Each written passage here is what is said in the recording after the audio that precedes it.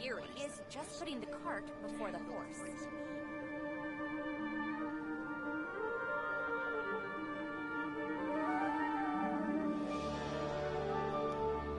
Well, your perspective is just tunnel visioning.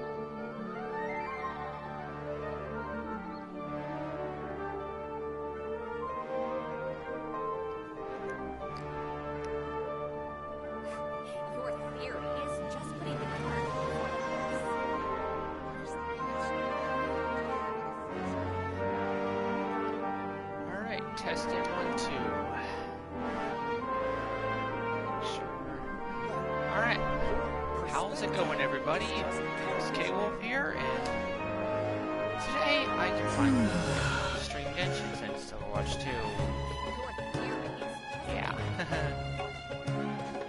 You all know what happened yesterday. Alright. Going to be progressing with the story.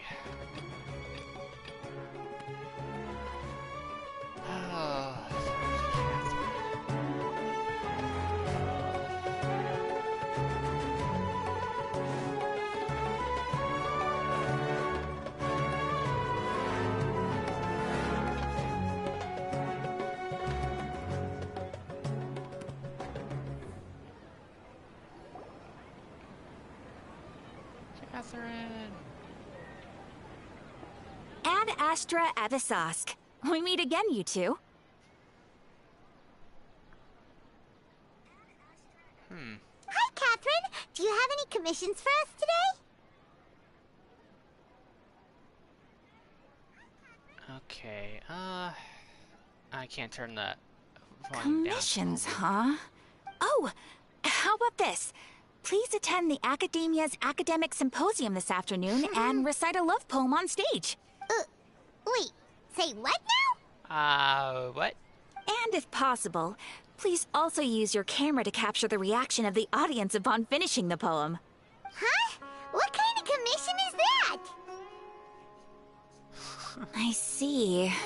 It appears that you're not interested in this commission. Yeah, I'm more interested in the commissions where I get to beat the heck out of things. In that case, please go to Port Ormos and convince the Eremites there to spend some time volunteering at the local orphanage. Hey, that's not any better.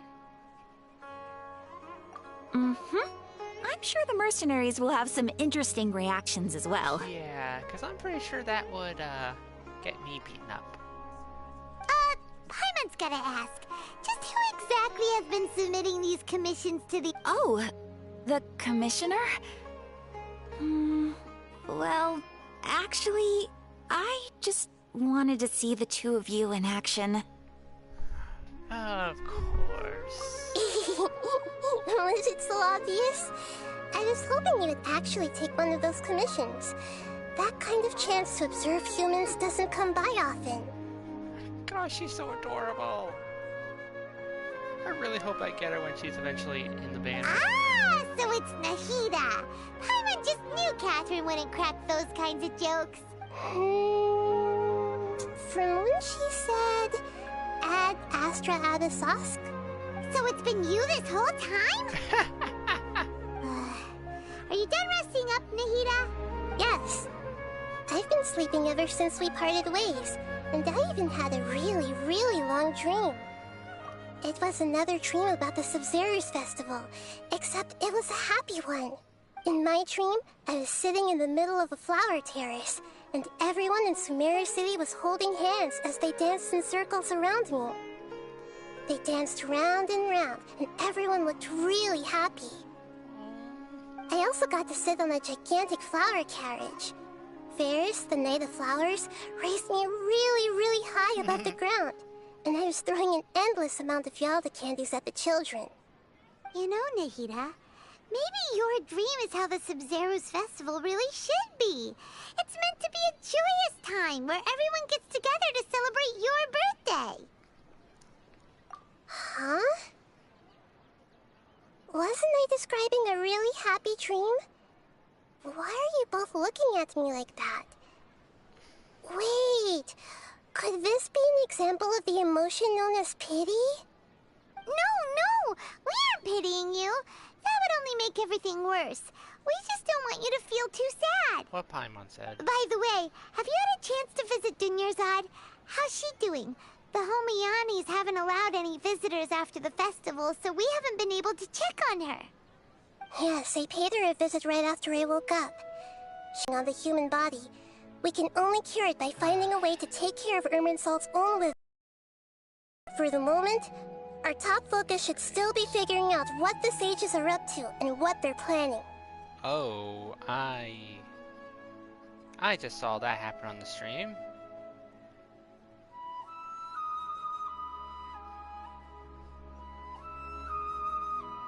I'll have to keep an eye on Right. that. Who knows what'll happen if they manage to pull off another scheme like the Samsara of the Sub-Zero's festival? Actually, let me see if I can get Remnant in here to keep an eye on that.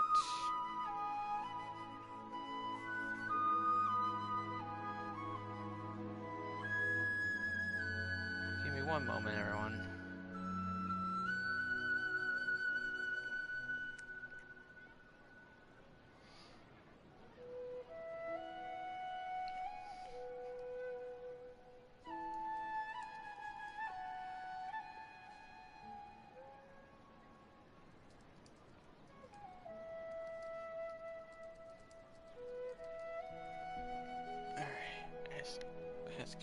So our first priority should be investigating and putting a stop to the sages' activities.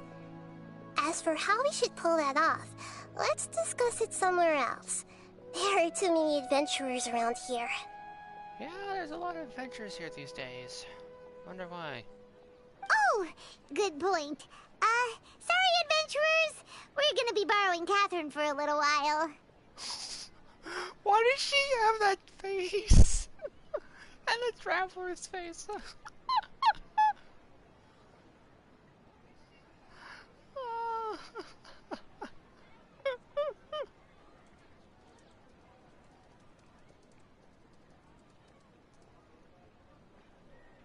Oh gosh. And I swear.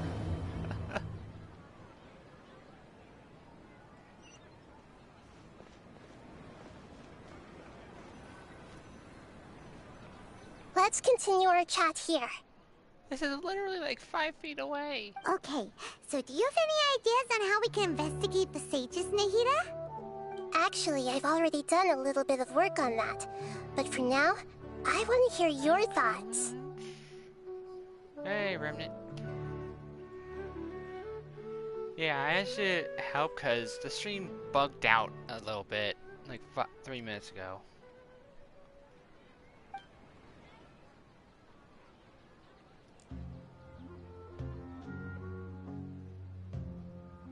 We're in the dark as of now. Since we still don't know anything about their goals, any rash move could tip them off and lead to terrible consequences. Oh, really now? Yes, really. Really? How you doing? Good. I will eat your soul. That's assuming I have a soul to eat. Anyway, on to the story. After all, every person in Sumeru City is one of their hostages. Are you good over there? I'm not going to pay attention to the stream. I'm just going to check in on it every now and then. That's fine. Yeah, I'm trying to keep an eye on it too, because I've been trying to get into Overwatch. that's fair. Yeah, is it been showing you that red message? Yes. It was doing that to me all day. I think they're trying to fix the server or something. So I'll be right back. Alright. I've already tried that, but all the key members of the Academia, even the core of 30 guards, intentionally avoid wearing their Akasha terminals. It seems that from the very beginning, they've been guarding against info leaks from the Akasha. Of course, it could also be because they're wary of me. Have you already caught the sage's attention? I'm guessing not yet. But this trusting me would make perfect sense if they've ever paid attention to the urban legends about me. In any case, I probably can't take over their minds directly. No way, that's too risky. You mean it'd be too easy to get caught? No, it's not that. We shouldn't involve innocent students in this. A single mistake could completely ruin their lives. Good choice. Doing that would be ignoring the safety of my people for my own selfish goals. How is that any different from what the sages are doing? That's a good point. Spoken like the god of Sumeru.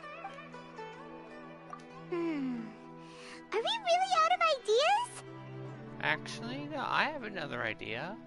I'll haste them. Nahida, you're super smart, so you already have something in mind, right? Don't keep us in suspense. Spill the beans already.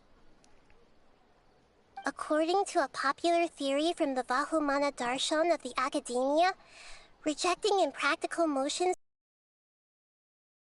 give more weight to the actual proposal. Okay, but aren't you the god of wisdom?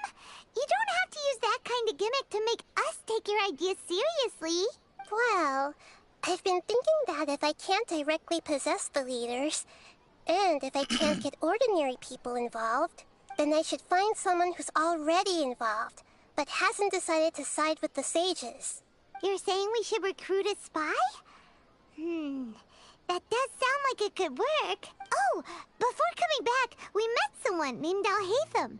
He seems like he acts alone, and he likes doing stuff behind the Academia's back. They probably aren't in cahoots. Actually, I already have someone in mind. Do you still remember that female scholar named Setaria? I think so. Setaria. Paimon remembers now. Isn't she the one who's always trailing behind the Grand Sage of the Academia? We ran into her basically every time the Sub-Zero's festival repeated itself. Paimon still remembers the smug and mean way she always spoke to Nilou. Do not like her. I've always liked observing all kinds of people, and Setaria has always stood out from the crowd. She was born in the desert and was hailed as their greatest genius. Her academic gifts allowed her special admission into the Academia, and also gave her the opportunity to serve as the sage's assistant. Oh, Paimon didn't know she was from the desert. She must be pretty special then. Paimon feels like most of the desert dwellers around the city are working as mercenaries. The name Setaria means star. When she lived in the desert, she shone like the brightest star in the night sky. Later on, she was chosen by the sun. The star was given a place in the daytime sky to complement the sun's dazzling light. Soon after, the star witnessed the sun scorching the earth, which brought forth many disasters. The star began to waver. Instead of staying beside such a sun, wouldn't it be better to return and light up part of the night sky? But in the end, she couldn't give up the radiance of daytime.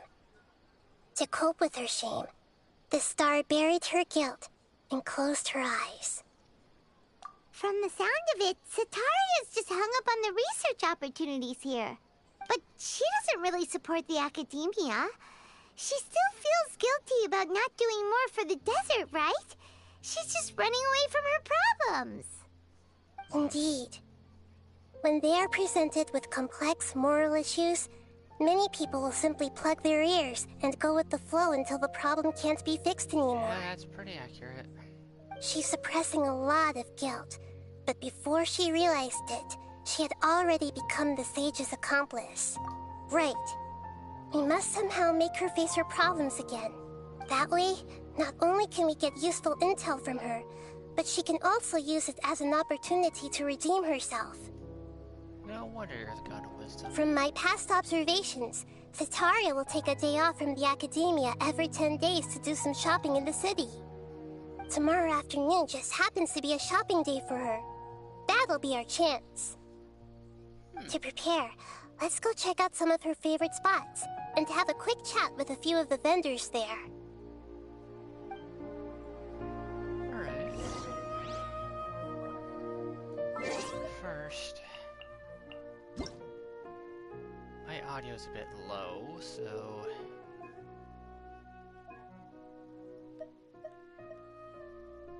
Okay, testing.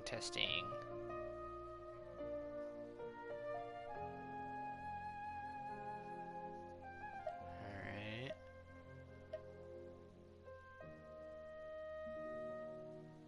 Alright, this should work. Scatter! I don't sound much louder. Oh well.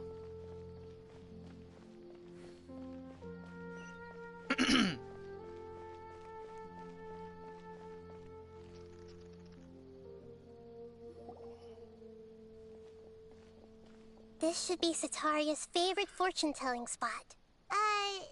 So should we ask the fortune teller about Sataria? No, I already have enough information on Sataria. The most important thing now is for you to pay attention to the vendor's talking style and key characteristics. Talking style and key characteristics? My poor lost lambs, have you become troubled over your fates? The divine voice of wisdom often echoes between mine ears. If thou be blessed today by the gods, I may be able to show God, you the way. she's official. Huh? Really? Nahida, you've been whispering things to her? Shh. My friend here has some doubts regarding his future. Can we get a fortune reading for him? Of course. In that case...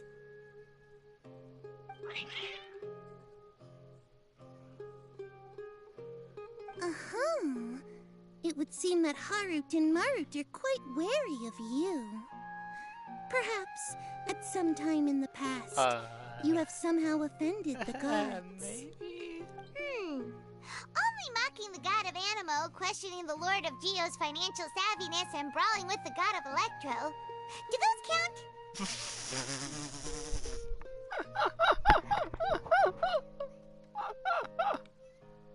Oh gosh. You had to lay it out there, didn't you, Paimon? Oh, nothing. Go on, pick an aspect for her to divine. Health prospects, no problem at all.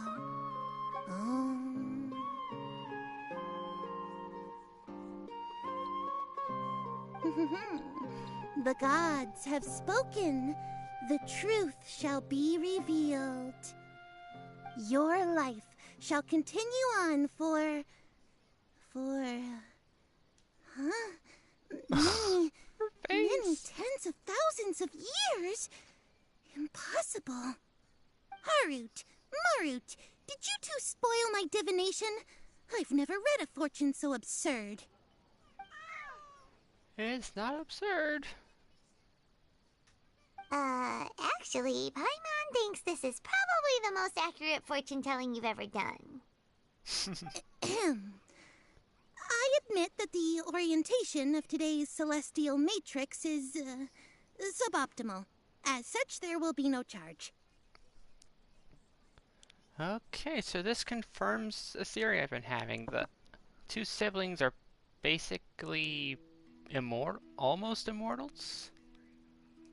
Kinda?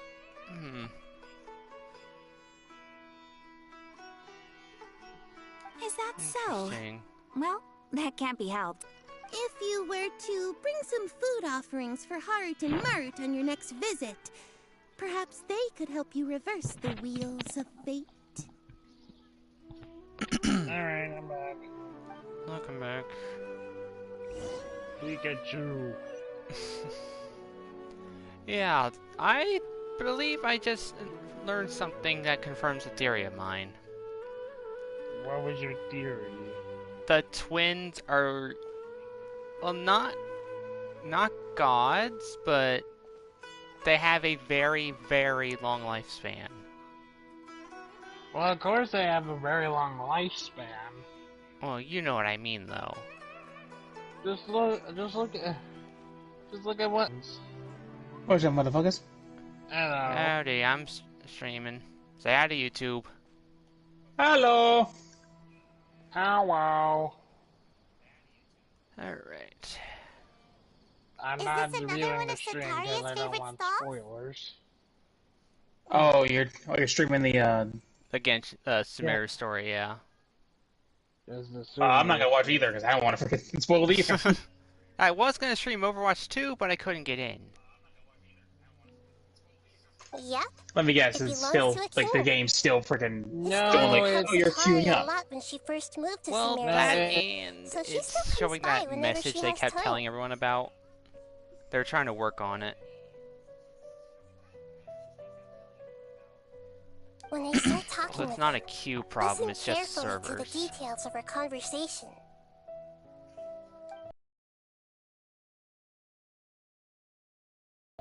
Would you like to look at some pottery? We caught wind of your great craftsmanship, so we specifically came to take a look. Oh, I recognize you. Aren't you Miss Catherine from the Adventurers Guild? Sounds like I'm in for some big business. Speaking of, where did you learn this trade? I suppose you could say it all started with my dad. He's a mason by trade, but I picked up an interest in clay while apprenticing for him. After that, I began making pottery by myself in secret. And I simply changed trades when my works turned out well. Although it's a pity that I'm no longer making much use of the knowledge provided to me by the Akasha. That's nice. You're making a living doing something you love. So is your father still working as a mason? Oh no, not anymore. A few years back, he fell from a roof and broke his leg. Since he had already saved enough Mora over all these years, he's just enjoying the retired life in Port Ormos nowadays. I see. We wish him peace and happiness in his retirement. Oh, stream's buffering. It did this last night too.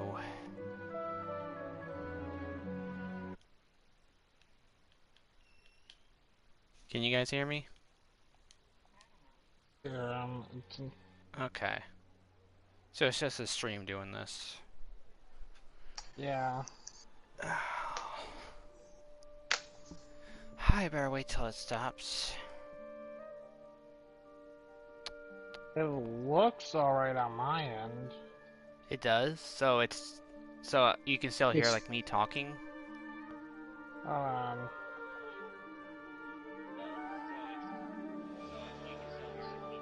Okay, so it's just on my end. So yeah, it's probably just on your end. Oh, okay. Phew. I'll have someone in charge of logistics at the guild come by another day for some goods. Yeah, you know what? I'm gonna do We'll this. leave you to it. Just get it. Take care now. Okay, the stream's back on my end now. No problem. Rest easy, all our goods are sure to meet your every need. Alright.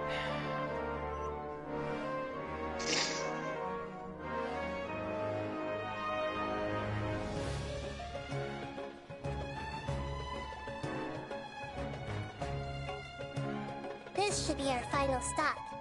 Sataria's always thinking of this restaurant when she's working at the academia. So she always comes by whenever she's out in the city. Nahida, you've really thought of everything. It's my duty to protect Sumeru's citizens, after all. Hi there. I feel like I've seen you down by the docks before. Huh? Sorry, I don't quite remember. If I recall, you were having a discussion with someone about shipbuilding at the time. Oh, God. That commission. That's right! I've always been really interested in feats of marine engineering. After all, I grew up in Liyue Harbor and spent my entire childhood staring at the ships going in and out of the port. I came to Sumeru to study, but failed to make it into the academia due to my lack of talent. But I'm still discussing all kinds of problems with different scholars. And I'm continuing to study and perform research from the restaurant's basement. I'm sure I'll get to the academia after their next round of exams. What an admirable spirit for learning. Amazing. Sure. But you'll find hardworking people wherever you go. So this restaurant has a basement as well? Huh. First I've heard of it. That's right. It's not usually open to patrons. Most of the time, employees use it for breaks or to hold private events. Oh, break room. I That's see. pretty nice. Yes, that makes sense. Well, good luck with your studies, Miss Chishan. Thank you so much. As long as I can make it into the academia as an official student, I'll be happy.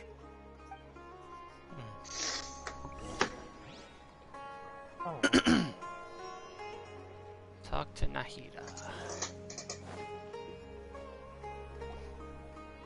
So, was that everybody? Mm-hmm. 3 familiar faces should be enough for Sataria. What's the point of all the information we've collected? Nahida, you still haven't told us how you're planning to make Sataria face her problems. Sataria is already used to avoiding her problems, so we must find a way to break through her usual sensibilities. I remember that you mentioned that the Aramites in Port Ormos are all making a fuss about the upcoming resurrection of the Scarlet King. Although it's all just a boatload of nonsense, the fate of her homeland may turn out to be Sataria's soft spot. Oh, Paimon gets it now! Although she knows she should return home to help the people of the desert, all she's done is conspire with the sages. So, how do we set that up? Well, the Scarlet King is long gone, and Sataria is also too smart to fall for any simple tricks. If we simply engaged her under the guise of the Scarlet King's believers, she would definitely be wary of us, and we may not get anywhere. But if we were to borrow some of her close acquaintances to talk with her, her reaction would probably be very different. So, you mean you're going to possess those people we just talked to? Yep. Possess them through the Akasha. Imply that they've already converted to the faith of the Scarlet King, and then convey our made-up will of the Scarlet King. As long as everything goes smoothly, we'll get through to Sataria for sure. She'll never guess that we had anything to do with it. So that's how you're going to use all the info we collected on these people. It's so that you won't slip up and break form. Possessing them will only work if you can manage to pass off as them. Exactly. So, best of luck with impersonating them. I'm sorry, what? Huh? Best of luck? I don't want to know because it may be We don't know spoilers. how to possess anyone. Yeah. Do you guys want me to go into another party, or? You can stay here. Or do you guys want to mute me in case I say something? I'd say mute. Just basically message one of us like that you're done. Yeah, I'll probably be Keep streaming an for eye a on few hours, so. Alright. Keep an eye on the stream, by the way. Alright. Mute! Alright. Okay, Sammy, now we can talk about them. I wonder if we can still be heard on this stream. Probably. You know, if we can still be heard, but I wonder. Yeah, we can. Yeah, you can, you sons of guns. Tell Kevin to mute us.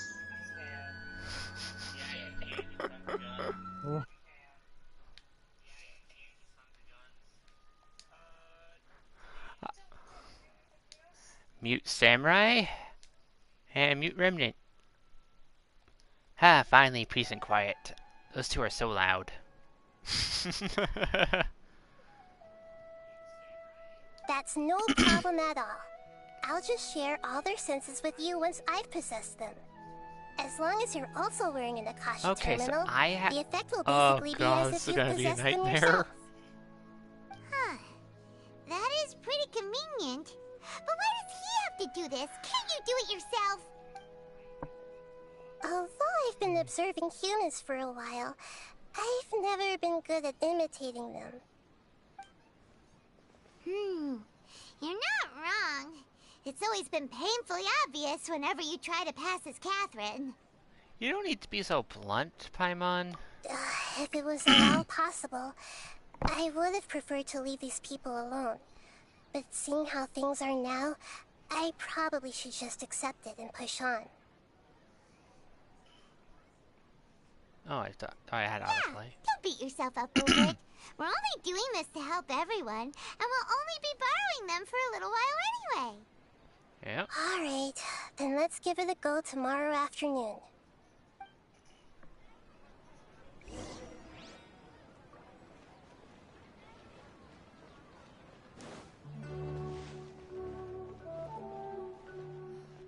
Alright. Before we do anything else, streamer luck. Sino, come on. Gosh dang it.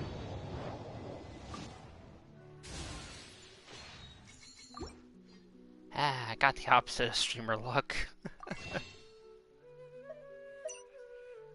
Okay, and I can't buy any more wishes this month. 3 more wishes, I can do a 10 pull on the standard banner.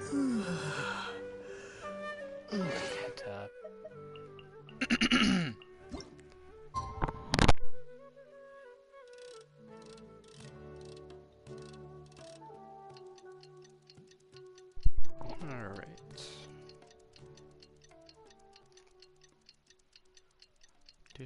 Do.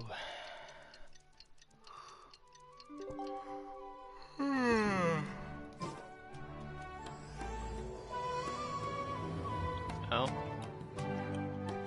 I don't want to do Lisa that. said that the Knights of Avonius would help us get ingredients for Razor's wine, right? They should probably be ready by now. Let's go check. Not yet, Paimon.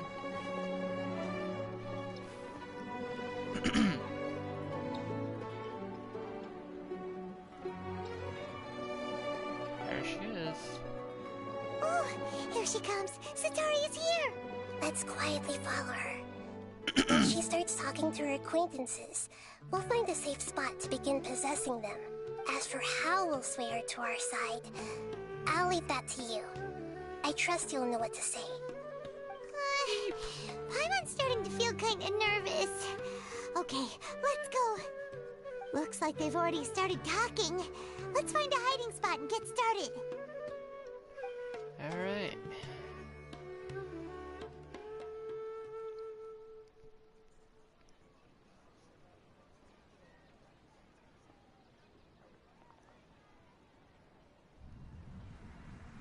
Whoa.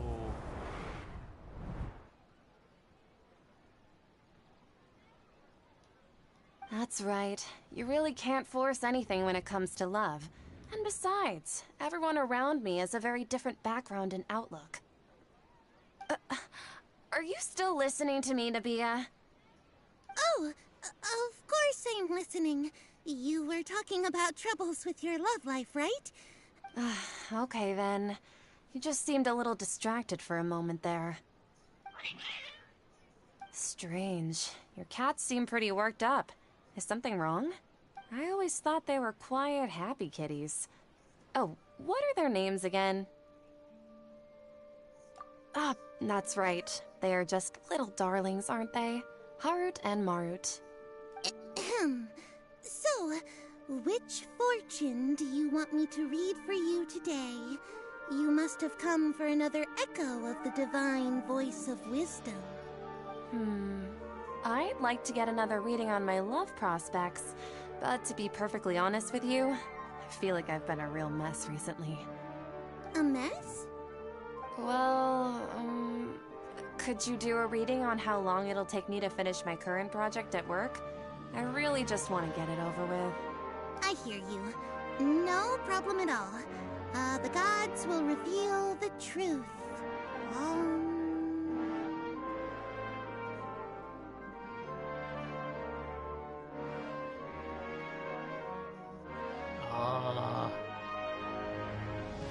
The gods are asking, Sataria, why haven't you gone home? Why haven't I gone home? Do the gods really know everything I've been thinking about? Zetaria, why don't you just go home? It's a demand now instead of a question. Oh, the gods seem to be truly upset. I'm sorry. I know I failed the gods. Please pass on my most sincere apologies and ask for their divine forgiveness. And, if I may ask, Nabia, is there a specific god who's speaking to you right now?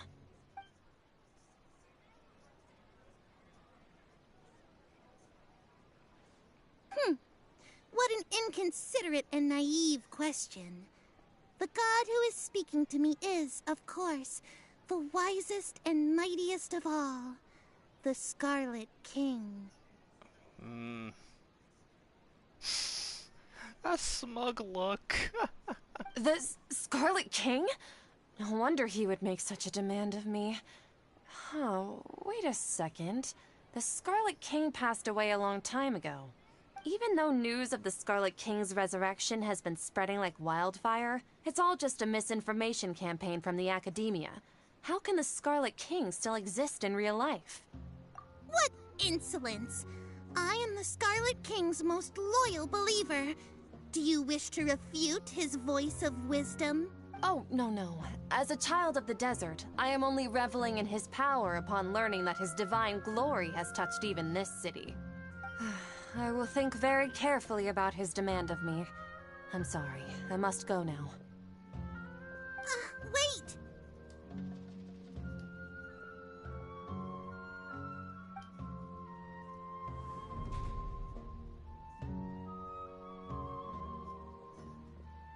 Ooh, that was close. Ooh, she just ran off in a hurry. She looked pretty upset, too. Well done. Zetaria didn't seem to suspect anything amiss. To have something she's been trying desperately to avoid show up out of nowhere and berate her, that must have shaken her to the core. Aw, Nahida, it seems like you understand human emotions really well after all. All I know are some abstract Harava-taught theories. In any case, my time with you has shown a lot of them to be utterly useless. I'm still trying to make sense of everything. Anyway, enough of that. Let's hurry and catch up to Zetaria. Right. He's out of games now, right on cue. Let's get ready to possess him right away. Alright. I'm gonna try something with the audio. Hold on.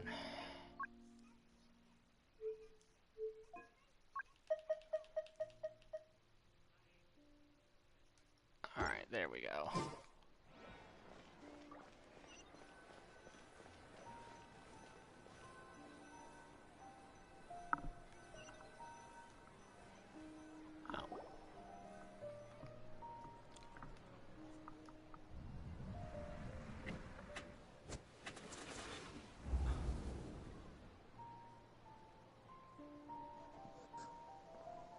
It's okay. I just got caught up in something. Just check and see how everyone's doing.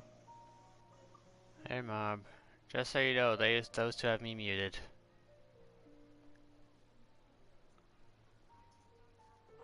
Oh, alright, completed. I can mute myself.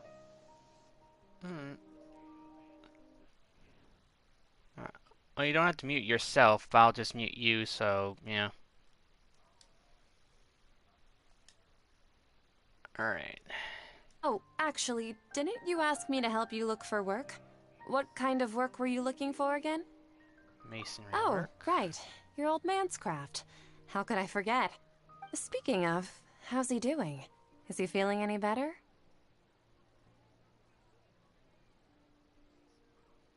Huh? Wasn't he nursing a leg? He sprained his arm a while back while trying to show off his strength. I thought you'd heard. Actually, while we're talking about him, is he still living in Port Ormos? Yeah, he's been retired there for a while. If you could find the time, please write him a letter. Please pass on that recently, faith in the Scarlet King has taken root in Port Ormos and has begun to spread across Sumeru. He has a quick temper and has always been a devout follower of the Dendro Archon. I don't want him to get into a fight with those Scarlet King believers because of a difference in beliefs. Oh? So, who are you siding with in all of this? The Academia or the Scarlet King? I'm so jealous of you. You were born a child of the desert. Yet you chose to betray the Scarlet King, and now you spend all your time with those crooks from the Academia. Akeem, you don't mean you've also become a believer of the Scarlet King? What's so strange about becoming a believer of the wise Scarlet King? In fact, aren't you the strange one? The one who still can't pick a side? Can't pick a side? Me? Whoa! Paimon had no idea you'd be so good at this! You really zeroed in on the issue and put it right in front of her. I'm so glad I don't have to pick all the dialogue. Overwhelming for Setaria. But once everything is over, I'll be sure to pay her a visit to her mind and explain everything. Anyway, let's keep going.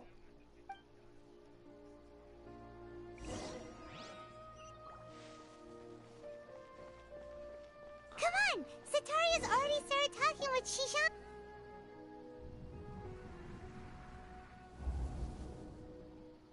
So, Shishan, have you noticed anything weird in the city lately?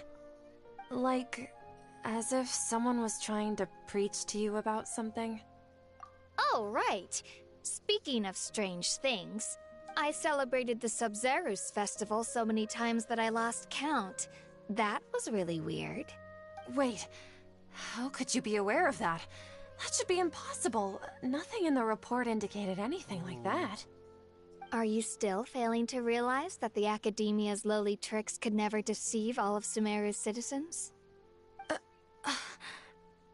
Shishan, don't tell me that you've converted to the Scarlet King as well! What an absurd question. You make it sound like I should be ashamed for becoming a believer of the Scarlet King. In reality, shouldn't you be the one who is ashamed? You, who worked side by side with the Academia and treated people as nothing more than experimental subjects. Please, please stop! Ooh. Even now, Setaria's still trying to run from her problems. She can no longer justify everything to herself. Hey, she's trying to talk to the guards! What should we do? This is the most important part of all. Quick, get ready. Mercenary, you're a member of the Corps of 30, correct? Please help me pass a message to the Matcha right away. The situation in the city is getting out of control. Please, try to remain calm, miss. Tell me what's happening in the city. Heretics are infiltrating the city, and they've already converted many residents to their side. Heretics? What kind of heresy are you talking about? The Scarlet King! Many people I know have suddenly started believing in him, but he's long dead. It's impossible. Miss Setaria, nothing is impossible. You know my name? The Scarlet King is immortal, and all who defy him will one day pay the price. You must face the truth, Setaria. You tread a treacherous path, and the longer you ignore it, the tighter the Academia's grasp on you will become, and the deeper you will be ensnared. Child of the Scarlet King, never forget that the desert that belongs to you lies elsewhere. What's so strange about becoming a believer of the wise Scarlet King? In fact, aren't you the strange one? The one who still can't pick a side? What an absurd question. You make it sound like I should be ashamed for becoming a believer of the Scarlet King. Setaria, why haven't you gone home?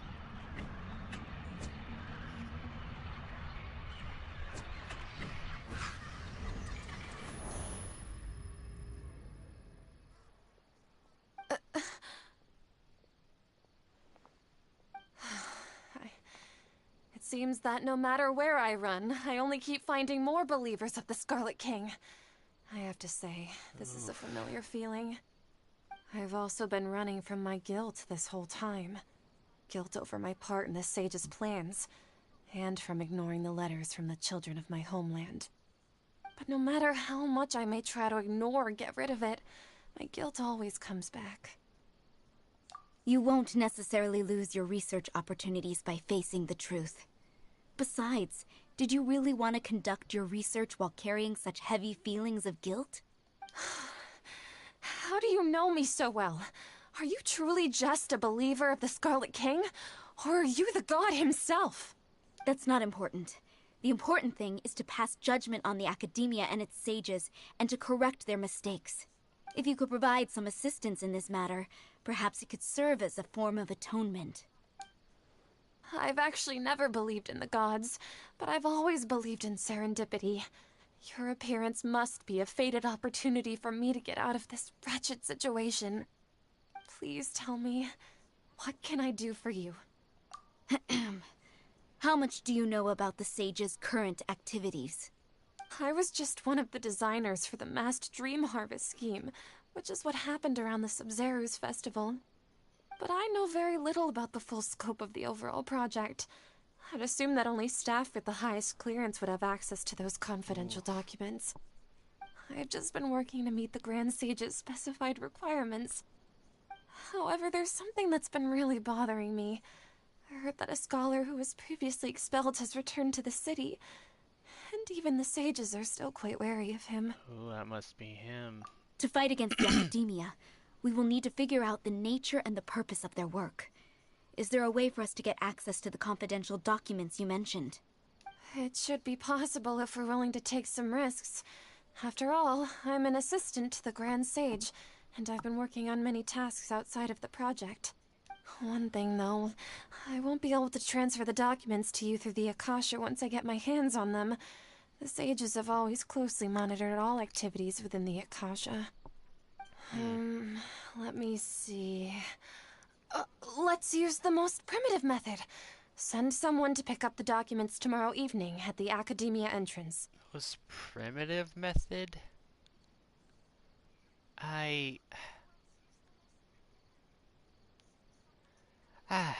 Let's continue. The Academia entrance. Wouldn't that be too conspicuous? Don't worry about that. I assure you, this won't be a trap. I'm only suggesting this location because it'll draw more scrutiny for me to leave the Academia again. It'll be safest for me to distract the guards long enough to hand you the documents. All right, I trust you. So, if I were to successfully complete this task, would it mean I've atoned for my wrongdoings? That'll depend on the judgment of the Dendro Archon. The Dendro Archon. That's right. Her people are the ones we have endangered. As the God of Wisdom, she's also the one responsible for judging and guiding the scholars. Maybe it's time for me to find a god to believe in. Just as Nahida predicted, we've managed to bring Sataria to our side! The Traveler's execution was ingenious. He's the one who deserves all the praise. I only messed up one time. Now that we've made plans to meet again tomorrow evening, all we can do is pray for Sataria's mission to go off without a hitch. Pray? But if we're going to pray to the gods, aren't we just praying to you? God of Wisdom and Guardian of the Scholars? No. The truth is the true Guardian of Scholars.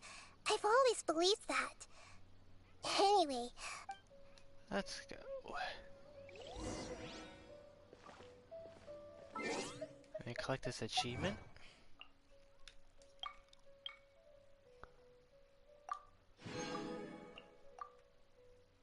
Alright.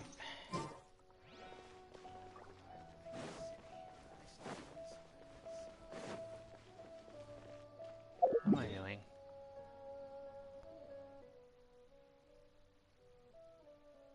Oh. There he goes. Alright.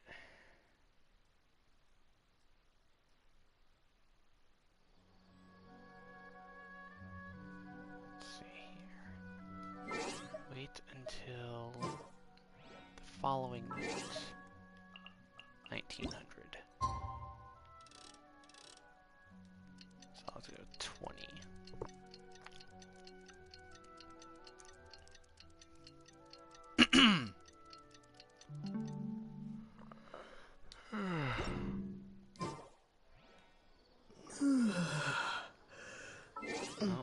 guess that'll work. I guess it did say the following night, so yeah.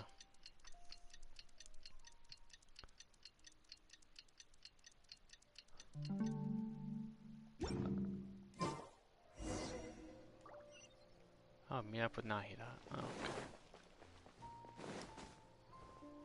Nahida. However you want to pronounce it. Catherine,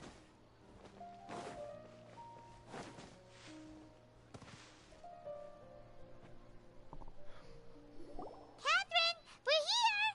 That's right. I suppose I'm the other Catherine in your mind. Shh! We're on a secret mission tonight, so we... Yep, Paimon's right. We cannot fully rule out the chance that the meetup tonight is just a trap. If something were to happen, my existence may be the only trump card we'll be able to play. After all, the academia should still be unable to confirm the existence of my consciousness in the outside world. True. Yep.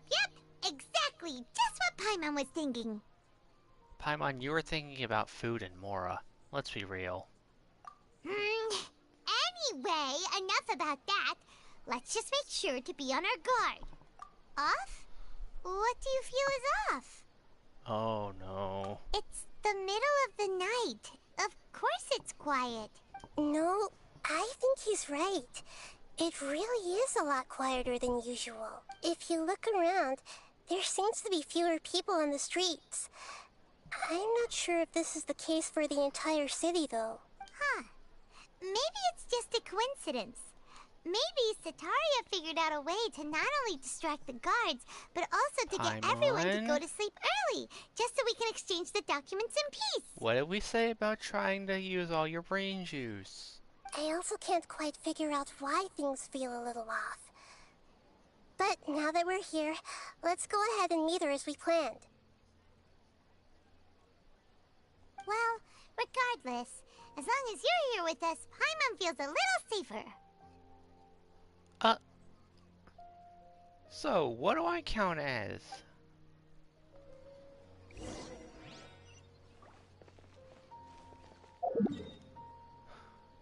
Yeesh.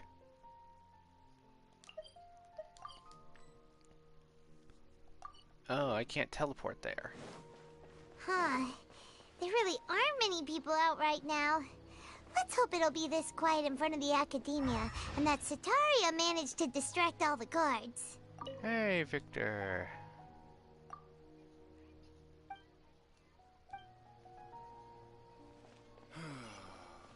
He's one of the few Fatui that I actually like.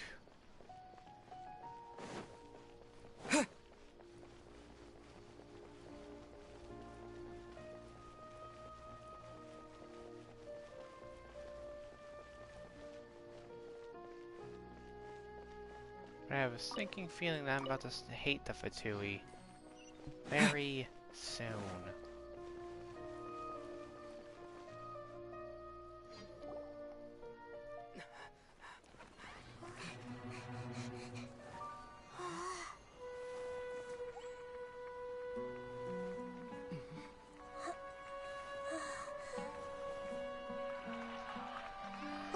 What are all these people doing here at this hour of the night? Ah, the triumphant hero returns at last. And to a rather spectacular welcome, even if I do say so myself. You're the outcast, expelled from the academia. Indeed I am.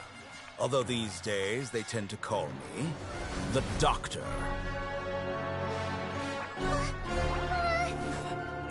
If you're looking for your researcher friend, she has already been taken into confinement. With some basic caution, she could have discovered the listening device on her person.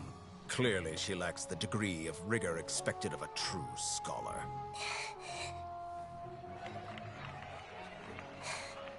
The people of Sumeru City. What have you done to them? I simply made some minor adjustments to their Akasha terminals. Now they can deposit information directly into the subconscious. As you can see, all these lovely people now believe this traveler is a hero who has just saved the world. My experiment is a success. And now it seems they can no longer hold back their sheer adoration. Oh no! What should we do? These are all just regular people! Leave now. You need to get out of here. But that guy's a Fatui Harbinger! We can't just leave you here! Nor can I abandon the people of Sumeru!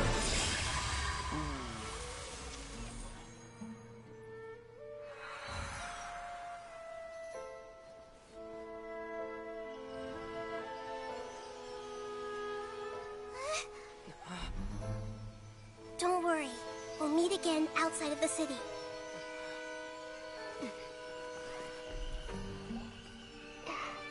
I see. You appear to have overridden their mental faculties with your own consciousness. To possess such a powerful mind, you must be the god of wisdom.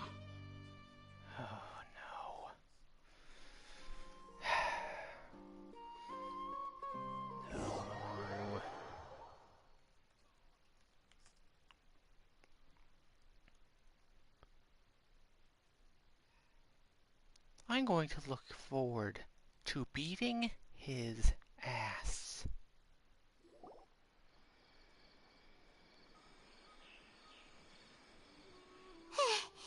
This should be far enough. Whew. Paimon needs to catch her breath first. Is Nahida going to be okay? We only made it out because of her. Paimon wasn't counting on running into a new Harbinger here, let alone such a high-ranking one. That guy was number 2. So scary. He called himself the Doctor. Remember, Tainari told us about him. Sataria did say that someone who once got expelled from the academia came back recently. And that even the sages are wary of him. Yep. Sounds like she must have been talking about the Doctor. Yeah, we definitely underestimated something. Yeah. Now that the Doctor's in the picture, we're no longer just dealing with the academia. They're in cahoots with the Fatui. But what are the Fatui after this time? Yeah, things would be a lot easier with Nahida's help. Nahida said we'll meet again outside of the city. But we can't just keep waiting around, right? You mean... Oh, right!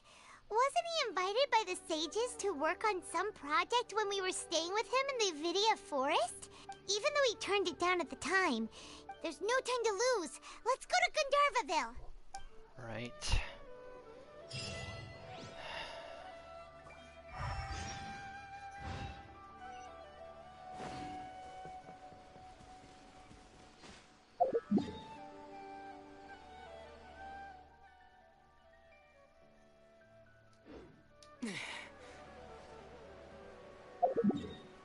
Alright, yeah, I'll just teleport over here.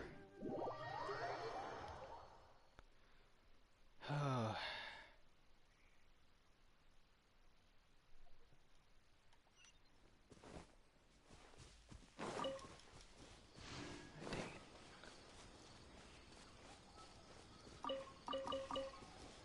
I never could figure out where I was supposed to shoot that one at. Or, like, shot that one, but then nothing else happened.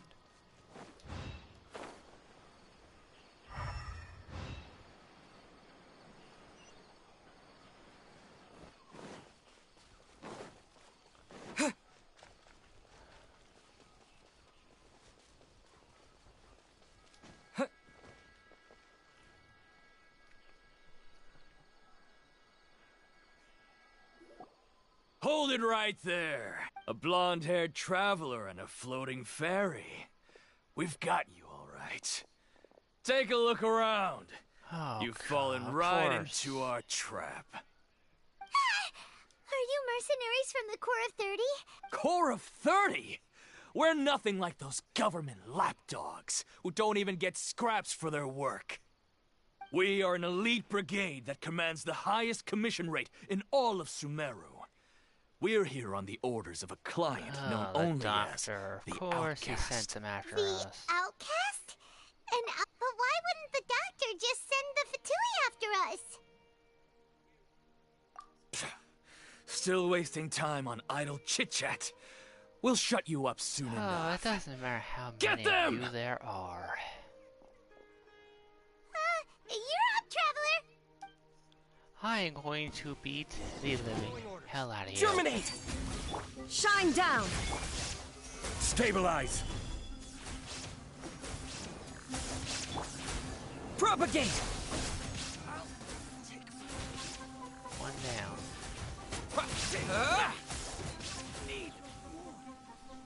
Scatter! Three down. Solidify! I will have meteor. order! Illusion shattered! Life goes on.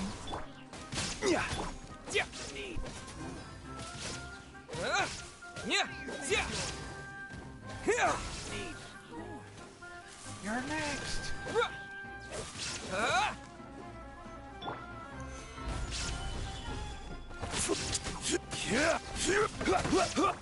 Scatter! It isn't over yet! Here comes reinforcements! Shine down!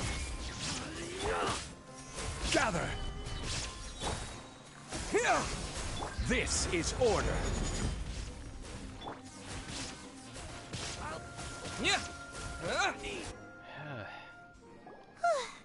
That was pretty rough. Is that what elite mercenaries are like? Yeah, looks like we'll have to keep our guards up. But this doctor guy seems like a pretty tough opponent. Going up against smart people is tough. Anyway, let's keep going. Alright.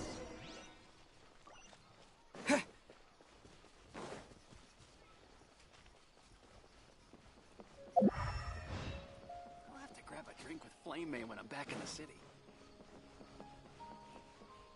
Come on.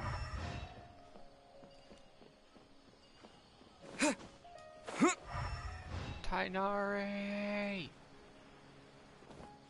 Hey, Clay.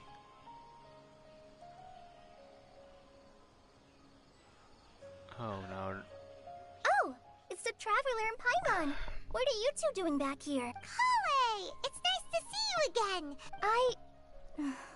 To be honest, I'm not doing too well. My Elazar has been progressing at a faster rate lately. I'm finding it harder to complete more intricate tasks. As a result, Master Tainari is taking me off the patrol schedule. He will only allow me to stay here and coordinate other people's tasks. Oh, Kale. Speaking of Tainari, did he go off on patrol? Oh, Master Tainari? You just left the Avidia Forest a little while ago. He left? I thought it was weird too. Master Tainari always prioritizes his work as a forest watcher above everything. I only found out that he left through a message he left behind. He also made sure to delegate all his tasks using a schedule. Oh dear. To leave in such a hurry? I'd guess he had something urgent to take care of.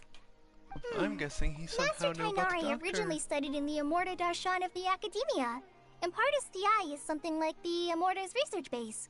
I know that before he became a forest watcher, Master Tainari once spent a long time conducting research at Pardis Di. A research base, huh? Gotta wonder what kind of research Tainari just decided to work on all of a sudden. Oh, we don't have a lot of time, so let's go look for him at Pardis Di. Don't worry. I'm fine. I'm used to living with Elazar by now. Got it. Will do. See you later, Kale. Oh, you shouldn't have to be used to living with anything. I'm going to beat the living shit out of that doctor.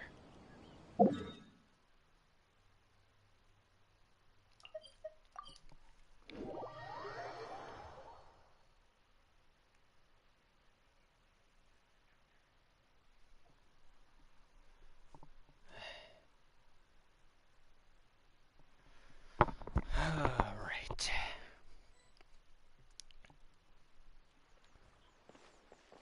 Oh, thank goodness. Wait!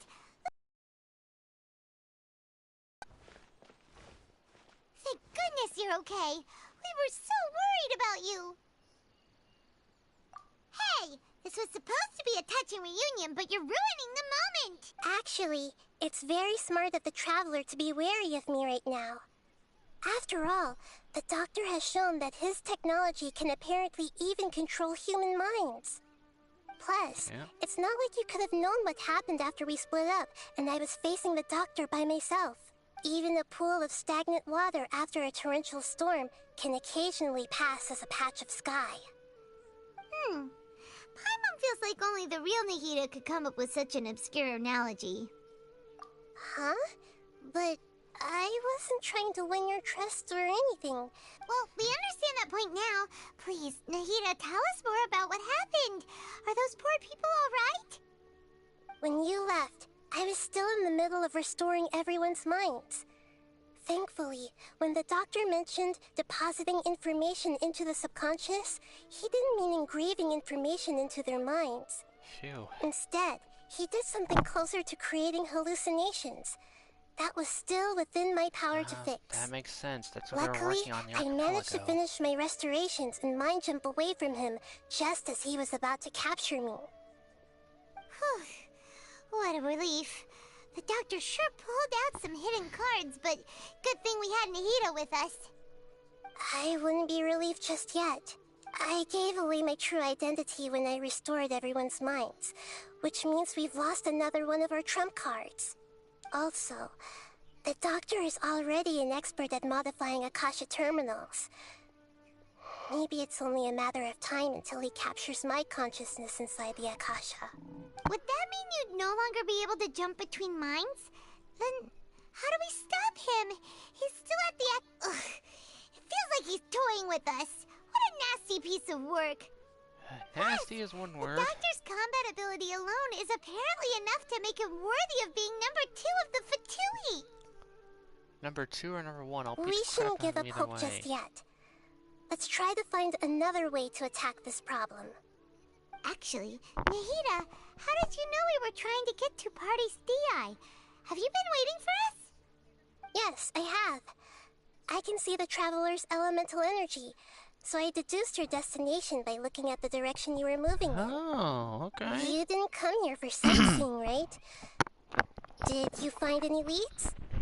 We're looking for a scholar we know. His name is Tainari, and the sages once tried to reach out to him. Okay, let's just hope we won't get him into trouble.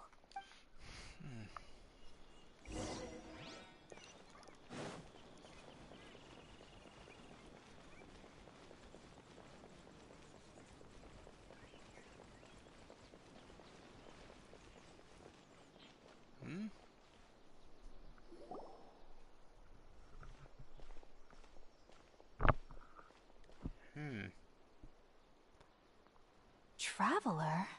Oh, I knew she looked familiar. It is you! Ah! The voice! It's Hypatia! Ah, what a pleasant surprise! It's so nice to see the two of you again. Who's this? She's a scholar we met in the Avidia Forest. When we last saw each other, she was still training in the... what's it called? Satyavada life? Oh, I see. That's right, we're old friends. You've come at just the right time. Ever since I've come here, hardly anyone has even talked to me. Hypatia, you're way too excited about this. Actually, for you to leave the Avidia Forest means... you're not in training anymore? Wait, no. Did you already finish your training and reach Pariporna life? What do you think? My consciousness has already managed to make contact with the divine. You did it? Congratulations! It's so exhilarating to share this sublime joy with others at long last. When my consciousness made contact with the gods. Ah, what a supreme and unparalleled experience that was. Okay. Moving on. That sounds incredible! Oh, all right. Remember? I promise to help you understand what you saw from Irminsul once I gained deeper insights. My current self has not only gained true insight, but I can even help you establish a direct connection to the consciousness of the divine. You can do that? I've never heard of anything like that, but if you want to give it a try, I'll do my best to protect your consciousness during the process. Alright, I trust you, Nahida. Hold on. I brought some spirit-born ale with me. This is still a crucial part of the ceremony. We're using that incense again? All right now. Hold my hand. I'll help you establish a pathway to connect your consciousness. Okay. Ready?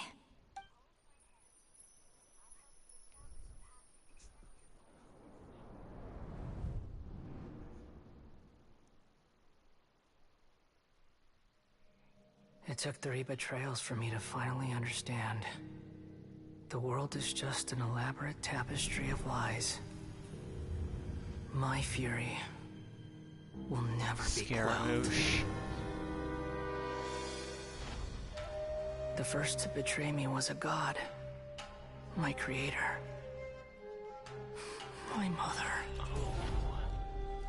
Valuing strength above all, she saw no worth in me and I was discarded. The second was a human. My family. My friend. Consumed by fear, he saw me as an abomination. The third was one exactly like me. A hope for the future. A fledgling barely out of the nest. Powerless before his mortality, he broke his promise to me. Humans, they can't be trusted. And the gods fill me with pure loathing. So I said good riddance. I denounced the world and laugh in its face.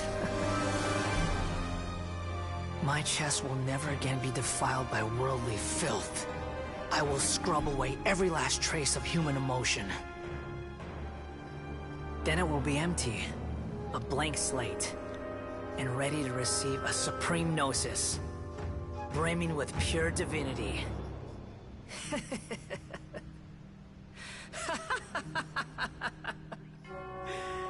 There is no need to fear.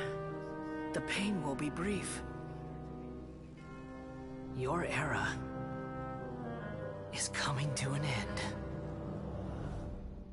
Oh dear, Ivor. Oh boy. What was that? Did we actually just see the Balladier's memories?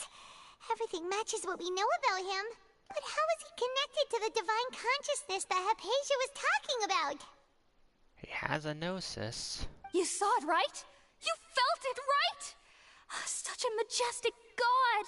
Such a noble will! Such sublime emotion!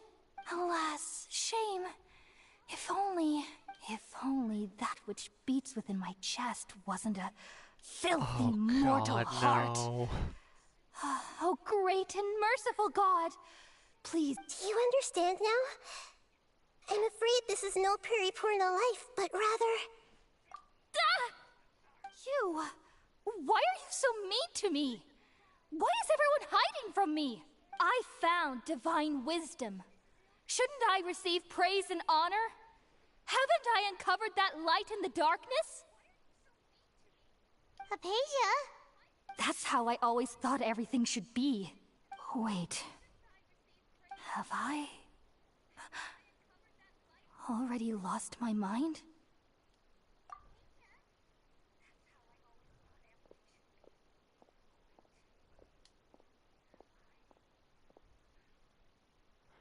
Oh, I hated to crush her Wait, hopes like that. Something isn't right. The doctor's here. Nope. This is the part I was really hoping wouldn't happen.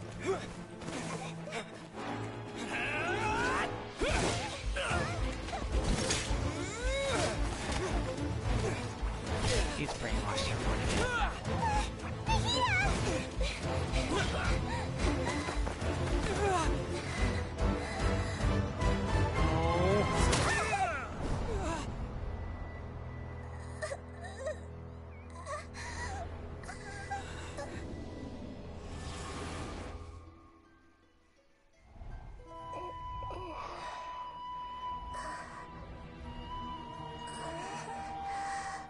Wait, am I?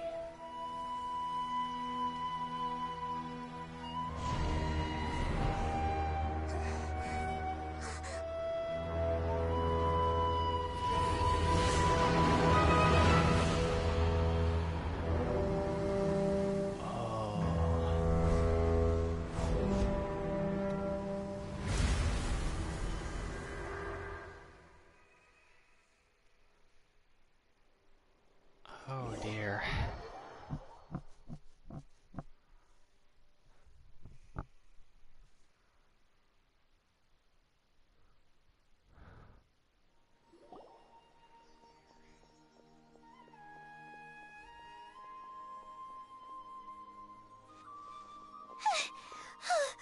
Okay, we finally lost him. Are you okay, Nahida? Wait, no. Something feels different. I was inside the body of an Archon. Oh. Okay. Oh, the Traveler's back? Nahida was controlling your body for a while. It seemed like she jumped over to you as an emergency measure right before the Catherine puppet was destroyed. Destroyed? After that, Tainari heard the commotion and came over. He helped us defeat the mercenaries and then he ran with us all the way here. What? You swapped places? You mean your consciousness also went into Nahida's body? Wait, then where is Nahida's consciousness? I never imagined that an individual's consciousness could be transferred around like this. Had I not seen it with my own eyes, I would have never believed it. I don't think this can be achieved with current human technology. Also, while we were running, the consciousness in your body told me to pass on a message. She said, "The doctor has found a way to trap my consciousness, so I can't journey with you anymore. But even in a moonless night, a shower of starlight can still drown out illusions and lies." Oh no! Nahida's trapped in the sanctuary of Surasthana for good this time. Was that message all she left for us? It's pretty vague. Typical Nahida. Oh, that makes sense. Since the doctor captured her, she won't be able to say anything without him knowing.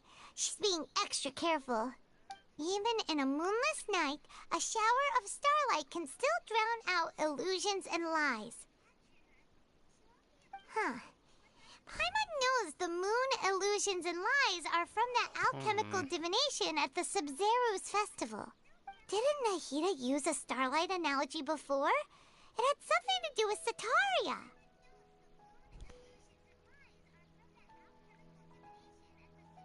Oh, that makes a lot of sense. Huh. Do you think Nahida was telling us to go find help in the desert? Oh gosh. I have a bad feeling they're gonna send Sino after us. But she isn't with us anymore. Think we'll be okay? Paimon, you said Sanctuary of Surasthana.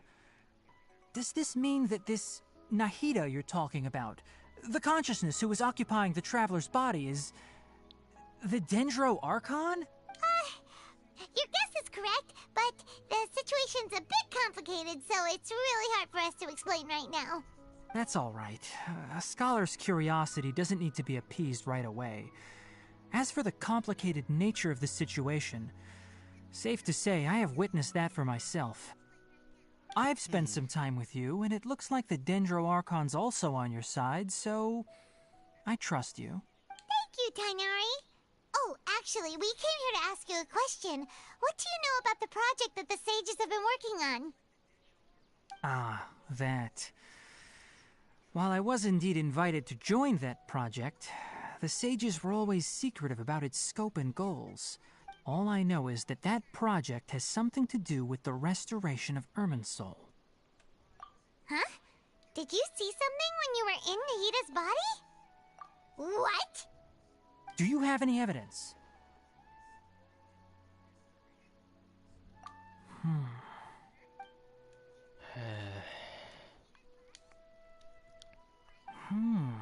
So that's what happened.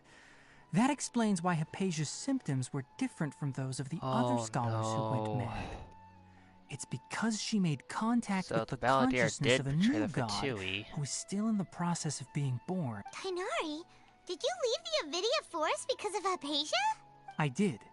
I noticed Hypatia's mental anomalies, but since her symptoms were rather atypical, I secretly took her to Pardes Dii and began searching for a way to return her to her normal self. If I didn't take action, Hypatia would have already been taken by the Matra to the desert, doomed to a life of exile at Aru village. Now that you mention it, I knew the Academia has never thought particularly highly of Lesser Lord Kusanali, but I still didn't expect them to do something as arrogant as creating a new god. Looks like I made the right decision by not accepting their invitation. The Doctor and the Balladeer. We have 2 Fatui Harbingers in Sumeru. Sounds like we're in for a bad time. An extremely bad time. From your description, I don't think they've completed their project. There may still be room for us to intervene. Although I could say the Doctor's gonna have a bad time when I get my hands on him. Then, what is the connection between creating a new god and restoring Irminsul? Yeah, it feels like we're still nowhere close to figuring out the Sage's goals. Right, we've pretty much gone over everything we need to know, so we should head out. I'll stay here for now. I still want to try a few more things to help Hypatia. If you're planning to go into the desert, start by heading for Caravan Rabat. That'll be your fastest route. Come find me here if there's anything else I can do to help. May the spirit of wisdom go with you. Thanks, Tighnari. Hopefully Hypatia will feel better soon. We're off then. Alright. The god gazes back.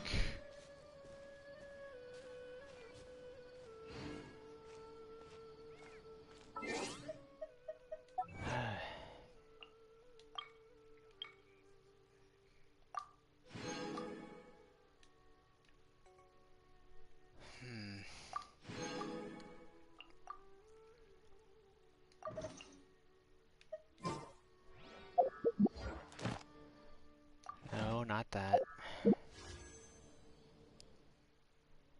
I have 20 primogems, okay. Okay, so this... I'll get 30 for all this, doing all this.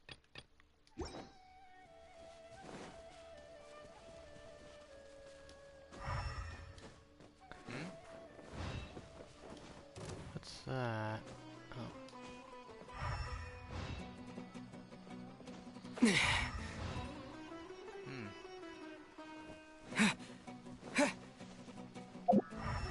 Oh, this is one of the Aranaka things. Or Aranara.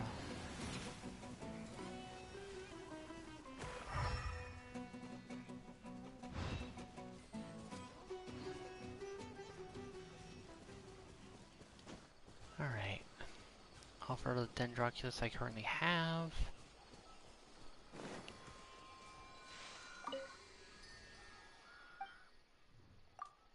Worship statue. I need 12 more. Okay.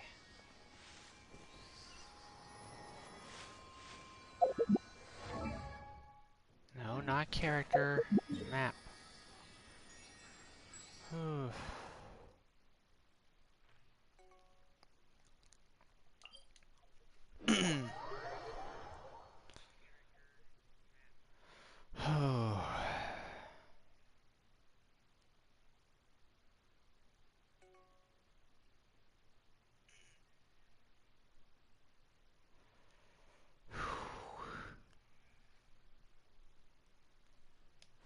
Let me check something real quick.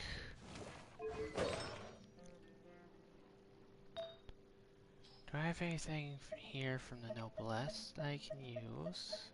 No. still being used.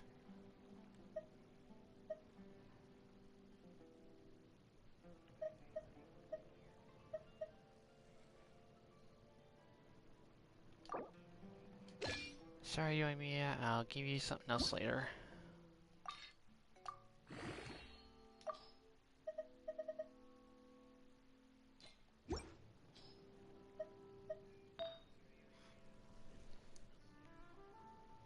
For now, I'm switching this out.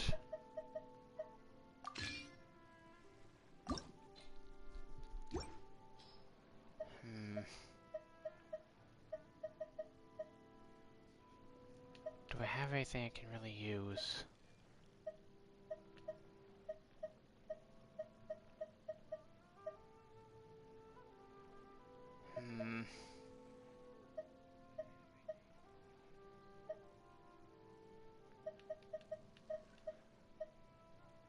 Other than that, no, but I don't want to use that on it.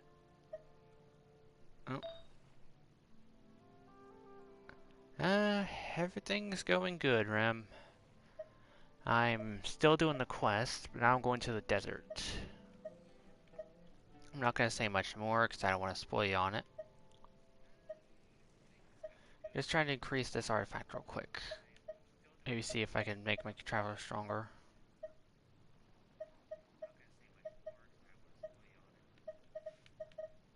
I'll take this off.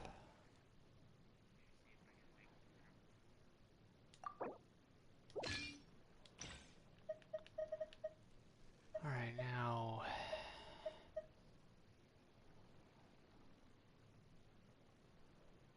Wait, what did I have on him? Oh, this. Wait, healing bonus? Oh, great.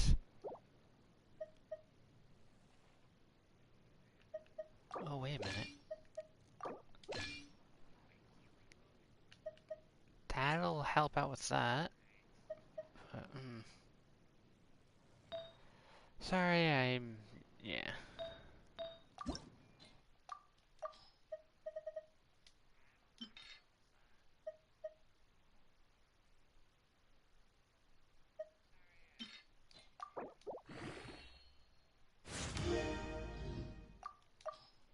One moment.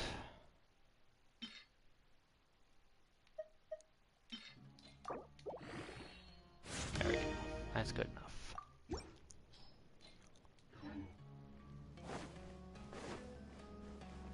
And there goes Samurai.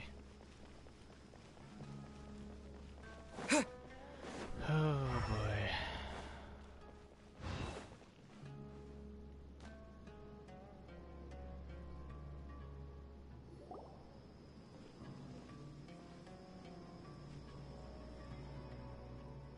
We finally made it to Caravan Rebot. It's pretty lively here. So, just past this wall is the desert, huh? Oh, wow. Paimon remembers hearing people call this the Wall of Samiel. It's made to block sandstorms from the outside. Oh, if it's this tall, it's gotta be the divine work of Greater Lord Rukkhadevata, right? Yeah, that is a pretty big wall. Enough gawking. Come on, follow me. I'll hate them. Huh? Over here. Oh, Haytham went that way! Let's hurry up and follow him. Wonder what he's up to.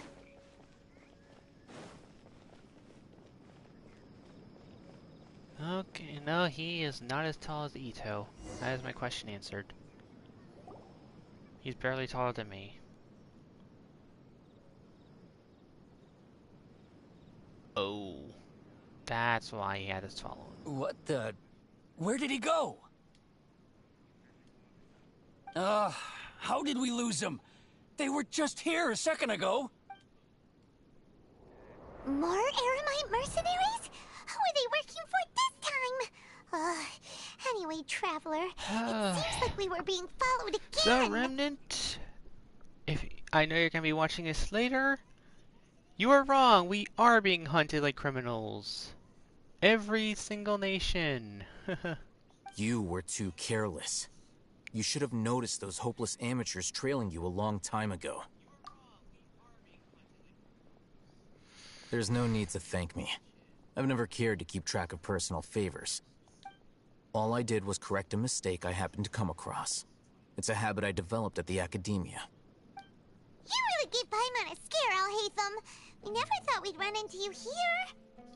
Last time we met at Port Ormos, didn't you say you were going back to the academia?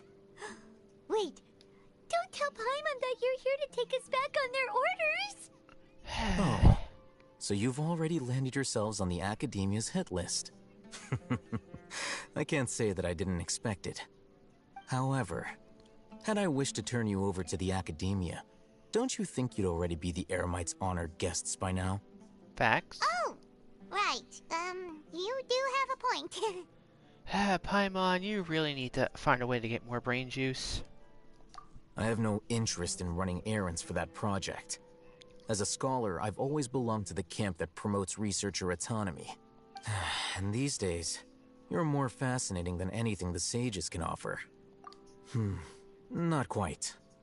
To tell you the truth, I'm still investigating the Divine Knowledge Capsule. Unfortunately, I've run into some difficulties. Everyone says the capsule originated in the desert and was eventually moved to Port Ormos. If I am to get to the bottom of this, I must understand how the capsule first came to be. Which brings me back to you, and why you're so interesting. The leader of Ain al-Ahmar used the Divine Knowledge Capsule right in front of you, and upon seeing him, your expression became perplexed, and you were lost in thought for quite some time. I was? To have that kind of reaction, I think you must have realized something. Are you interested at all in sharing what you've been hiding from me? Oh, that. Alhaitham, you really have a ridiculous eye for detail. So that's your answer. Well, I do work for the academia after all. So considering that, it is indeed wise to keep your cards close to your chest. Oh god. Okay, I'm gonna say this. I really like the way his eyes look. The blue and red. But that does prove you do have some undisclosed information about the Divine Knowledge Capsule. Am I right? No matter. Rather than simply learning the answers from you, I'd still prefer to investigate on my own. Speaking of, you two are also headed to the desert? That's right! We have the same plan as you! But we don't really have any concrete goals at the moment. Then I'd suggest starting with Aru Village. It's the largest settlement in the desert, so it'll probably have more resources and intel than anywhere else. It's always better to travel with someone you know. Let's go! And not to mention, apparently we don't know how to tell someone's tracking us.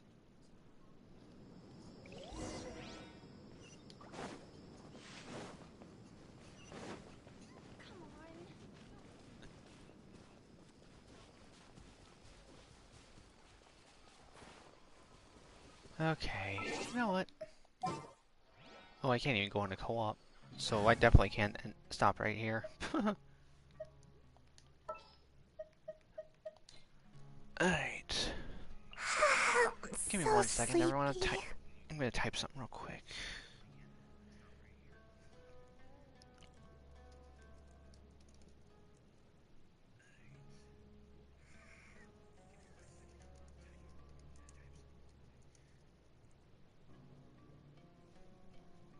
Alright.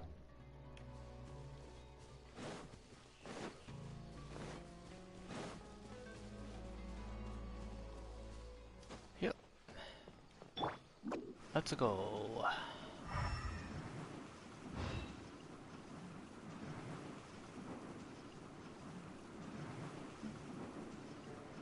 And away I go!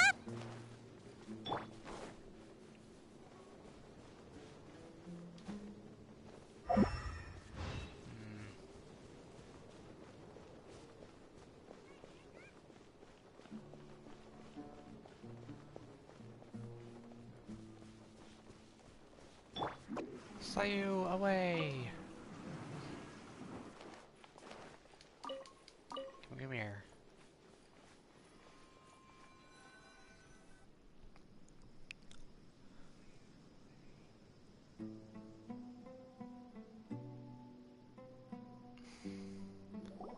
Before us lies Aru Village, the safe haven of the desert folk. Whoa, this landscape is really something else. Oh, I guess I must accidentally skip that.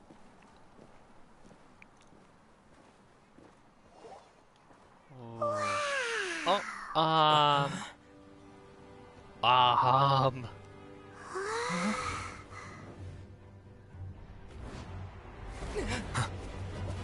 crap.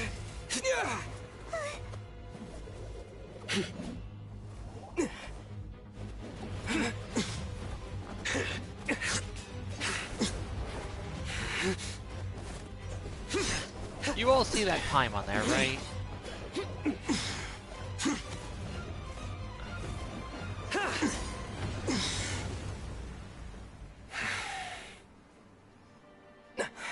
Sino.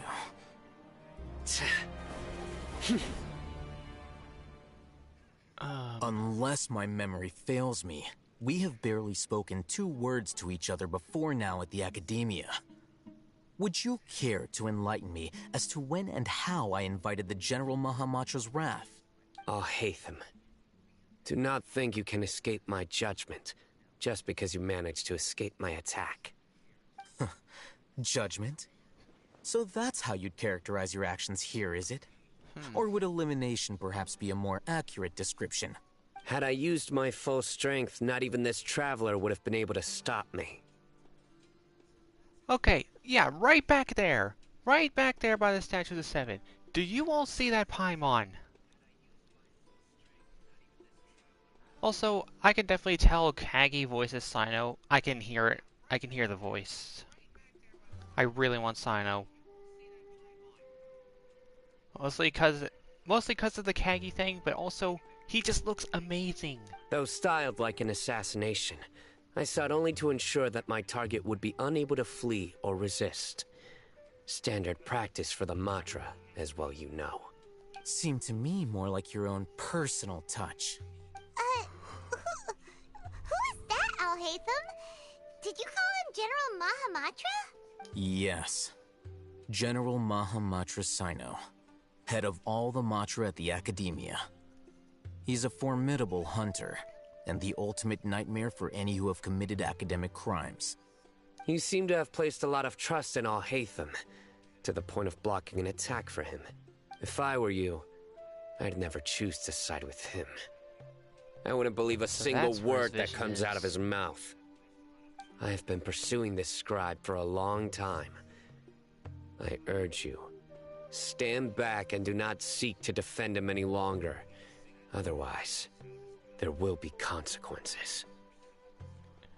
Sino, let me tell you one of my favorite quotes. Consequences be damned. Has Alhaitham done something wrong? Paimon doesn't think he's as bad as you've made him out to be. I won't waste my breath explaining things. Alhaitham, I saw it during our fight. What the heck? That was weird. It went to a different window on my computer. Take it out. The divine knowledge capsule you're hiding on your person. Unless you want me to retrieve it for myself. Very perceptive of you. Nothing escapes a Matra's senses. Wait! The divine knowledge capsule? Didn't it fall into the Matra's hands in Port Ormos? No wonder you speak with such confidence, Sino. But I must admit, I'm very curious. What does this capsule mean to you? And why, as General Mahamatra of the Academia, are you all alone in the desert? As far as I'm aware, the other Matra have been speculating about your disappearance. Have you been given a mission that's, let's say, morally dubious? If I was the real target of your mission, what was stopping you from simply using your authority and resources to judge me within the walls of the Academia? Okay, yeah, that Paimon in the background is starting to bug me. I should have known you'd be difficult to deal with. Also, I'm just gonna possibly use this as a wallpaper later. Because holy crap, he looks cool. You two! Ugh. What you would do, Traveler? Paimon feels like we can't trust either of them. Ahem. Well, look at you two, acting all tough and self-righteous over there. Wait, Dia?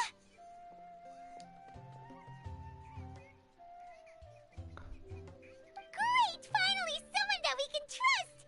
You gotta help us out here, otherwise these two are gonna start fighting again! Yeah, sure looks that way. Two giants from the academia duking it out once and for all.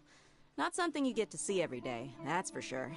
Listen, I know you academic types love to fill up your big brains with self-righteous morality and lord your empty rules and virtues over each other. But how dare you bring your petty disputes into the safe haven of Aru Village? It seems like someone's gonna have to beat some sense into your thick skulls until you finally learn to respect these grounds. Oh!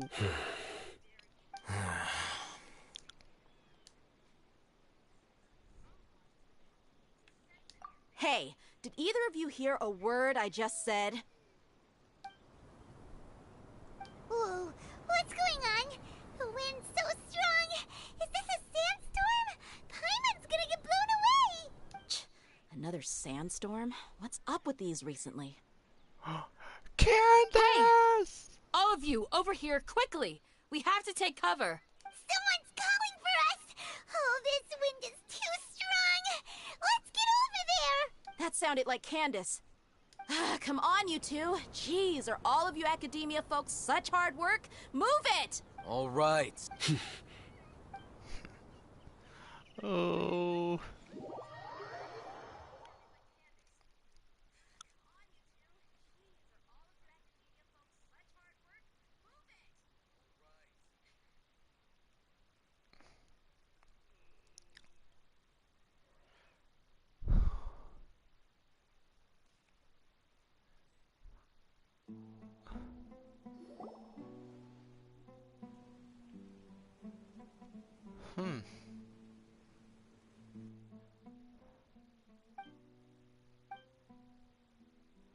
Well, this is pretty awkward. Thanks for pointing out the obvious, Paimon. I know I can always count on you. Hey, wanna play sardines with three people who wanna tear each other limb from limb? Sure, why not? Sounds fun. The air is so thick and heavy. Paimon can hardly keep floating anymore. My sincere apologies, everyone. This is the home of our village chief. I will have to ask you to make do with this small room until the sandstorm dies down. Please, let me introduce myself. I am Candace, protector of Aru Village. I know what I said. Our savior has come at last! Nice to meet you, Candace. The name's Paimon. Thank you so much for helping us. There's no need to thank me. It's only right to help each other when the weather gets rough. I honestly gotta say, her appearance doesn't... To me, the voice she has doesn't meet with what I was expecting. I don't know what kind of voice I was expecting her to have, but... Wow. I like that. I like so it. Gentle and caring, like a nice older sister. Unlike those guys over there. All right. Now that we're all better acquainted, we should return to the topic at hand. As a guardian charged with the responsibility to protect my fellow villagers from harm, I was observing your conflict from afar, even before the sandstorm started. And now that you have set foot within our village itself, it is all the more my responsibility to make absolutely sure that you pose no threat whatsoever to us. So please, have an honest and sincere conversation with one another, and put your hostile feelings to rest. Hello there, Effa. Sorry if I mispronounced that. If anyone dares to start anything again while they are under this roof, I will not hesitate to send them out for some quality time with the creatures of the sandstorm. Okay, good to know. On second thought, Paimon may have misjudged Candace's character. No, it's like two sides of the same coin. She's nice until you make her mad. And that goes for you too, Miss Dia. Do I make myself clear? All right, we got it, Candace. That's what I like to hear. So, which of you will begin? I was supposed to be a mediator, but I might have gotten a little too involved just now. Anyway, one of those two should probably start talking. Wait, that was you trying to be a mediator? Paimon, I think you should be quiet. I have nothing to hide, so there's no shame in explaining myself. While Alhaitham wasn't wrong about the other Matra not knowing my whereabouts, it's not because I've been assigned a morally dubious mission. Rather, I've chosen to exile myself. Huh? Exile yourself? A little while ago, I discovered that there was data missing in the Academia's project planning and development files. What little they did report clearly did not match the project's actual progress. As General Mahamatra, I had the responsibility and authority to request an audit.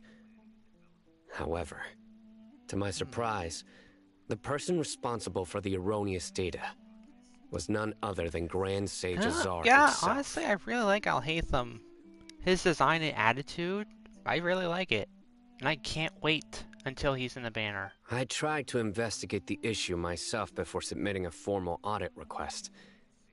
But I soon found that all leads and potential pieces of incriminating evidence were carefully concealed from me. I began to realize that they were cautious of me from the very beginning. Unsurprisingly, the Grand Sage rejected my audit request as soon as the submission reached his desk.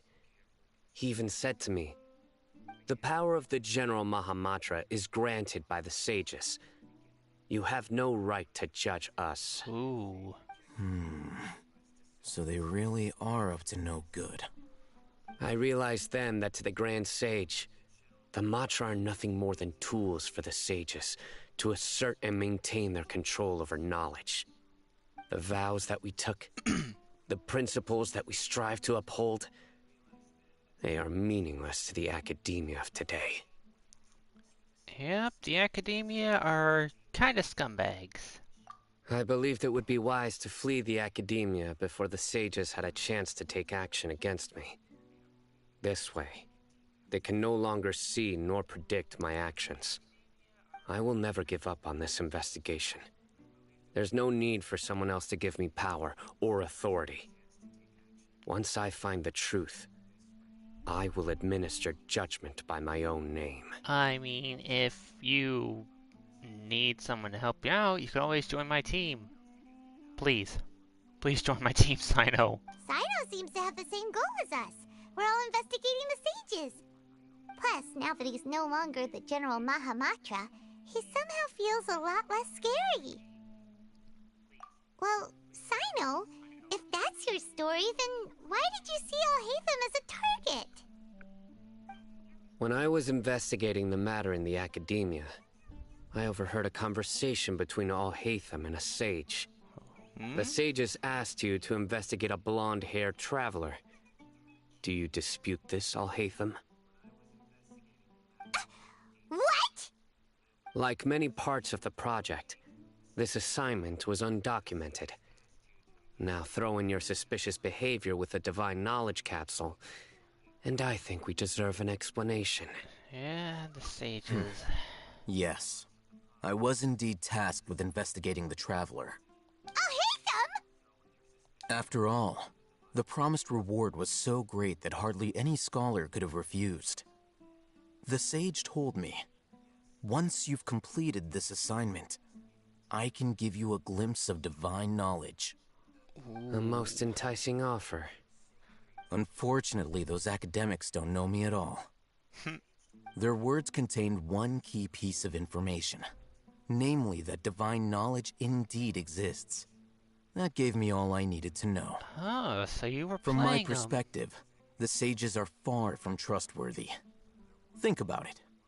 Isn't it a little strange they're so willing to share divine knowledge with anyone, even as a reward? So, I began my own investigation following the lead of the Divine Knowledge Capsule. In the end, I realized my wisdom in committing to this rather than collaborating with the sages. Had I been less guarded, I probably would have ended up like that Ain al-Ahmar mercenary, incapable of remaining sane for long enough to hold a conversation. You mean that the sages originally planned to dispose of you, using one of those capsules that drive people insane? I'd already given up on the assignment by then. I only told the Academia I was waiting in Port Ormos for you to appear so they wouldn't suspect anything. So it came as quite a surprise when I encountered my erstwhile target while investigating the Divine Knowledge Capsule. Criminals do love to talk about coincidences. Even though I ran into the Traveler by chance, I had no intention of providing assistance to the Academia. Also, you should remember, you were the ones who decided to follow me and strike up a conversation after I left that tavern. Yeah, that's true. That's true. Alhaitham helped us out at Caravan Rebot as well. Maybe he's telling the truth. I'm willing to apologize, if that's worth anything to you. I took the Divine Knowledge Capsule behind your back because I judged its existence to be a significant risk. I felt that it would be best for no one to interact with it before it had been properly studied. Yeah, okay, I can understand that. After all, curiosity often proves to be the most dangerous thing in this land.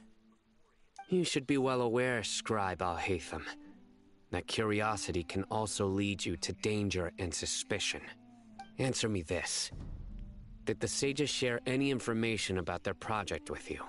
Have I not made myself clear? You and I are both distrusted by the Academia. Do you really think they would tell me anything? Fine.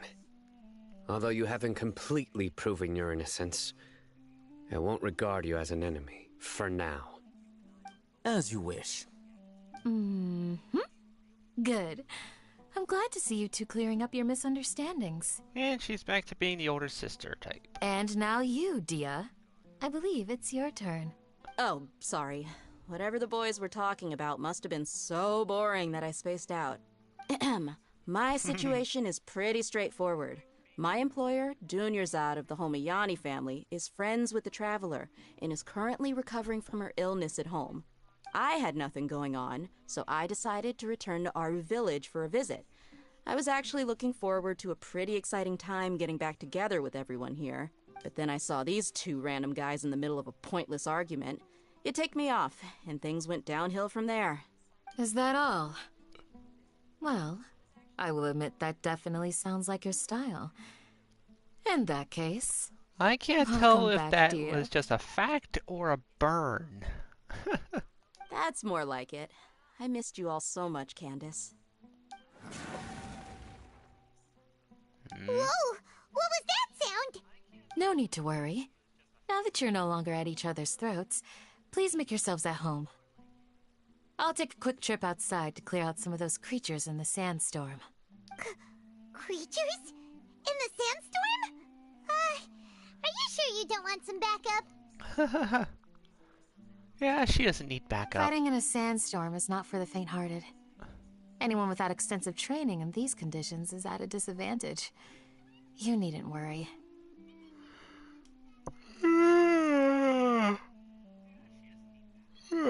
Yeah, just leave him to Candace. Don't worry, she's as tough as they come.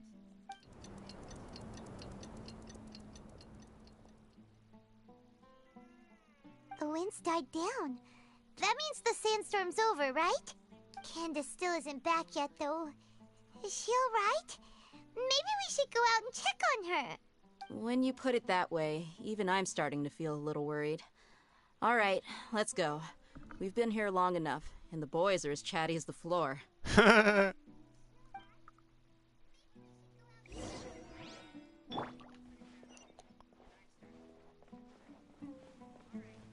Okay, so you can't cook there, okay.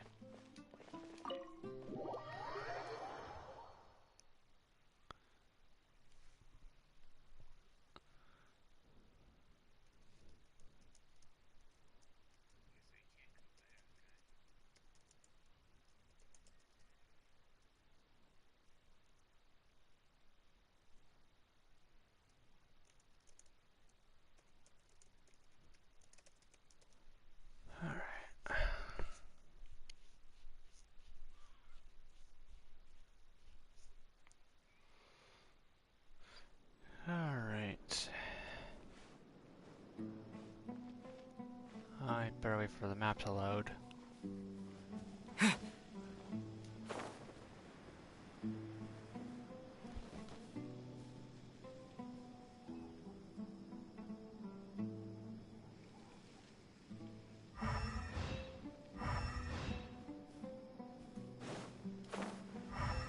Okay, yeah, okay, those still haven't respawned yet then. There she is. Are those Rift Hounds? Whoa! Candace, you're still fighting? You've been out here dealing with these creatures the entire time? Yes. They just keep coming in waves. I've lost count of how many I've defeated. Before I realized it, even the sandstorm had stopped. Eeeeeesh. That's a few more brownie points in my book. Ah, here comes another wave! Oh, not again. Leave this round to us. I got interrupted earlier, but now I have something to take my anger out on. It's been quite a while since I've seen the Flame Mane in action. Flame I'll Mane, leave there this to goes you again. then. I'll be sure to put on a good show. Let's go! Oh, do I get to...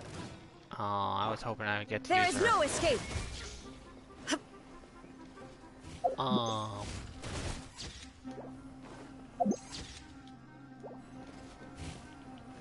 Okay, yeah, you all see that, right? I'm not going crazy.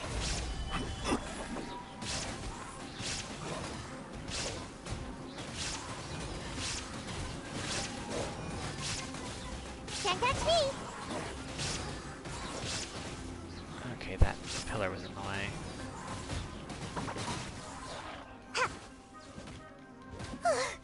Here comes another wave! When are they ever gonna let up? And Meteor. Scatter! Meteor doesn't work well on their count, I know. Yeah! Yeah!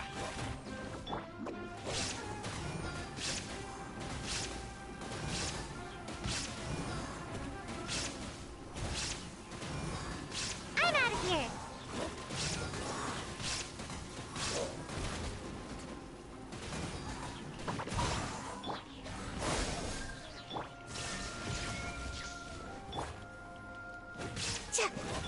Quake! Yeah! Yeah!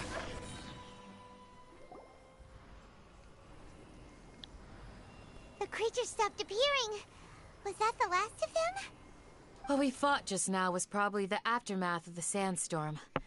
So we should be safe for the time being. Good, because I really, really hate Rift Hounds. Well fought, everyone. No injuries, I hope.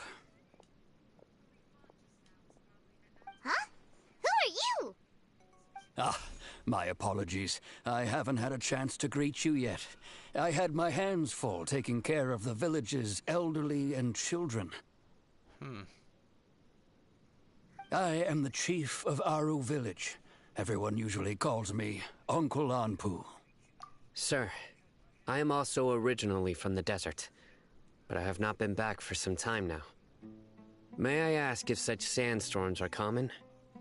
I can't say they've always been common, but recently the storms have become increasingly severe and frequent. To the balladeer. Besides sandstorms, we also occasionally get earthquakes. According to an investigator who stayed in the village a while ago, these unusual natural phenomena are related to the withering of Irminsul. Another effect of Irminsul's withering. So, Irminsul's withering causes withering zones in the forest, and sandstorms and earthquakes here in the desert? Everything in the natural world is inextricably connected to Irminsul. But I took care of These the regional withering symptoms avatar. can indeed be a reflection of Irminsul's present state. Everyone in Aru village needs to take good care of themselves. Speaking of which, why haven't I seen a single village keeper since I got here? Village keeper? Who are they? Village guards like Candace? Does your curiosity know no bounds? Village Keeper is how Aru village refers to mad scholars exiled here by the academia. Most of them are scholars who lost their sanity after a period of training in the Avidia forest. The academia believes that their crazed mutterings may have a negative effect on the psyches of other scholars. So, they're forcibly exiled to the desert. Though if you ask me, it's all a boatload of nonsense. Alas, that's exactly what we've been trying to investigate. One by one, the village keepers have been mysteriously disappearing without a trace. Doctor. But no one in the village has ever seen them leave. If you're planning to stay around the village for the next few days, I'd appreciate it if you could keep an eye out for them. I've had encounters with those people in the past. I'll see what I can do to help. The Matra are the ones responsible for their exile. Now that you're no longer with them, are you trying to alleviate your guilt and atone for your past sins? I feel like Al-Haitham is just asking for Sino to start something. I'm fascinated by how you think. Mock me if you will, but if you are guilty, I will eliminate you, regardless of my position or identity. Oh, you're the former General Mahamatra. You must be an expert in these kinds of investigations. Is it because you're reminded of Hypatia? Oh, these poor scholars. First they lose their sanity, now this! We need to help get them back home, safe and sound. I'm telling you, it's the doctor. He's been kidnapping them. But, is it really a good idea to tag along with Sino? You seem like you really don't trust him. I'll be grateful for the assistance. No doubt you will do a better job than some of my former subordinates. Let's start by finding a spot to share what we know so far. Sure.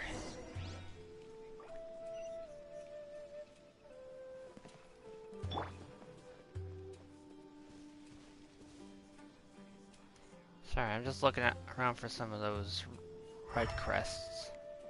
See if I can spot any. Let's see, how many do I need? I know it's a lot. Yeah, I need 41 of them. This is gonna be fun. I need to look up a guide for it.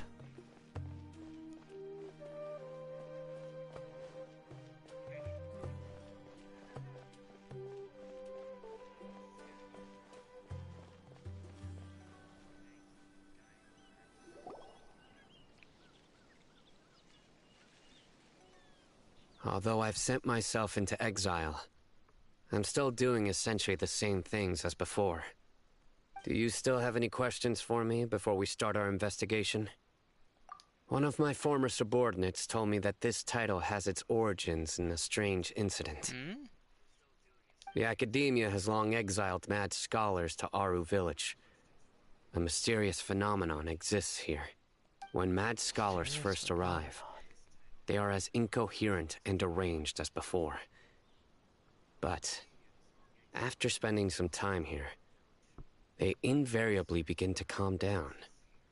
Initially, the people of Aru village greatly resented having to take in the mad scholars. But a strange incident one night changed that. Aru village was struck by the strongest earthquake in living memory. Seeing buildings on the verge of collapse all around him, the then chief of the village was preparing to take everyone to safety. Suddenly, he noticed a mad scholar crouching in a corner, caressing the ground with his hands. A soft, green light radiated from him, like a divine glow against the backdrop of night. Despite the powerful tremors that ripped through the ground that night, all the houses remained upright, almost as if they had grown roots reaching deep into the ground. In the end, not a single building collapsed, and no one was hurt. After that, the people of Aru village treated the mad scholars with greater kindness, and began to refer to them as the village keepers. A soft green light? A mad scholar protecting Aru village? What do you make of it, Traveler? Thinking, yeah. Paimon thinks so no too. Dendrovision could Actually, do that. Sino, do you know if any of the mad scholars continued to wear their Akasha terminals at Aru village? In theory, They would continue wearing them so the academia could still monitor their activities. With that said, the main Akasha system would no longer have any interaction with them. Oh, no wonder! Everything makes sense then! Add in the fact that they calmed down. Yeah, that checks out. It was probably Nahida who calmed them. She was out of range of the If you are able to draw a detecting them. conclusion from this one story alone, then it appears you possess much more information than I do. Yeah, you could say that. So, what do you make of the story? Really? Lesser Lord Kusanali. What? You don't believe us? Lesser Lord Kusanali was definitely using the Akasha to give her power to the Mad Scholars! No, it's not so much that I don't believe you. I'm just struck by your reasoning. Lesser Lord Kusanali, the current Dendro Archon. Is she really active in Sumeru? The Academia has always placed far greater importance on the late Greater Lord Rukkhadevata. They've more or less ignored Lesser Lord Kusanali, and I've never had any reason to doubt their views. In addition, I've never heard any stories about Lesser Lord Kusanali and her deeds. To me, she might as well have been a god that never existed. That would be Academia. They don't give a crap about her. No way! Nahida definitely exists! She's a... How should Paimon put it? She's a good... I've spent many years interrogating criminals, so I can easily tell when someone is lying. That's scary. Good! Then you should know that we're telling the truth! That look in your eyes. I've never seen that from a liar. You two really must have met Lesser Lord Kusanali. That's what we've been telling you. How can this be? To think, our Archon has been amongst us this entire time. Hey, he said the thing. Alright, now it's our turn to put our skills to good use for this investigation. Oh. Okay, I'm not going to lie. At first I thought that said you biatch. I don't know why. I'm just not used to seeing people say the word betcha. I'm not used to seeing it in writing. But easier said than done, especially since we don't have any leads. Maybe we can start by knocking on some doors. Excuse me, are you here to help me find my grandpa? Huh? Huh? Who are you? By the sounds of it, a resident of this village. My name is Isak. You'll help me find my grandpa, right? Gladly. Is your grandpa a mad scholar? Hey, don't say that. Grandpa is just Grandpa. Why do you have to call him that? It's not like he's a bad person or anything. The person you're referring to is not a local, yet you are. Grandpa is just Grandpa. He's my family. So maybe he's an I elder. heard everything you said to the village chief. Please, you gotta take me with you. I want to find my grandpa. I swear I'll help. I won't be a nuisance. Ah, so you're the one who was eavesdropping on us around the village chief's house. I was planning to go out and take care of whoever it was, but I had a vague feeling that they didn't harbor any ill intent. Whoa. Haven wasn't kidding about Matra having sharp senses. Sino, he's just a kid. All he wants is to find his grandpa. Let's find a way to help him. Sorry. I was only listening in because I wanted to know where Grandpa went. Honest. If you don't believe me, you can ask Miss Candace. All right. But first, let's confirm the facts with Candace. Yes, sir. I need to talk to Candace again. I know what I'm about.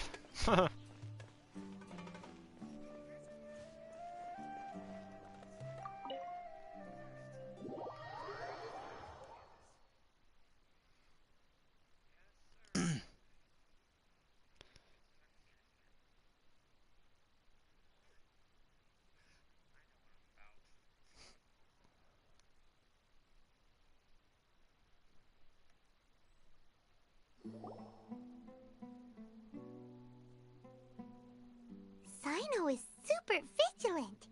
Is this what all the Matra are like?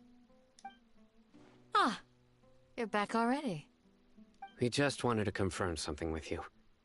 Do you know a boy by the name of Isak? I had a feeling he'd go looking for you. Huh? You knew this would happen? Yes. Although he tried his best to stay hidden, I still noticed him eavesdropping outside the window. He really wants to get his grandfather back. Isak's parents were both Aramite mercenaries who rarely returned to the village after finding employment in the city. He was raised by his grandfather. Unfortunately, it was only a few years before his grandpa passed away. Isak was still very young at the time, so various families in the village took turns caring for him so he could survive. Later, an elderly mad scholar arrived at the village. Isak thought the scholar bore a striking resemblance to his grandfather, and thus often spied on the man. However, the scholar was unkempt in appearance and incoherent in speech. Although Isak referred to the man as his grandpa, he was afraid and didn't dare to approach him. One summer night, the oft mumbling and bumbling grandpa suddenly calmed down and seemed to become more lucid. He even noticed Isak hiding in the distance. So Grandpa walked up to Isak and patted him on the head. He even took Isak to the entrance of the village, where he patiently taught the boy the names of the stars, and accompanied Isak until he fell asleep. Wow. The next morning, Isak woke up and wanted to go find his grandpa again, only to realize his grandpa no longer recognized him. However, even so, Grandpa retained his calm expression.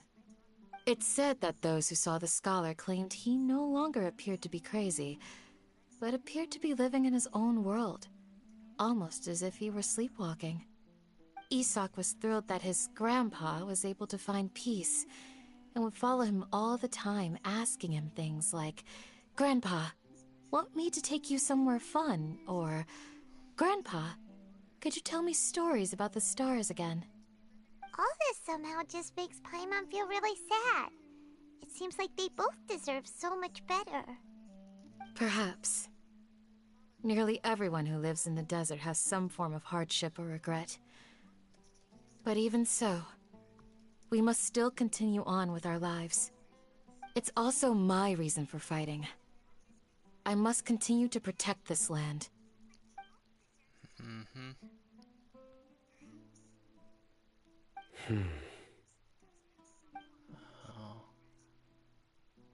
Maybe the people have always had a considerate god watching over them. Huh? What did you say, Sino? No, nothing. As long as Isak keeps his word and doesn't get in our way, we can take him along. Perhaps you are more compassionate than I gave you credit for. Please accept my thanks on Isak's behalf, Sino.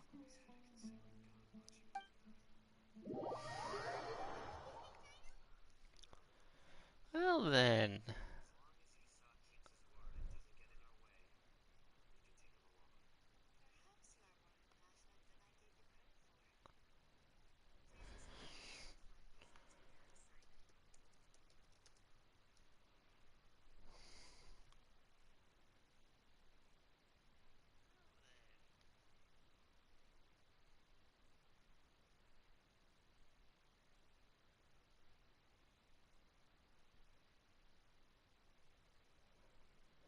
Let's see here.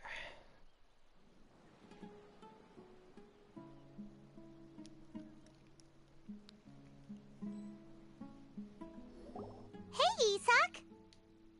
Oh, it's you guys! We've cleared everything up. Let's go find your grandpa. Really? Wow! Thank you so much! Yeah! Alright. Let's ask the local residents some questions first.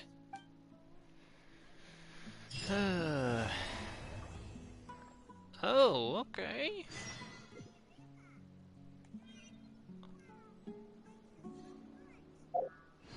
Is this the second part of the... Yes, it is. Alright. Let me see, how long have I been streaming now? About 2 hours? Okay, it's not bad. Alright. Excuse me, did you happen to see where the missing scholars went? You mean the village keepers? Oh, let me think. When I was eating dinner the other day, I saw one of them by the side of the road, muttering away and eating mushrooms and tree roots. They shouldn't go around eating that kind of stuff. Okay. Did you notice anything else? Anything else? No, I think that's all I had to tell you. Okay, sorry. It's normal now. Maybe. Oh, okay. Alright. Ask more locals.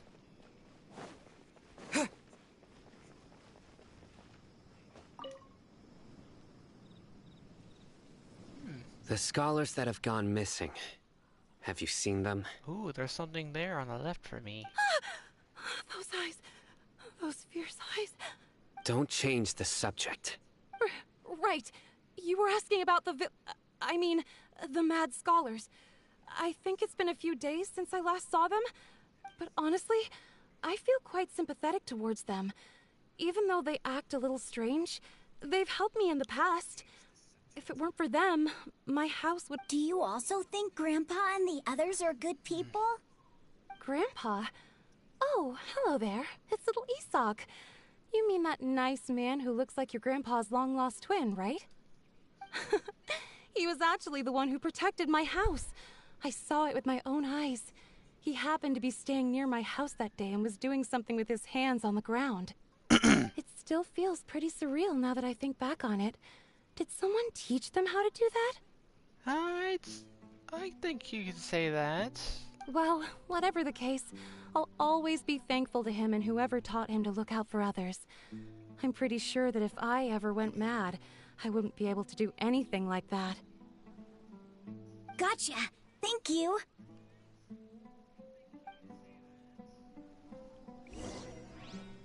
Well then, before I do anything, I need the money. Hey, look at. Stay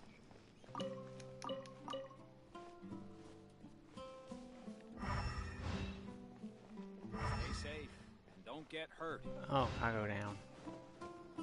Huh. Nailed it. Sir, have you seen my grandpa recently? You know, the one who likes to sit and space out near the village entrance. Oh, well, if it isn't Isak. Oh, your grandpa, huh? It's been a while. The last time I saw him, he was spacing out by the road as usual. I went and asked him if he'd like any of the food I had prepared, despite my wife's protests. Like many people, she's really quite terrified of them.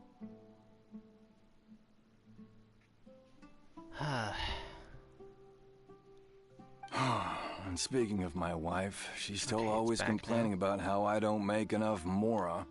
Oh, thank you. Thank you for taking care of him. It was nothing. You're looking for him, right? Did he go for a walk and get lost? Yeah. That's no good.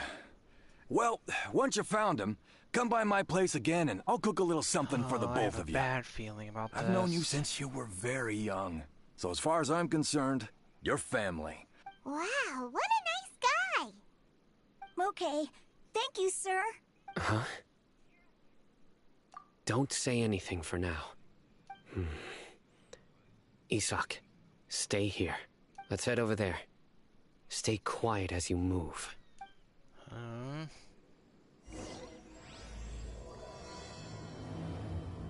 Interesting.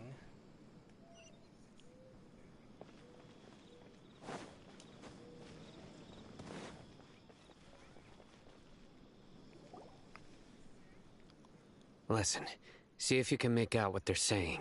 Have you heard? The mighty Scarlet King, the sovereign of our faith, will soon return to this world. Yes, of course I have. The Scarlet King is the one and only true ruler of this land. I've never believed in any other gods. Still, you say he's coming back, but it sure doesn't feel like life's about to change around here anytime soon. What's your proof? Haven't you noticed? The village has been getting more deranged scholars than ever. And? Delavar was saying that many people also went insane just before the fall of the Scarlet King civilization in ancient times. We don't quite know why, but it seems like there's some sort of connection between insanity and the Scarlet King. Isn't it a sign of the Scarlet King's power that all the mad scholars have disappeared?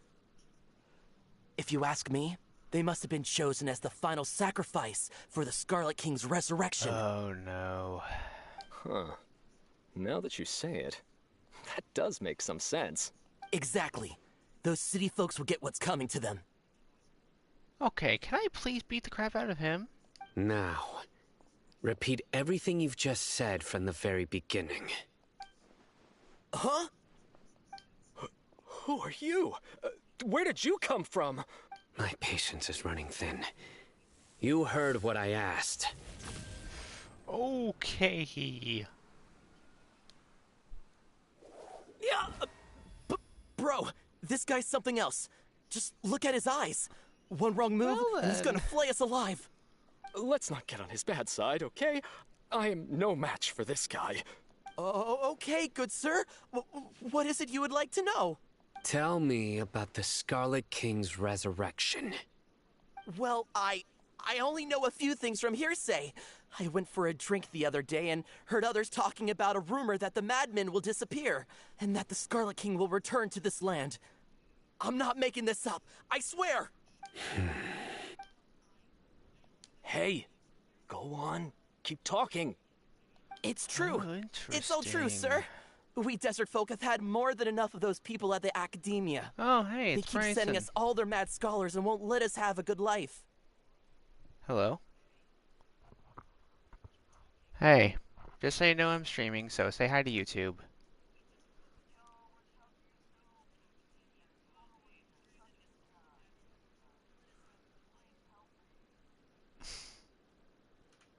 We all need help.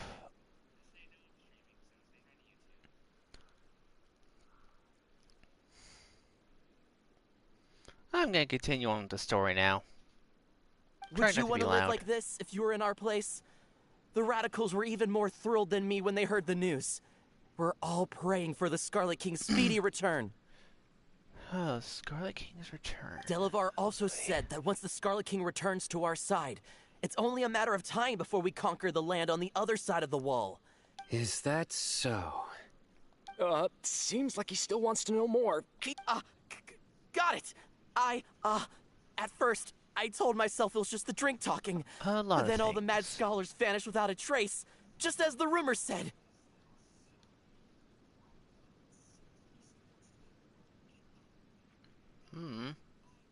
Look at it. Please, don't beat me up just for mentioning these rumors. If I'm guilty, then everyone else around here is also guilty.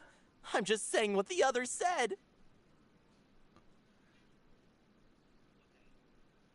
You might want to let Razor know about that before anything else. Take a screenshot and send it to him.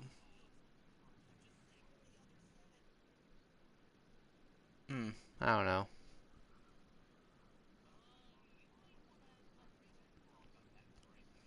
Yeah, we did that a few months ago. Yeah. The people here really We actually like did get the Scarlet Pandas War a King, few months but ago. dislike the Dendro I was the one who did Archive. it.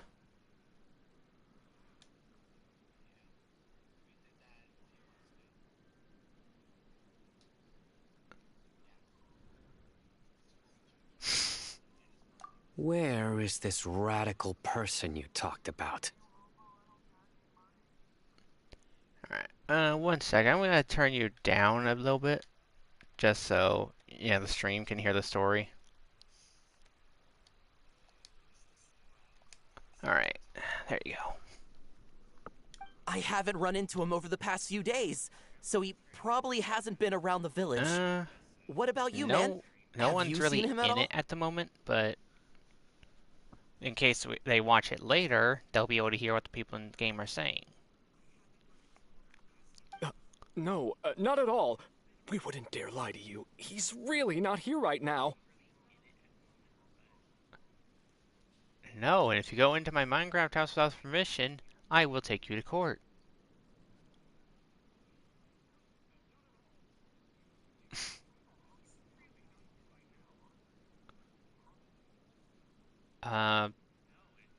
Dude, we have villagers.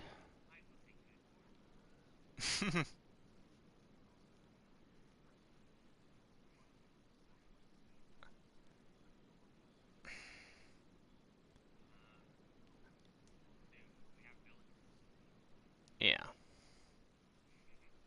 And if you want to buy some shulker boxes, I'll happily sell you some. But we can discuss prices later. Yes, we did. But it is a very long way there. Sounds like you're not too close with the radicals. We can discuss that later with Mob and them, because Mob and Razor are the ones who set the whole thing up. Mostly Razor. No, of course not. All we know are their names. Alright, Makan, tell me what the radical names are. I have many ways to stop you from talking. So you'd best just stay home and hope I don't hear of you trying to contact anybody. Don't do anything until I've gotten to the bottom of this. Try something foolish, and even Candace won't be able to protect you. That is a major threat. Yes, got it. We'll do just as you say. That scared Paimon half to death. Sino is pretty terrifying. He didn't try to reassure us at all. It's like he's used to hearing that.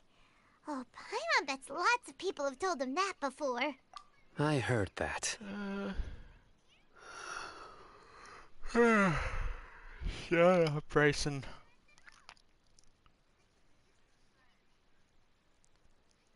So you're telling me Cosmic Storm isn't you?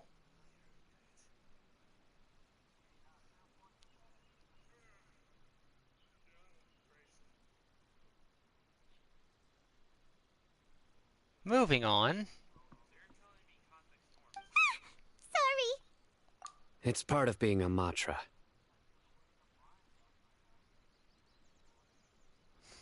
Vines.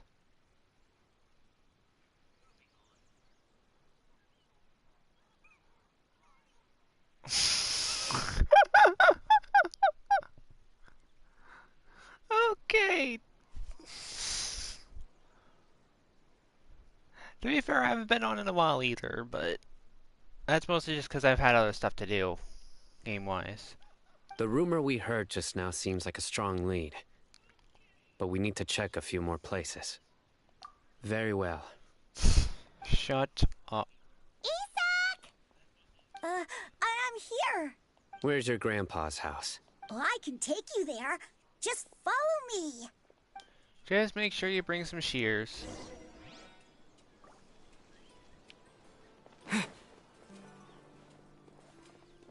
Yeah, you can harvest them with using shears, just like with leaves. Yeah, all you gotta do is hit him once. Oh, he likes to be alone. Sometimes he stares at the sky in a daze, and other times he just Wait, is it pokes right at the above your ground with his villager? fingers. Every now and then, he yells out at the top of his lungs, so a lot of people are Then really that was probably scared of him. me. I think I put it But above he's a him. good person, really. I know he is. I swear, he's just like my real grandpa. Oh, Isak.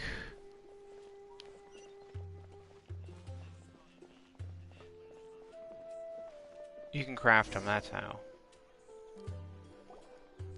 Well, this Yeah, is shush. where Grandpa usually stays. There sure isn't much here. No. Incense? Please don't say it's the same one as before. But are you okay? Are you getting dizzy or need to lie down? There's a scent that you can sense, but I can't. A certain traveler here once passed out from that smell. So, you know Tainari? Huh? You know him too? Are you two friends? Yes. Now that I concentrate, I can also make out the scent of incense. Wait, surely Tainari didn't lecture you too? No. No need. Did you first encounter this scent at Tainari's house? In the forest. From a scholar. Yeah, let's split up for now, Sino.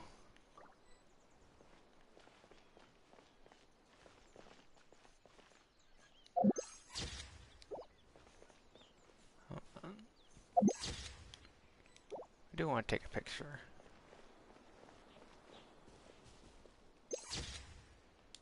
There we go.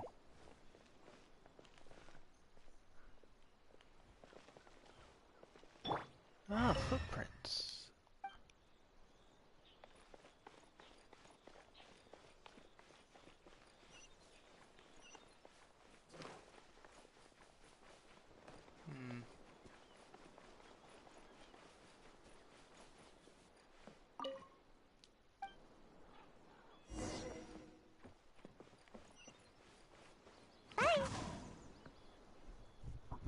Interesting, okay.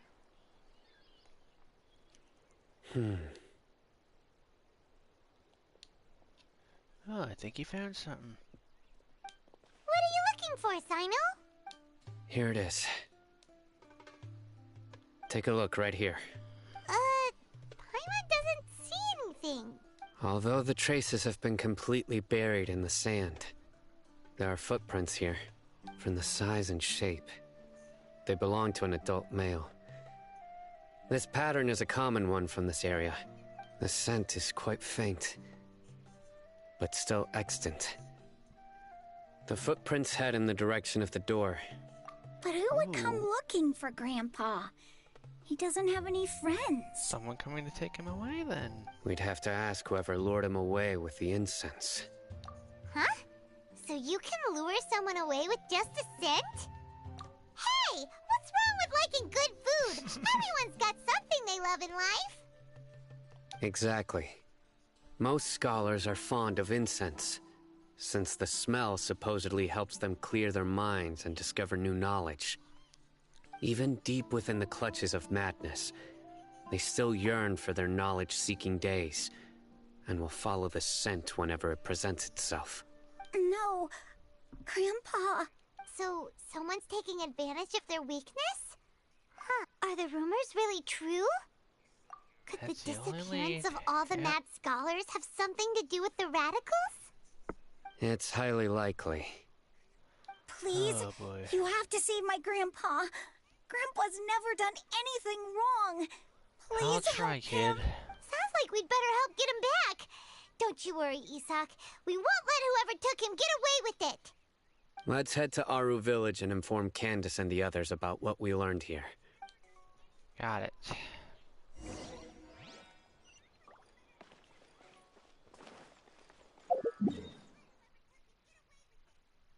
I'll head to the statue because I want to check, see if that other Paimon's still there.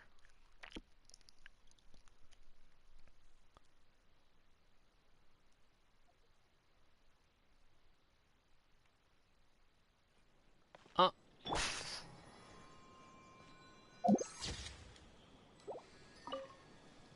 Wait.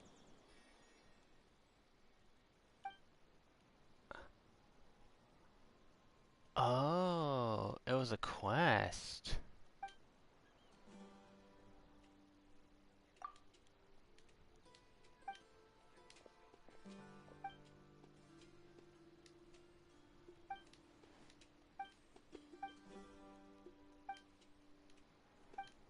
Let's see. Depending on whether he would eat or drink first. Huh.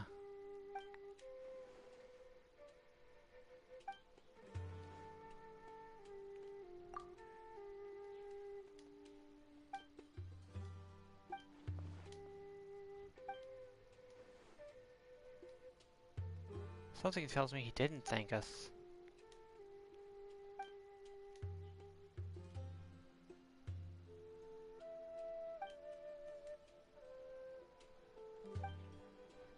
Huh.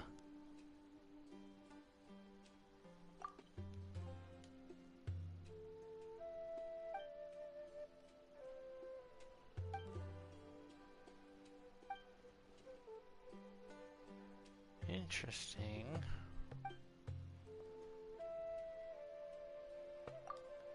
Yeah, sure, why not?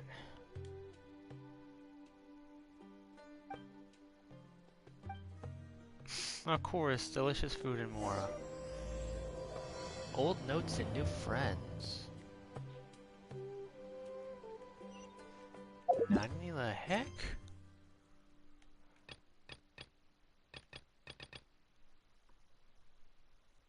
Huh.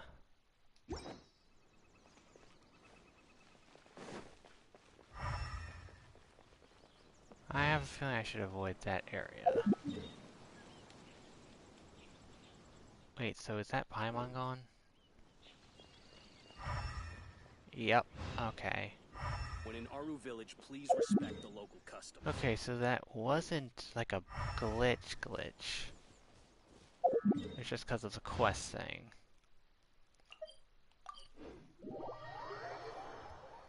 Alright, good to know.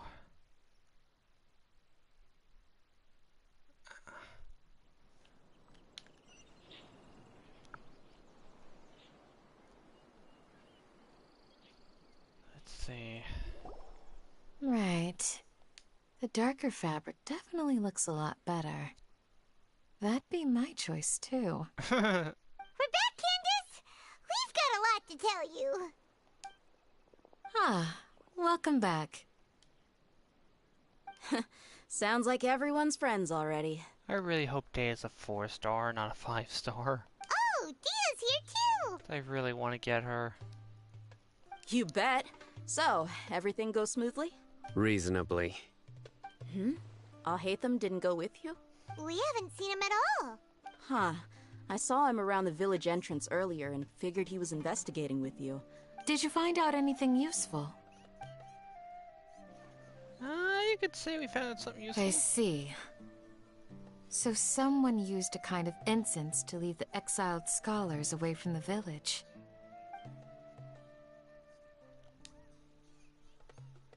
The resurrection of the Scarlet King? First I've heard of it. Far as I know, the kind of incense you just mentioned is only popular beyond the wall. Scholars are fond of it, but as you can see, there aren't many scholars still studying around these parts.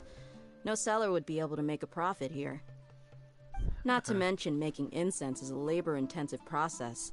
You won't see anybody in the desert with the patience to make or sell something that requires that kind of effort. It seems someone from beyond the wall must have been supporting this. Makes sense. So what should we do then? Do we go back to the academia and search for leads there? If it was any other day, that would be your next logical step. But today, you've got me on your team, so you get an extra tip. Didn't you say that the villager got his news from the tavern? Well, I also like to drink at the tavern, so I know a thing or two about these radicals he mentioned.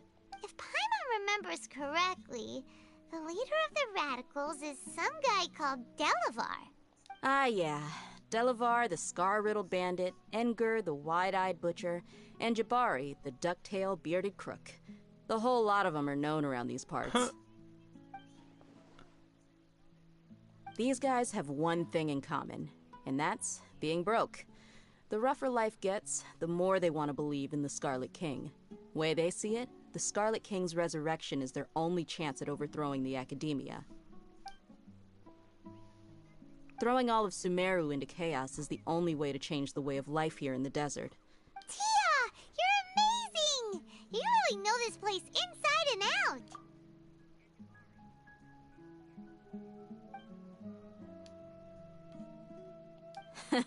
No merc can afford to slack off on gathering intelligence. Every mora I've spent in the tavern has been a valuable investment. Let's head out. Now hold on, you're staying right here, Sino. Why? Aru village is not a big place. Outsiders stand out here like a sore thumb. I'd bet word about you has already gotten out. The desert is unforgiving, so the way of life here is also a lot tougher than on the outside of the wall. You survive on making connections out here. Yeah, that sounds about right. Compared to you, mercs like me are just third-rate amateurs. I've got no actual fighting skills to speak of. But that also makes it a whole lot easier for me to gain the locals' trust. Makes sense. I need to go around and ask some questions, but it'll be difficult if you're with me. Fine. Good. Then we've got a plan. The Traveler and Paimon will go to Caravan Rebot with me, and we'll try our best to figure out where the Mad Scholars have been taken. All right, sounds like a plan. That guy was pretty sus.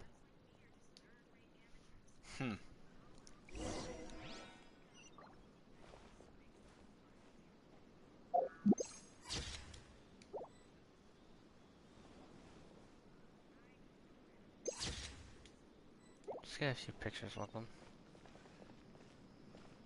Alright, how many gems do I have?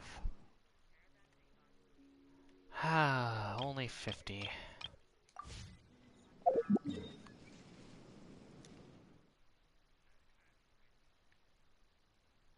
Alright, I am going to do this real quick. Because I'm hoping I'll be able to get a 10 wish on the standard banner before the stream's over. But to do that, I need 3 more fates.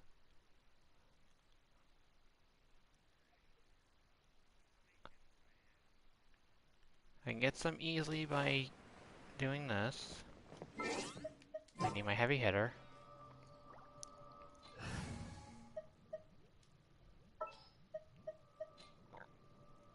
Ta-da! Please! Hey, you overgrown turkey!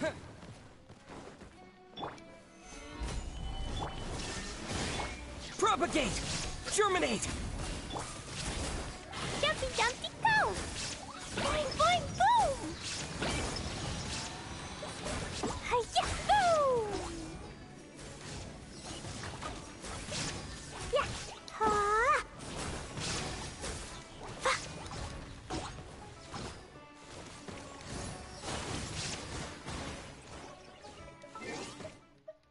Hold on. Alright, what is... There. Let's see here. Defeat 6 fungi. Okay. Okay. Solidify! Order guide you!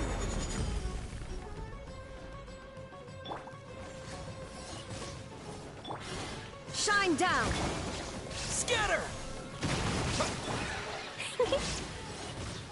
Da-da-da! Jumpy Dumpty go! Ow. Stabilize!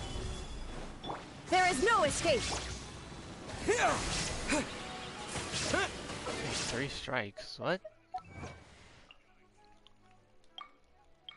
Do it list the 3 powerful abilities used by the activated... Oh, okay.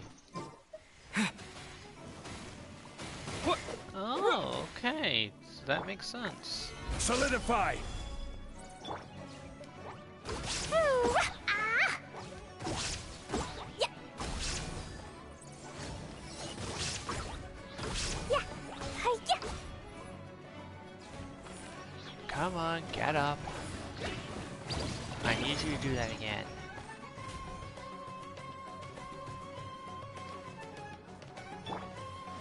Scatter!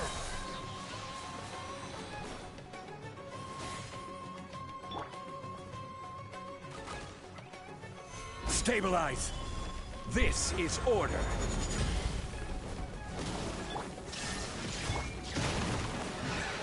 Boing boing boom!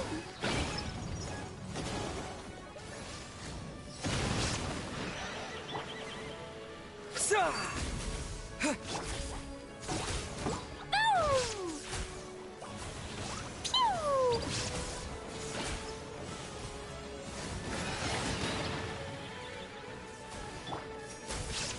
Solidify!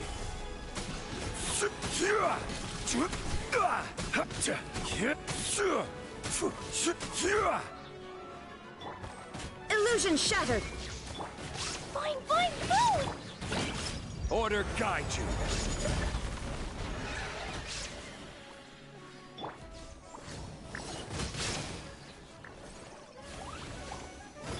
Propagate!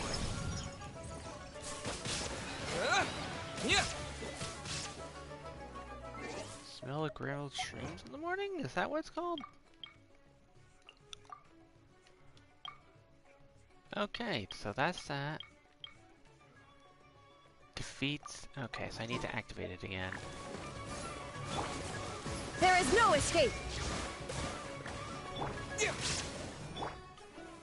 Gather.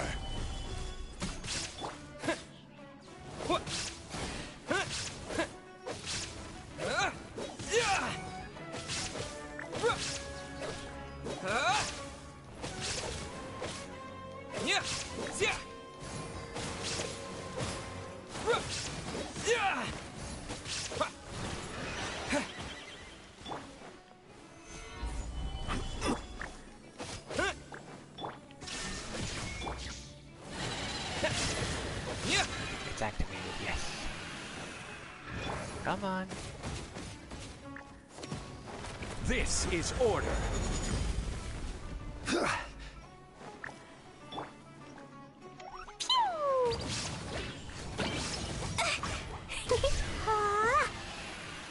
Easy peasy.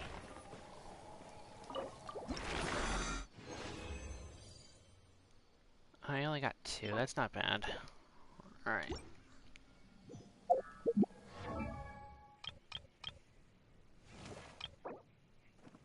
Oh, I need 2 more of those things. Alright. I'll just get out of here.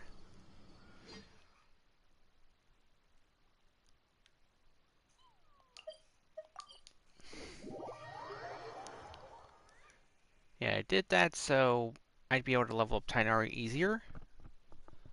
Because after that, I'll have to do it like 2 times, I believe, in order to get another wish.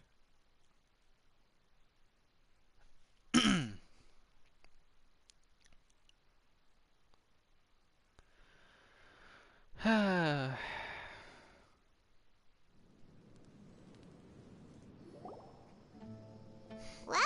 here we are again. And the stream's buffering. For me, at least. Sounds like you're starting to get familiar with the area. Paimon's amazed every time we see the wall of Samiel.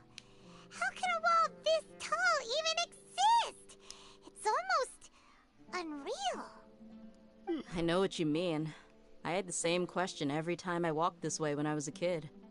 Also, why is this high wall here? And can a wall really block sandstorms?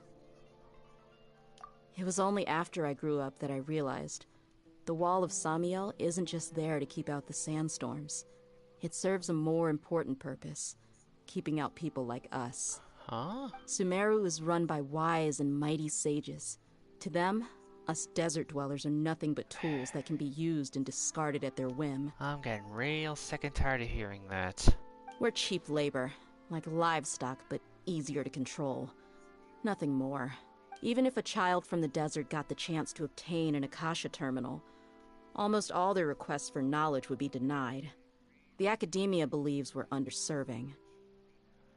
Okay, just another reason for me to take down the academia and beat the crap out of the Grand Sage. Geniuses like Sataria are 1 in a million. The other children never get a single chance to try and rewrite their fate. Even though the academia knows very well that we're humans, just as they are. That's terrible. I would tear down this wall with my own hands if I could. Hey, Dia. You're not thinking about doing anything scary, are you? You don't need to say this stuff out loud. No, not at all. This place just gets me thinking, that's all. Besides, we're here to procure information, aren't we? Yep, we gotta catch those... Shh. Caravan Rebot is crawling with people, so be careful what you say. We don't want anyone to find out what we're here for. Our mission started the moment we arrived here. Let's go check out the tavern. Maybe we'll find someone I know.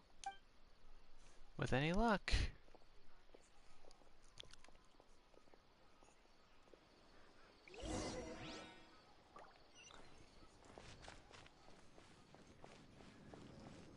How could anyone deny this face information?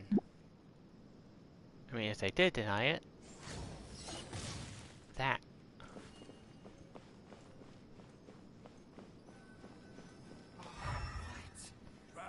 Oh,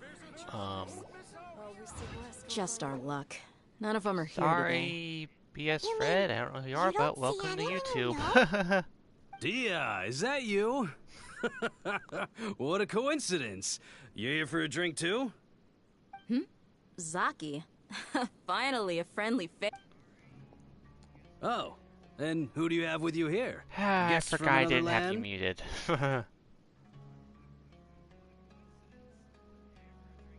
Fair enough. Hello, hello. I'm Zaki. Dia's, how would you put it? Drinking buddy? We've had drinks together a few times. You could say we go back a ways. Anyway, as far as my friends here, they aren't too shabby, are they?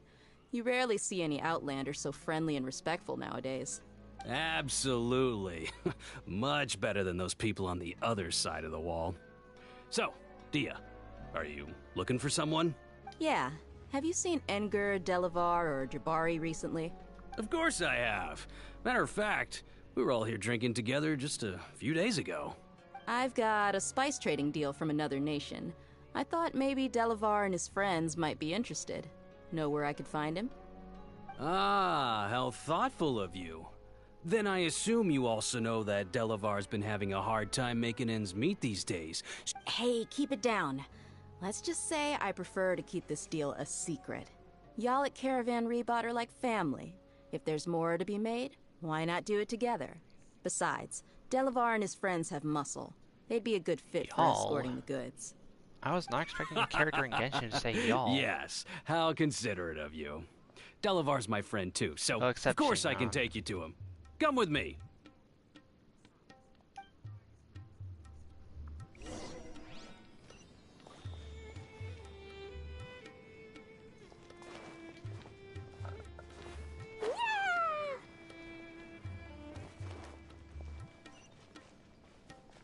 Alright. Well, Zhongli, get ready for a fight.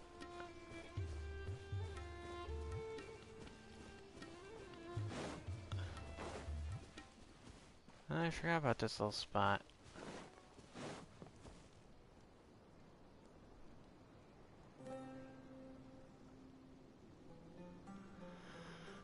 Are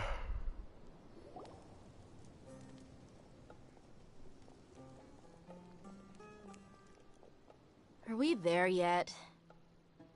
Yep, this is the place. This place is practically deserted. What are they doing in a place like this?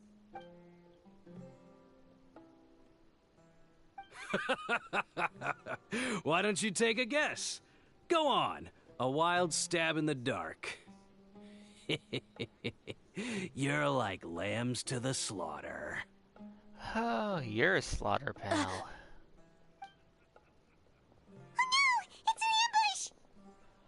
Oh, this is gonna be fun.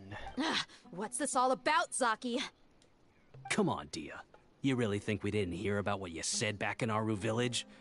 The boys have kept a close eye on you from the moment you set foot there.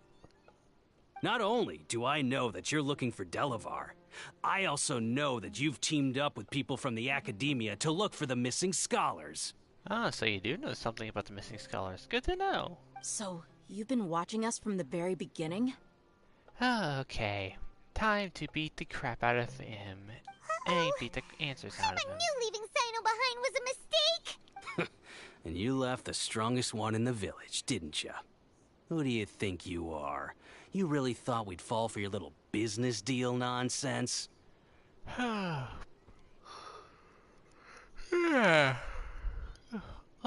I'm sorry. I'm sorry I was getting bored by your dramatic speech here. Keep talking. So you and Delavar have been partners all along. Dia, I guess it's only natural for a traveling mercenary like you to be out of the loop. Those of us who hang around the tavern have stronger bonds than you think. But you got one thing right. We're all looking forward to an uprising in Sumeru. There's nothing more we'd like to see than the desert folk overthrowing the academia. As much as I want to see the sages in the academia get their butts handed to them, I'm gonna have to say no. If that's the case, then I'm sure Delavar wouldn't miss a second of it. I'll be honest with you. If it weren't for what you said in the village, your little monologue about the Wall of Samiel would have convinced me that you're one of us. Delavar. And Engar, you're here too, huh? Long time no see, Miss Mercenary. You should have known the traitors are what us followers of the Scarlet King despise the most. You don't look like a fighter, pal. Dia, I thought that you, a fellow desert dweller, would understand that the Scarlet King is greater than the Dendro Archon. Little did I know, you don't deserve to join us. Yeah, gee, what a missed opportunity. Adopting radical views and kidnapping innocent scholars, all because of some baseless rumors. Anything else I'm missing out on? See? There you have it. Mercenaries are just a bunch of faithless scum with only one thing on their minds. Mora. Pathetic. You're all like a pack of street rats. Okay, pal. You're not wrong. Mercenaries are driven by Mora, and my faith lies with whoever's paying me. As long as there's a profit to be made, anyone can become my friend. Enough talking! Get him! Let's see, you brought, what, 5, 6 guys? Just as I expected. Let's teach him a lesson, traveler. You're gonna need at least 10 times that amount of people if you want to be a threat. Just following orders. Solidify! Spring forth! Jumpy Dumpty, go! Ha! Inazuma shines eternal! You mess with someone who has the powers of a god on his side! Ha!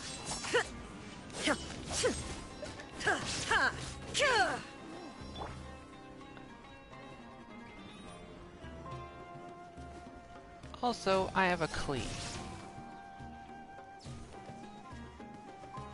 So, you stand no chance.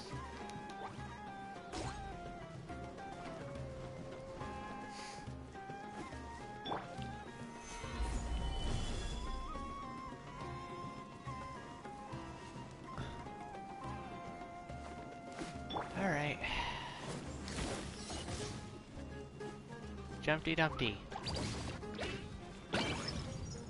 Oh, no, it didn't hit him. Well, now you go bye-bye. You go bye-bye. That's more like it. Impossible!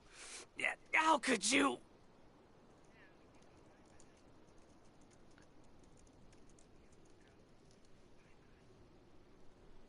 So, what do you think about your meticulous network now, Zaki? How did you say it? It's only natural for a traveling mercenary like me to be out of the loop. I'm guessing your informant told you that I'm just an incompetent merc with no real fighting skills, correct? I mean, that is what I said after all. Huh. And of course you would believe everything he reported. The only thing you know about me is that I'm a mercenary, but you've never seen me in action. Even though you heard we went to handle monsters together, you believed that Candace was the only one doing all the real fighting.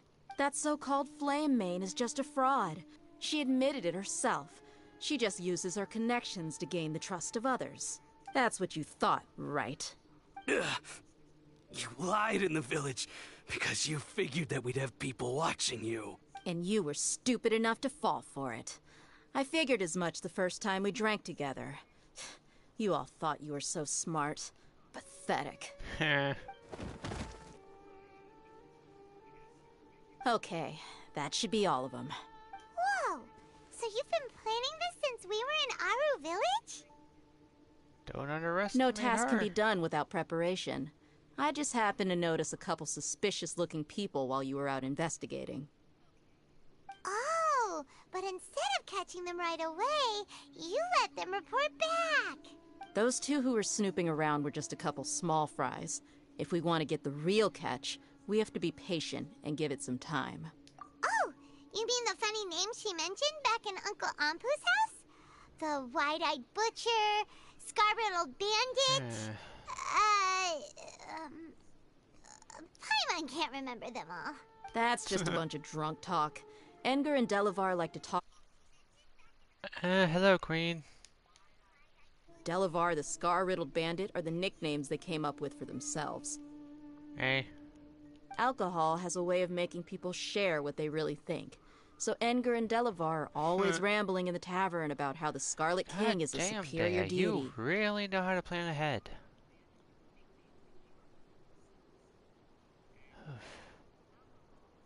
Yeah, just so you know, I'm streaming the story.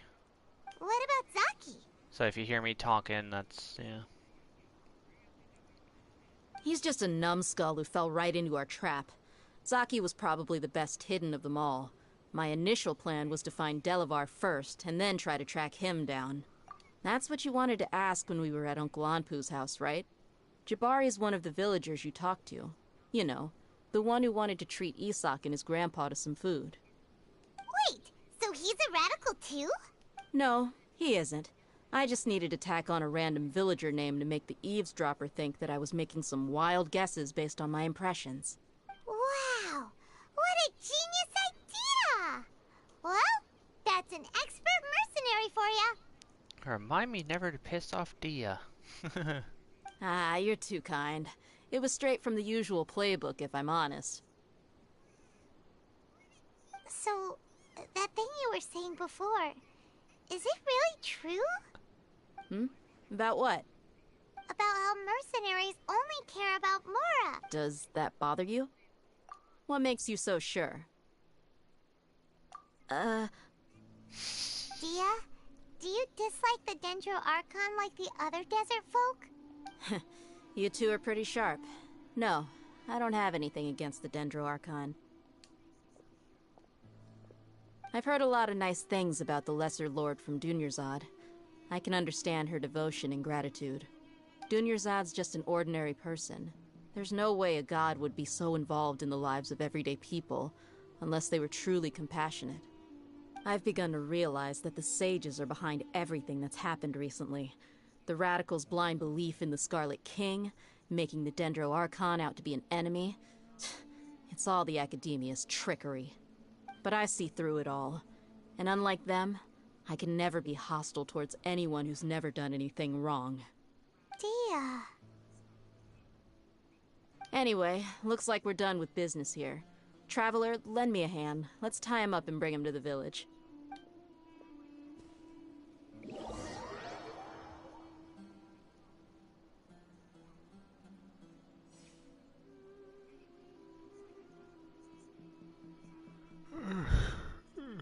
So how are you, Queen?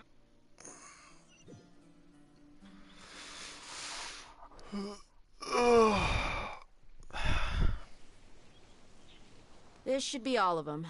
I'll let you take it from here. All right. I'll be in touch. Candace, do you need any help? Candace will be okay on her own. I trust her, so you can too. She's been guarding Aru Village for quite some time now. If anyone is qualified to question the offenders, it's her. While I'm questioning them, why don't you pass some time by exploring the area? I'll meet you back here tomorrow morning, Traveler. As for these idiots, let's just hope they live to see another day. Alright.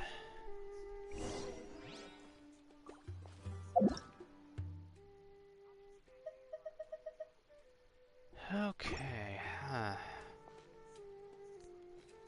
wondering if I should end the stream here or no.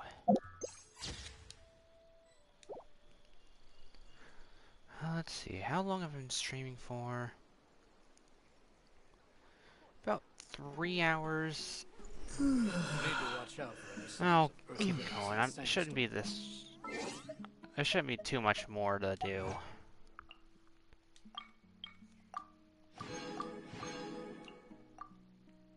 Grab these achievements.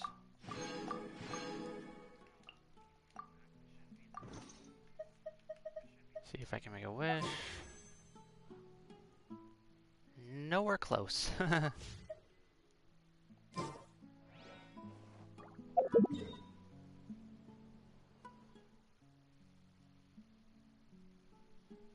see, while I'm doing that...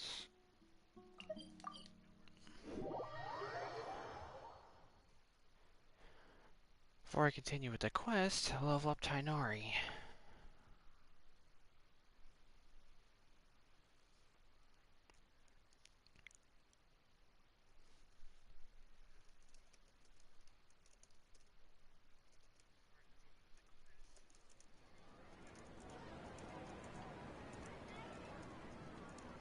Need some help?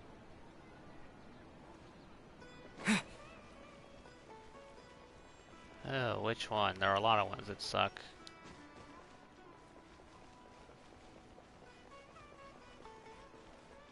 Oh, one of those.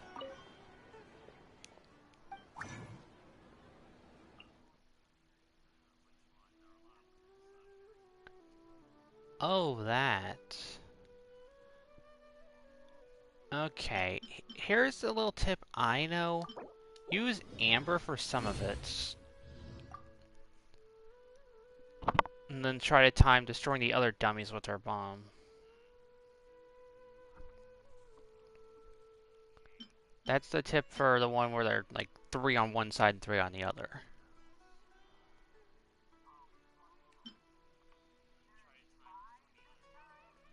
Are they all in a circle? Hmm.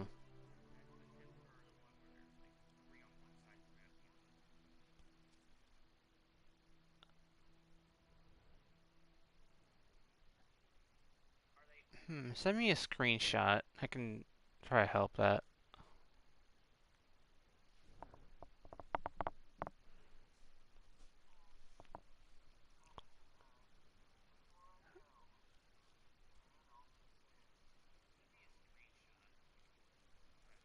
If you touched my house, I will hit you, 'cause I didn't do anything to yours. That was Razor.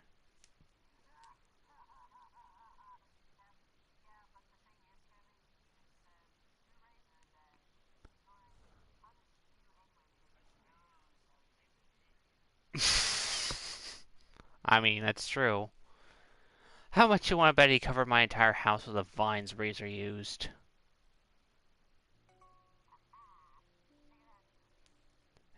Sweet.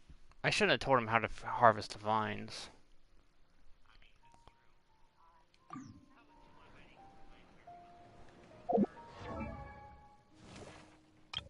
Alright, Tainari, ascend! Huh? Ah, seedlings.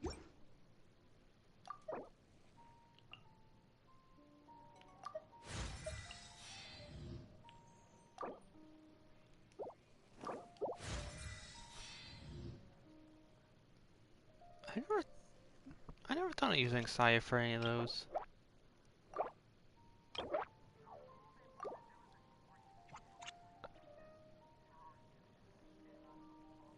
Oh. I think they were meant for you to use Lisa for the overload. If that was the case. Huh? Because remember, they have all these puzzles designed so you can use them with the characters the game gives you. So you don't have to use wishes. Huh. So that would make sense.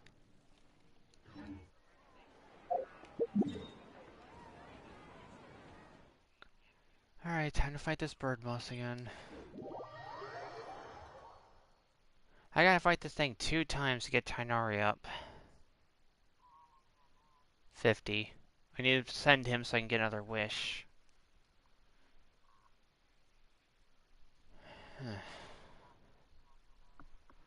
Well, I'm at 7 out of 10, so I'm trying to get a 5-star.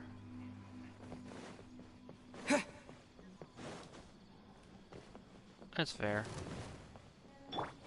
Alright, Bird Brain, I already got all your achievements. They're going down. Order guide you.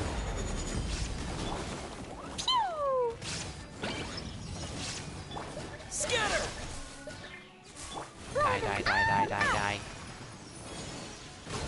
I forgot.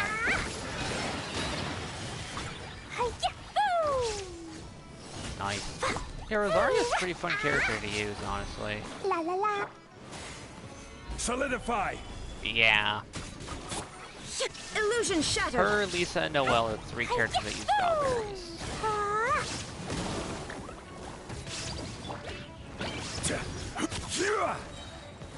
Gather. This is order. No. Well, at least now you can grow them in your teapot.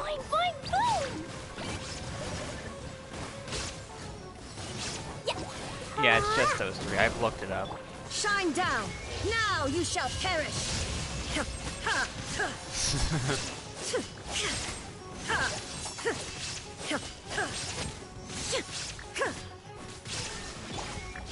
Stabilize. Order guide you. Jumpy, jumpy, go! I just don't do it. Here.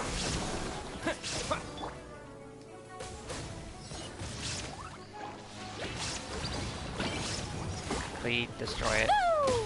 Thank you.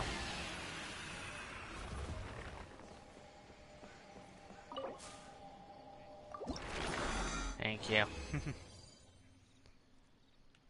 Sweet, I got 3.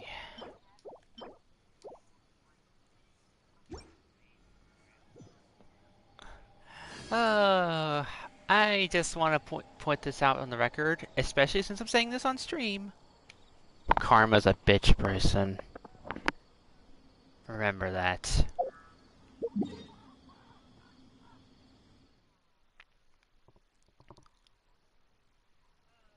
Alright.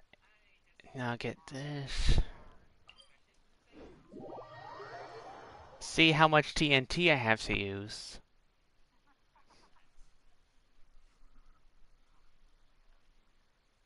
And now I'm definitely gonna increase the price for selling him some of those shulker boxes. I'll make it like 4 diamonds a piece.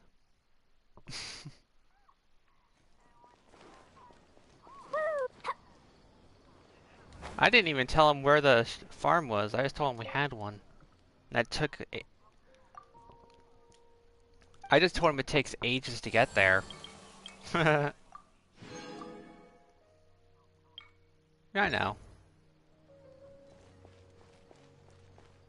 I mean, to be fair, it does take ages to get there. Even for me. And I am not going to say where it is, because I'm still streaming, and Bryson can just figure it out.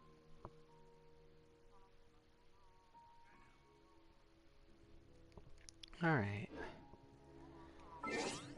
Let's see, so what do I have? Wait till the next morning. 6 o'clock to 12, okay.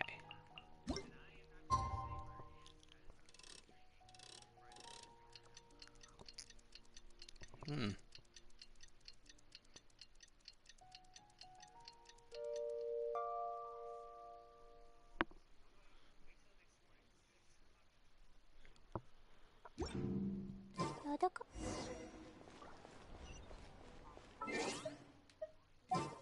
Yeah.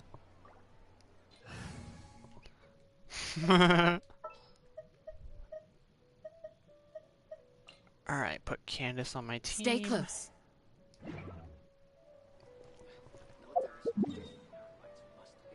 Yeah. And honestly,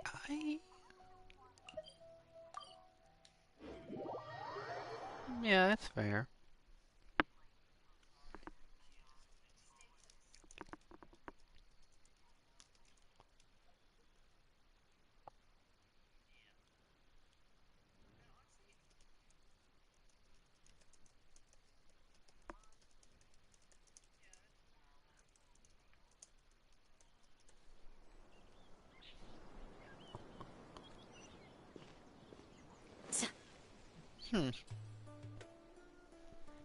Alright, yeah.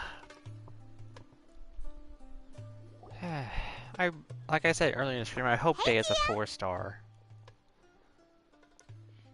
I'm pretty sure she'll be a 5-star, but I hope she's a 4 so I can actually get her. Right on time. We'll know any moment now. Paimon's been wondering. You seem to know Candace pretty well. Have you been friends for a long time? We've known each other for some time now. She's a pretty interesting person. Even though she's an extremely strong warrior, she never misuses her powers against others. Oh, Paimon knows what you mean. Like a lot of martial artists say, never take the fight outside the ring. Yep, I guess you can put it that way. It takes strong convictions to be as dedicated as she is, and shoulder that kind of responsibility. Us mercs, on the other hand, we pretty much live from one day to the next. Well, Paimon thinks you're great too. Really? Thanks for that. Oh, Sino's here, and he's pretty early too. Yes. I was here yesterday to help out a little. To help out? By doing what? Sharing some interrogation techniques. Oh, you mean you taught Candace some Oh, more dear. persuasive methods? I guess Remnant's here. Oh. Yeah, we had each other muted since he didn't want to be spoiled on the thing.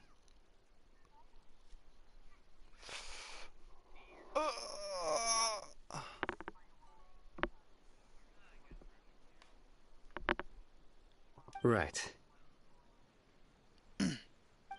Come on in, everyone. Oh god. Come on, let's I'm go afraid inside. of what state they're going to be in after Candace has been with them all night. Interrogating. That's a scary thought.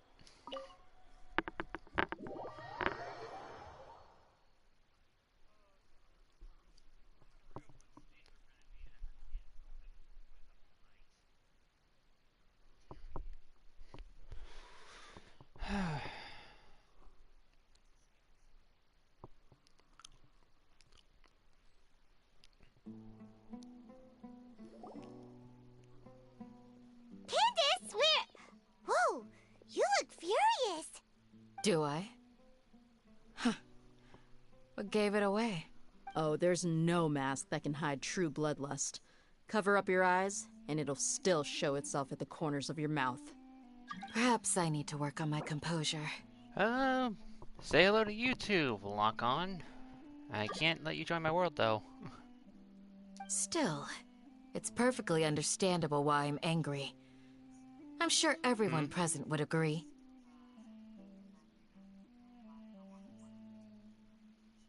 Oh, okay. Tell him I'll see him later. Actually, I'll go ahead and unmute him now. Oh. In that case, I'll wait till he's about to go. Yes, ma'am. Please, don't feed us anymore. We're gonna die. Well, looks like Sino taught her well.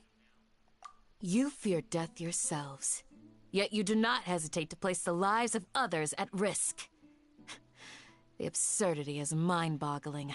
The ones you call mad scholars are known to us as the Village Keepers. They are vital members of our community, and some even count them as family. You come here to my village, and you treat my people as nothing more than stepping stones towards your goal.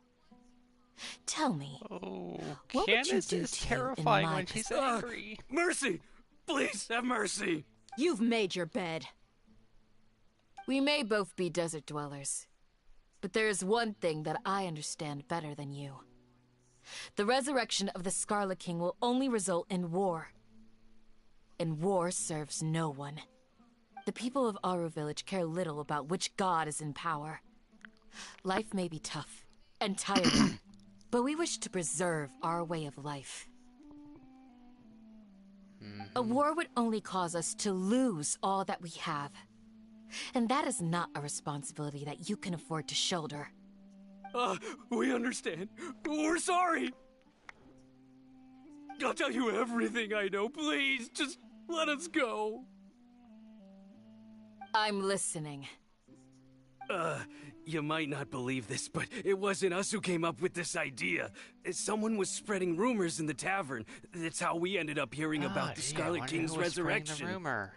Some mystery man told us that mad scholars will make the perfect sacrifice to usher in the Scarlet King's resurrection. They give their lives, and we can get anything we wish for. They're called village keepers. Slip up again, and you'll regret it. Yes, sorry. It was all that mystery man's doing. He told us to spread word about the Scarlet King's resurrection and talked us into helping him. In return, he said he'll help facilitate the resurrection process. I'm not sure. That's one. Huh? One what? Strike. You get a total of 3. Then, you die by my hand. Wait, I'm telling the truth. We don't know anything. It was all him. 2. He got us to lure them out of their houses in the night with some kind of incense. We take them to a junction outside the village. Then the mystery guy takes them from there. You gotta believe me, please. I'm telling the truth, I swear. Just ask them if you don't believe me. That was indeed the truth. Traveler, go on.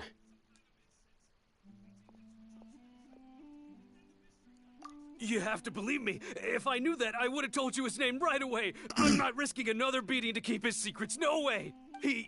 That guy, he wears a cloak, and he's always careful to cover his face. He calls himself the Scarlet King's envoy. I believe I may know what's going on. Uncle Anpu? What do you mean? Nice.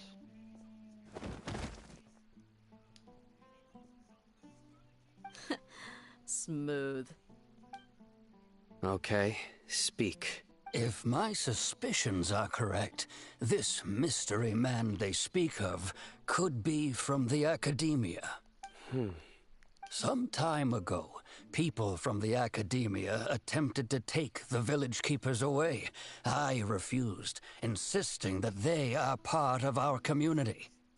It strikes me now that this secretive character shares the same goal they had. Which means it's highly likely that the Academia was purposely spreading a false rumor to trick the radicals into delivering the village keepers right into their hands. And that's another strike on the Academia's death list. They were the ones who brought them here to begin with. Now they're trying to take them back? We aren't gonna let that happen. Not the Academia again. Just as I thought. But what could they want with the village keepers? People are nothing but tools in the eyes of the Academia. Regardless, our top priority now is locating the village keepers. You're right. Isak is still waiting for news on his grandpa. Time to go. Let's leave the village and try to track them down. Yes. Pack up and get ready to leave. You got it. Candace, I'll let you deal with the radicals. Leave everything outside the village to us. All right. Let's meet back here once everyone's ready.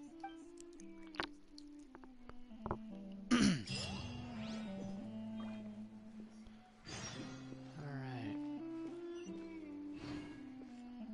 Cry from the Elazar Hospital.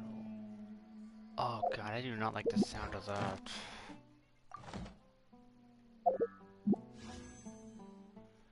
Still only 75 premium gems. Okay, so it seems like this isn't giving me gems.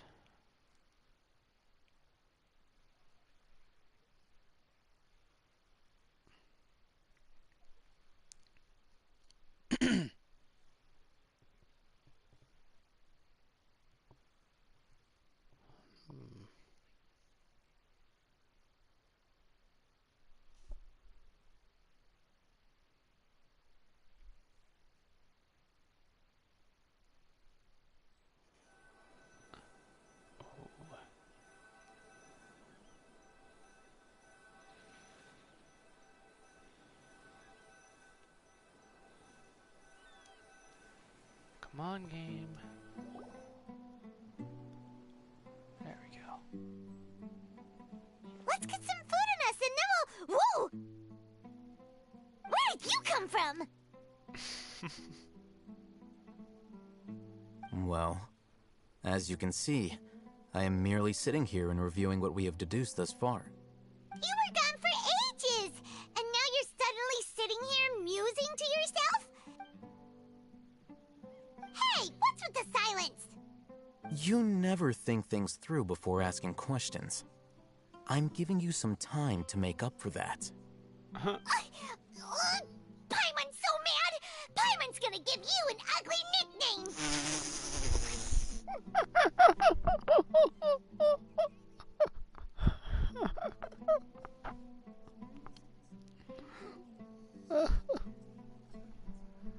Oh. Never mind. Paimon's got nothing. Ah. There's just nothing super obvious to pick with this guy. It makes it so hard. Well, you've heard nothing to suggest I left this whole time. So clearly, I stayed in the village to investigate. Anyway, you plan to leave Aru Village and keep searching for the truth of this matter, yes? Yep. We're not gonna find out anything more by staying here, so we thought that we might as well take the search elsewhere. Enough with the silent treatment! No. I'm just surprised that you decided to team up with him. Alhaitham, you haven't helped us out at all ever since we arrived at Aru Village. Bold of you to question our choices. Yeah, you're all talk. While you were investigating, I had my own work to do, which I've now finished. Really? Paimon doesn't believe you. To be honest, we aren't really a team. Not to mention that going separate ways allowed me to find some important information that you all had missed. Do tell. Huh? Right here in the village? Correct. What did you learn? I'm going to take you to someone. But before that, you need to understand where she's coming from. What does that mean? How do you think the residents of Aru Village feel about what we're doing? In other words, do you truly believe every single word the villagers tell us? You mean some of them lied to us? Hiding the truth does not necessarily equate to lying. Remember what Gandis said? Most people in Aru Village don't necessarily care which deity is in charge of Sumeru. That's because whether the Scarlet King or the Dendro Archon has power is of little significance to them. By contrast, the perils of their daily lives are ever-present concerns. They won't simply share everything they know with you without good reason. That's why I'm glad you're following along.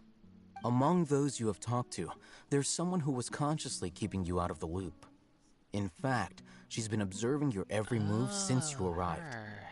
The reason being, to someone who only wants to live their life in peace, any external factors introduce unpredictability into the equation.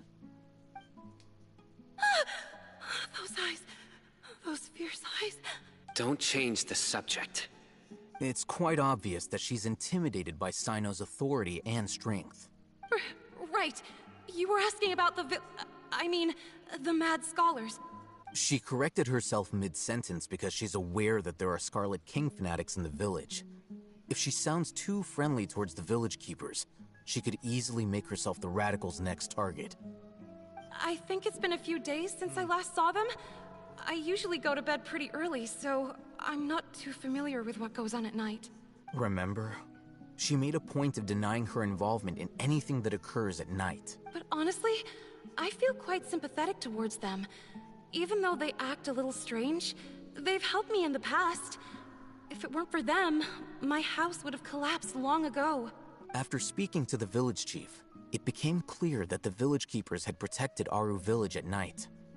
In other words, the young miss was very much awake during that time. Then why would she lie? By getting involved with an outsider, she risks drawing unwanted attention to herself. As for why she might be so wary about all this, maybe you should ask her. I'll pass on this one. You said that she is afraid of me. If so, it's best if I stay out of this. We're on it!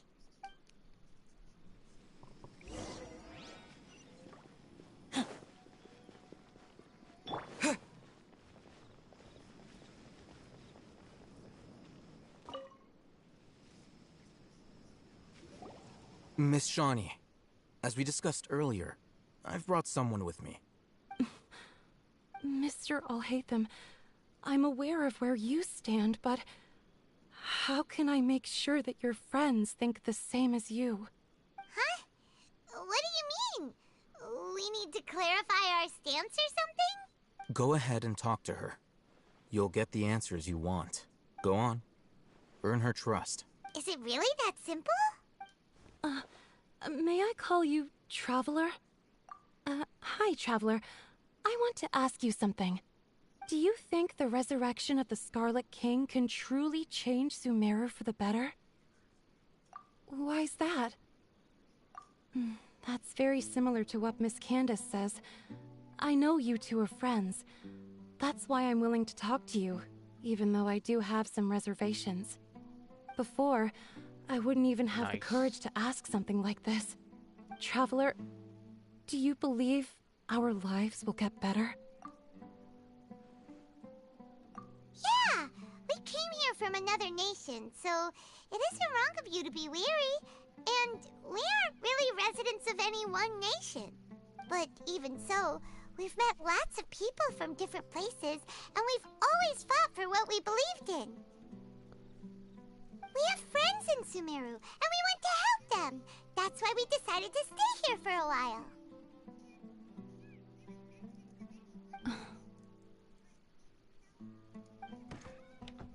I want to trust you. My apologies for posing my questions like that.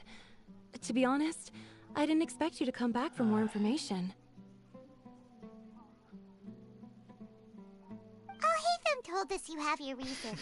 It's okay. You guys are talking about SpongeBob being the next death battle, aren't you?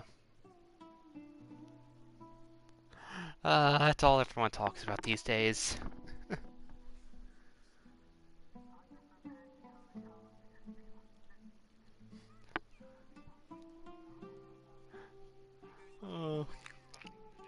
Oh gosh. I'm scared to look at the comments of the current death battle because of that. Oh god. The fact is that only one side of my family is desert folk. I don't really fit in anywhere in Sumeru. Some believe in the Dendro Archon, while others believe in the Scarlet King. I don't belong to either side, and neither side would want me. Speaking of which, the radicals mentioned that they despise traitors. Do they just think that anyone who's different from them is a traitor? Yeah. Some people can be so narrow-minded when it comes to bloodline and beliefs. It makes no difference what I say or how I behave. I'll always be suspected of having ulterior motives. Slowly, I just stopped talking to people. I pretended not to hear or see anything. All I want is to live my life in peace. And then it happened. The village keepers who had helped me disappeared with no explanation, and I didn't dare breathe a word about it to anyone. Until now. You can tell them. I'm sure he'll keep your secret. All right. I'll tell you what I told Alhaitham. Thank you. I actually have a sharper sense of hearing than most. Sometimes, I hear strange crying sounds in the night. There are ghosts? Perhaps. I'm not sure. It's faint, but it's definitely the sound of crying. It comes from far away YouTube in the definitely distance. heard that. And always carries very raw emotion. It used to be louder and more frequent, but ever since you arrived in the village, it doesn't seem to happen as often. And when it does, it's much quieter. I have to focus really hard to make it out. I confirmed this with the guards on night duty. They also have someone with a good ear, and he's heard similar sounds at night. But, because we're in the middle of a desert, he would rather believe that they are the cries of beasts than ghosts. There's really nothing around these parts, except for an old hospital not far from the village. An old hospital? Oh no. I think they used to use it for treating Elazar, but it's been abandoned for years. Yeah!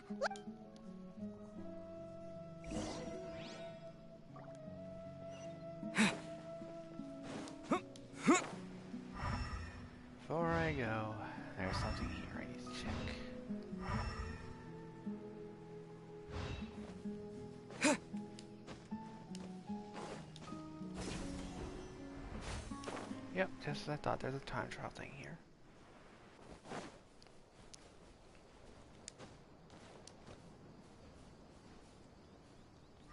Oh, and a chest there too. Alright.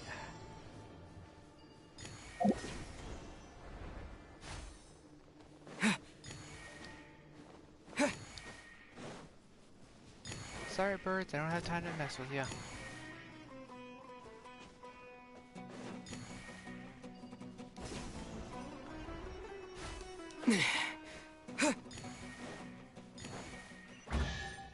Oh.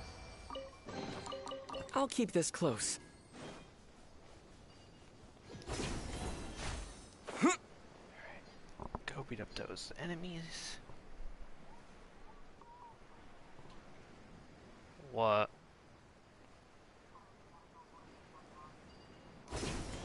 That would be amazing.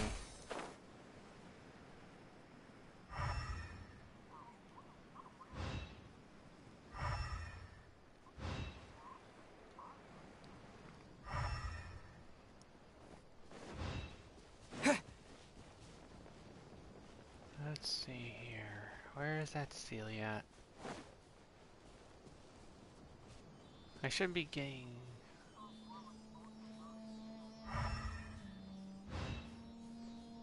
I know I'm straying away from the story, people, but meh. Oh my gosh, I hate these invisible bridges.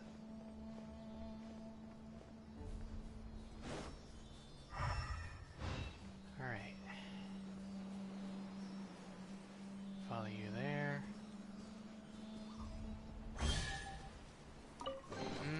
A reward on the road.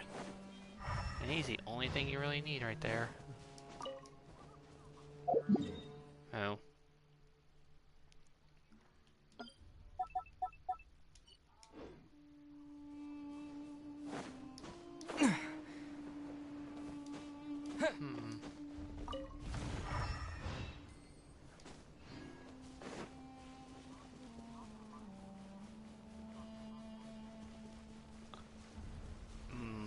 Do you have any idea how little that narrows it down?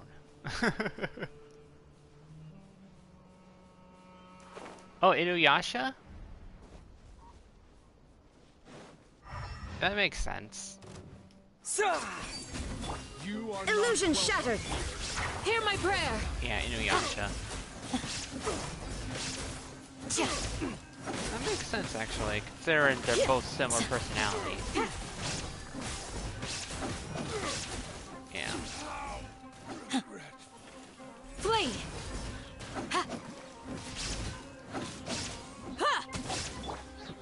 Solidify! Do your worst!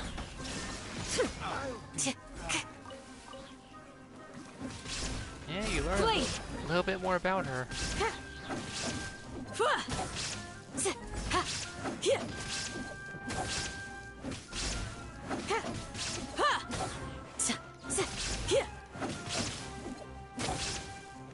Do your worst!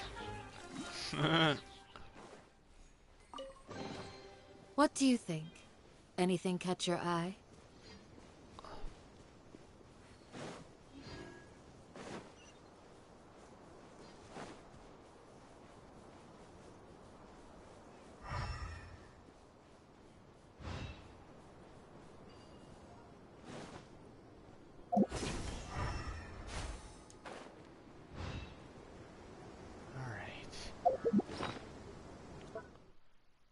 Get that. You need 11 more of those to up my trade level. Alright, sorry Candace, but... Do I want it now? I will bring my note. Guys. It's true!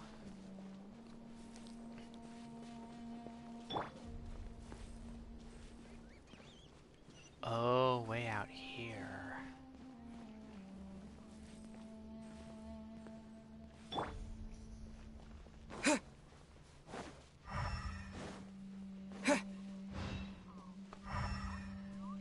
Oh, is this the place? It's unusual shape.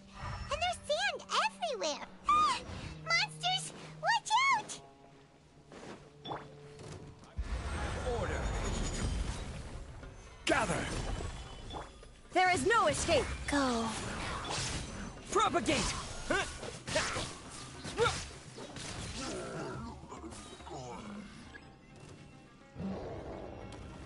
Oh, law churl. See how scared I am? Stabilize. Order guide you. Illusion shattered. Scatter! It's not Terminate. exactly wrong. Yeah. Yeah. Wheel of life.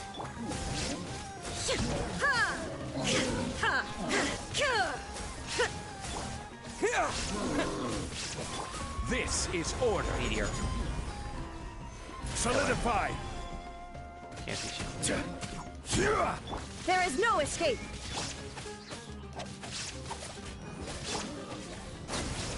There we go.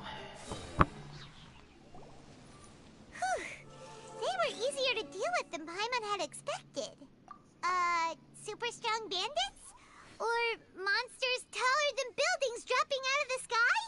Or, you know, something like that. Paimon.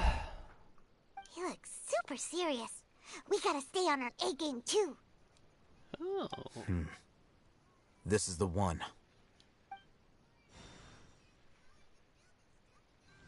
Oh, interesting.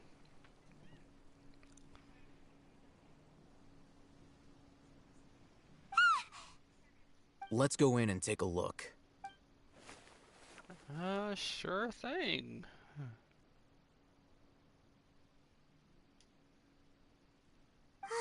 Hey, Hatham, we haven't found squat. Patience. Shawnee says she only hears the crying at night. We have time to burn. Until then, I'm taking a break. And just like that, he sits down. Wait, he even brought a book to read? What are you reading? Let Paimon see. Okay, sure. She can't read it, can she? The natural position, which is the positional propensity of an entity in natural motion in contrast with an object in forced motion? Huh? When free from external influences, every entity displays the tendency to follow its natural trajectory? Hearing Paimon try to talk science is hilarious. So, you got that? Oh, Paimon gives up. You keep reading your book. See ya. How is he so relaxed? Look at him, reading an impossible book in a creepy place like this. Hey, what good is that gonna do for you? You're acting like one of those annoying grown-ups who go around nagging people to focus on their studies. Hey, what gives? Shouldn't you be the one providing for Paimon? Oh, right. Okay then. Paimon, logic is not your strong suit. Thank you for working so hard and earning so much more. If I it mean, weren't you're for not you, wrong. Paimon would probably still be floating around in the ocean somewhere. Paimon, no logic. What's it taste like?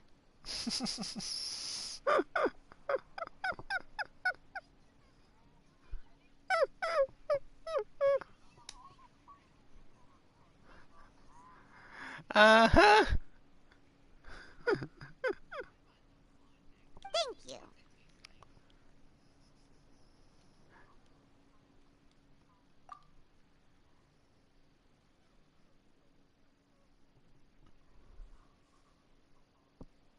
Yeah, the board there gives you hints to where they are. Paimon's getting so sleepy. I think that's next to the side entrance of Mondstadt. Where that little pier is, maybe? Huh? What was that sound? That's what I think it is. I haven't found that one yet. There it is. It's coming from that direction. Oh. Is the sound coming from here? Huh. Paimon's not seeing anything.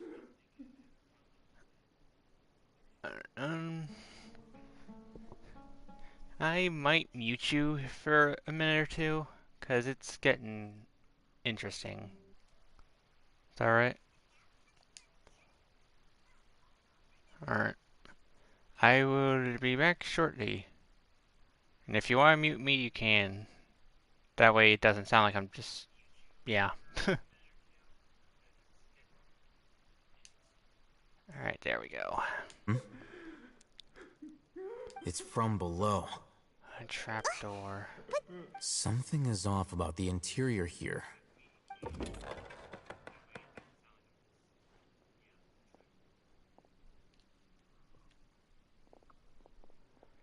Oh. As I thought. There's a hidden structure. Wow. It's like they tucked another hospital into this one. Oh, it looks like there are other mechanisms around here.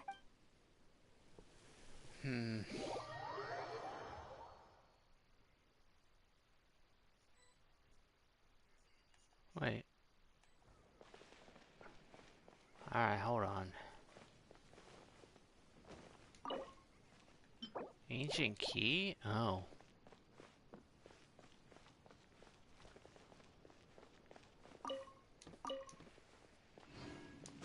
This was not here last time I was here, though.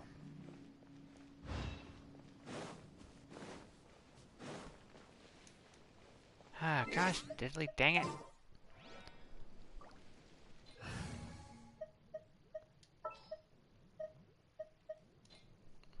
Ready for anything. Alright.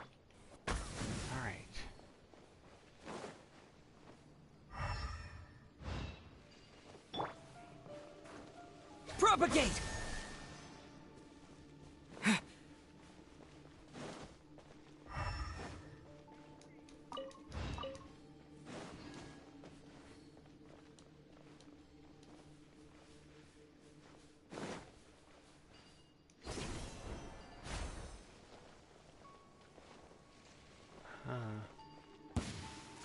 Oh.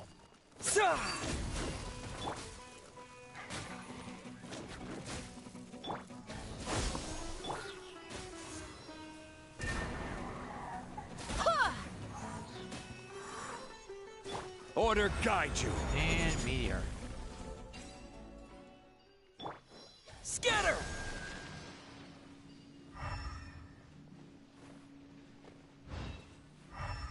Wait, would the last one be down the hole here? I don't want to risk jumping down there unless I know. Never mind, there it is. Let me switch back to Shogun. The campaign begins. Alright.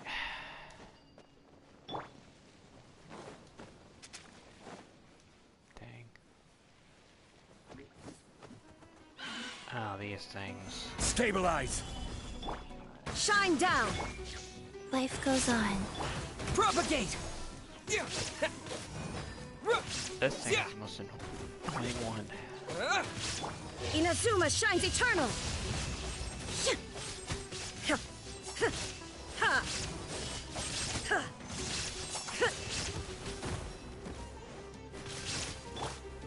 Gather!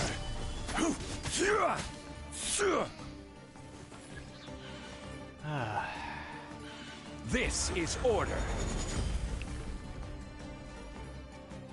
There is no escape!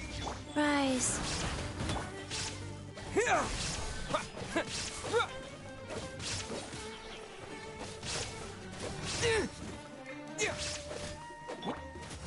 Solidify! Illusion shattered!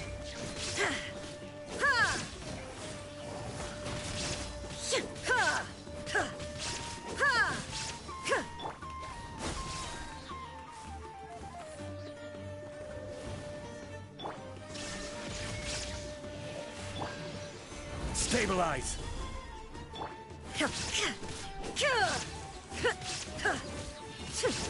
Shine down! Yeah! Scatter!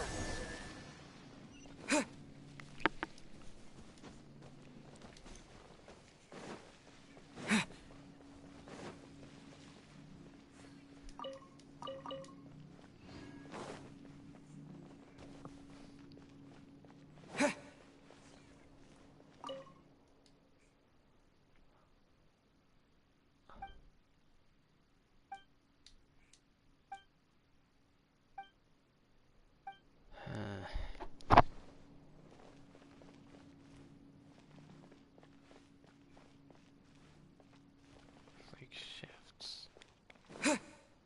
Hold the vase.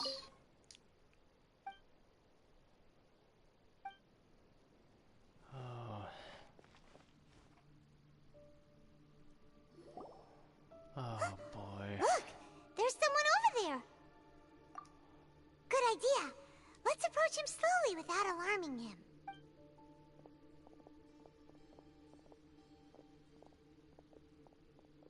Wait.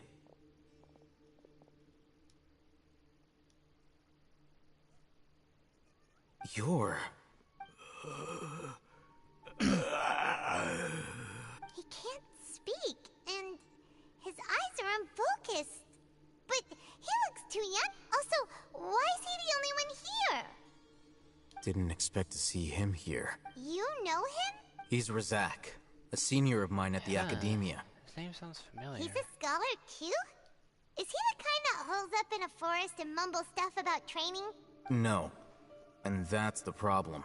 Razak was never involved in any of those things. He never trained in the forest, let alone reach Satyavada life. Leaving that question aside for the moment, him being here alone means that we might be too late. Looks like they've already taken everyone away. For whatever reason, they left Razak here. Perhaps they simply didn't have time to come back for him. There are drag marks on the ground. They're clearer by the doorway. Someone was forcefully drawing a cart that was loaded with something heavy. Loaded with people? That is one possibility. It looks like they were in a hurry, as if they were afraid of being caught. In their haste, they failed to notice Razak hiding in a corner.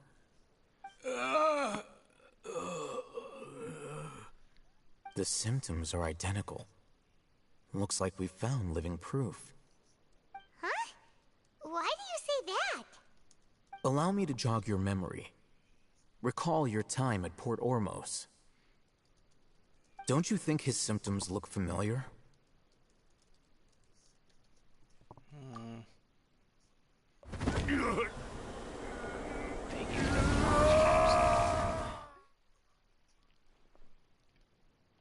Oh, now that you mention it, they're acting the same way. Correct. The Academia is behind all of this. It isn't difficult to deduce their rationale. First, the Academia spread a false rumor of the Scarlet King's resurrection, emphasizing the role of the village keepers, the mad scholars who were exiled to Aru village. These rumors were all the persuasion that the radicals needed, and those based in Aru village leapt into action.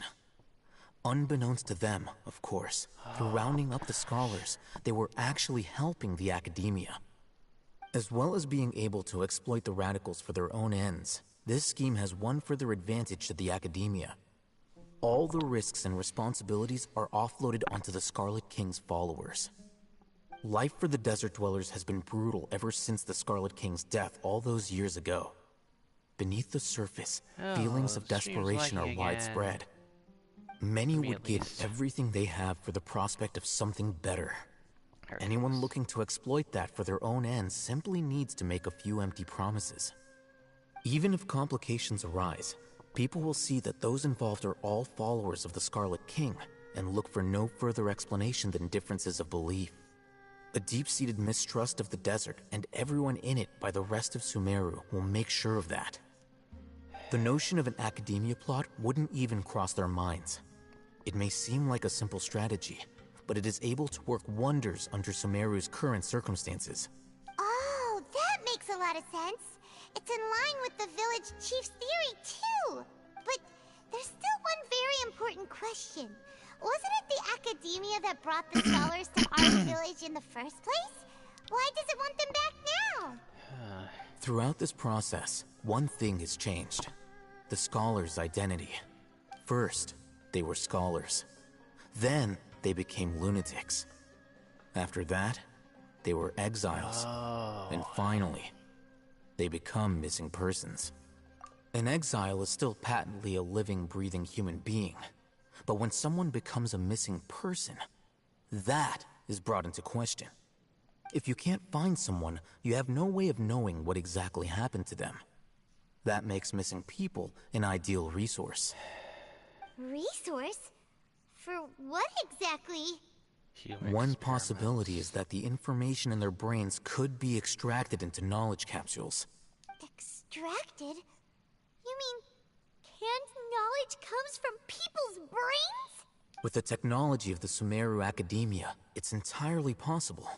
Perhaps the process caused them great suffering, which is why they cry out in the dead of night, when no one is watching them. So, the human brain... I'm the Academia scribe, after all. I'm familiar with their projects.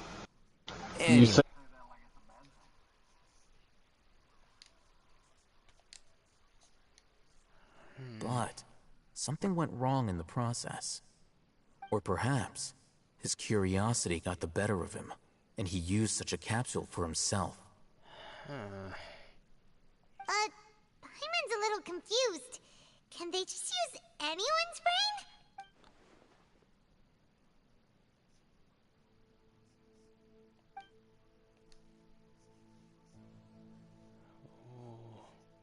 The look on your face tells me you've realized the answer. That's right. To some scholars, gaining knowledge about the gods is their entire life's pursuit. Extracting canned knowledge is just one of the extreme measures they turn to. However, I can't help but wonder, what do they seek to gain from divine knowledge? The Academia is going out of their way to look for forbidden knowledge. But what is their ultimate goal? I've spent quite some time trying to analyze the contents of the divine knowledge capsule, but to no avail. It seems like my way of thinking is too different from theirs. You mean you're not even slightly interested in getting your hands on this forbidden stuff? All scholars seek to expand the horizons of knowledge, but I'm not particularly interested in gods, so I don't share their degree of zealotry. Extracting information from people as if they were lifeless objects? If this is the direction of academic progress, then the Academia may as well shut its doors. Sounds like you're really against all this. Of course. The Academia's actions run contrary to their rules. Whether it be academics or knowledge, everything has its boundaries. If those lines are crossed, the rules and order that govern everything in the world will be destroyed.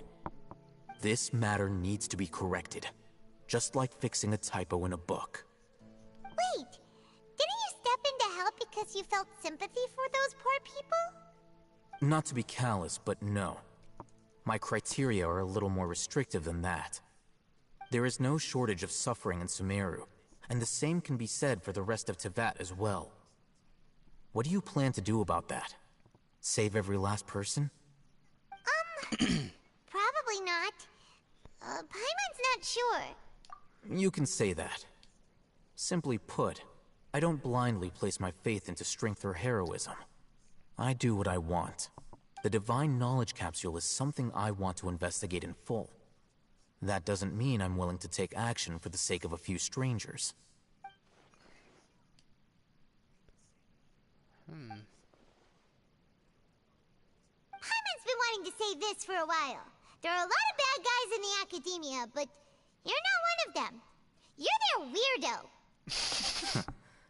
You're probably right. Though I must say, I quite enjoy this feeling of being the odd one out. Uniqueness is also an asset, is it not? Wow, that's a great way to think about it. Paimon's really impressed. If only Miss Shani had a similar mindset, her life would definitely be a lot easier. I'm just a more likable person than her in general. There's nothing more to it than that.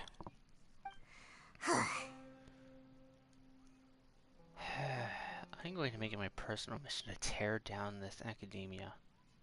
Either that, or just get rid of all the sages. He won't last long if we leave him here. Let's take him with us. We'll work out our next step after we return to Aru Village.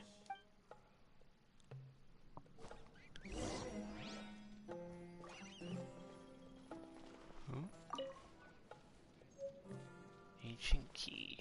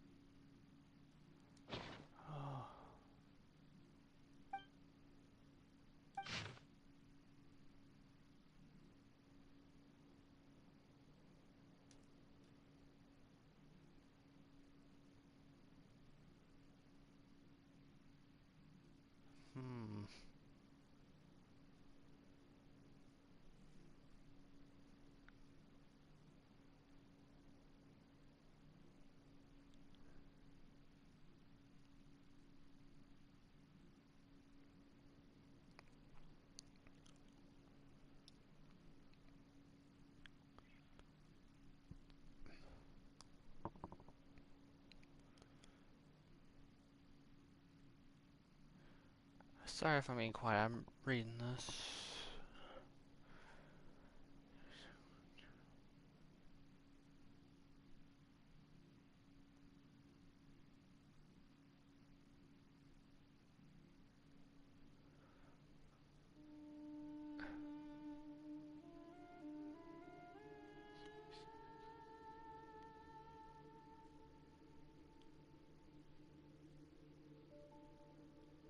Disappear completely.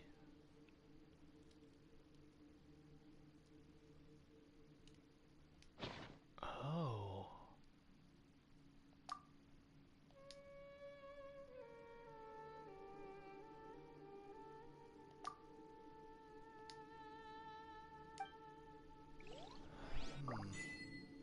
Before my time, new achievement.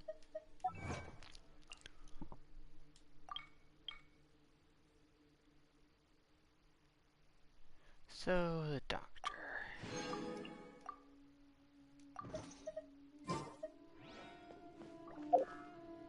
many gems does that make? 89.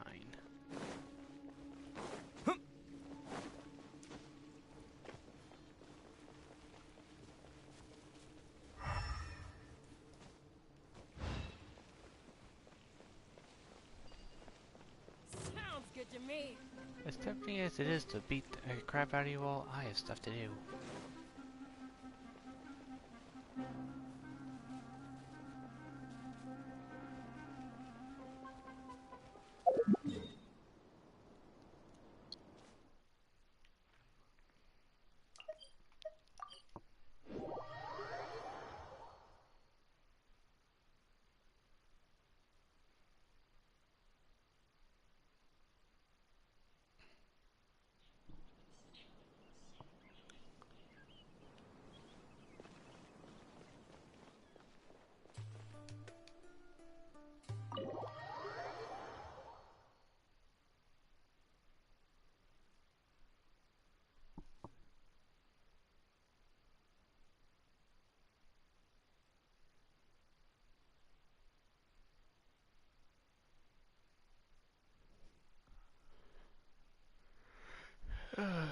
Story time.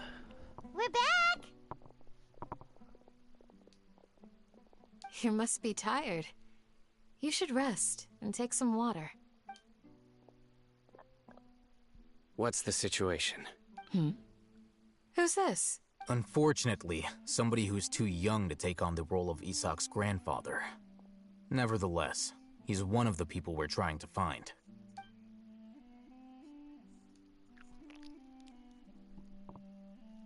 So, at one point in time, the abandoned Elazar Hospital served as the Academia's site for extracting divine cant knowledge. Yep, pretty much. Their plan must have been implemented at some point before we arrived at Aru Village, since divine cant knowledge has been in circulation for a while now. Yet, they fled once we were headed to the village, almost as if they knew we were on their trail. Why is that? Yeah, why is that? We may have a mole in our midst. One of us could be secretly revealing our whereabouts to the Academia. Huh? Are our friendships that shallow? Looks like none of you have realized wherein lies the issue. Sino, you're the reason why they can predict our movements. Wait, what's that supposed to mean? Choose your next words very carefully. It is simply a logical inference. I have my reasons. So what you're saying is... Sino's the mole. Interesting. And here I thought you were the most suspicious one, Alhaitham, since you were always acting alone. I know. You have a point. But I realized something as we were returning from the hospital. Sino isn't like any of us. What are you trying to say? Do you still remember who you are, General Mahamatra? As a Matra, you are no doubt privy to certain kinds of information. Before you can take action against someone, you are required to have all the facts available, including the less than savory details. Simply put, the Academia has traditionally allowed you access to a wealth of sensitive information. Knowing their modus operandi, wouldn't you expect them to take precautions against you? If you want to raise a vicious wolf, you need to make sure that you can avoid its bite. The Academia is monitoring me? It's not that simple. The Academia has eyes all over Sumeru, but they have a special protocol for dealing with you. Every so often comes a Nyagarbaha Day. On this day, the Academia enters new information into the Akasha through knowledge capsules. I remember seeing the thick notebook next to the control panel once. Its contents were all about the General Mahamatra, his activities throughout the day, preferred methods of enacting judgment, everything. You're saying that the Academia entered my information into the Akasha too? But what's the point in doing that? My actions aren't important enough to be added into the Akasha. The Akasha is capable of computation. The Akasha's algorithms are entirely capable of predicting your movements using the data entered. It predicted my every move. The Academia has been watching you longer than you think. So that's how it is. Sino adheres to his principles so strongly that he's actually a thorn in their side. Tenacity of will and steadfast faith are worthless to the Academia. They need scholars who are easily pliable and mindlessly go after anything they can profit from. Sino, don't take it to heart. This just proves how much of a trustworthy ally you are. They escaped because of me. Don't blame yourself. It's not like any of us would have known. I have an idea. If they predicted my movements, then I might be able to guess where they went. Whoa, you bounced back fast. There is always an opportunity for safety. Oh, so that's how it is! If the Academia is trying to avoid Sino, then the safest place would be... Yep, that's right! They'll want to proceed in the direction opposite of where I'm going.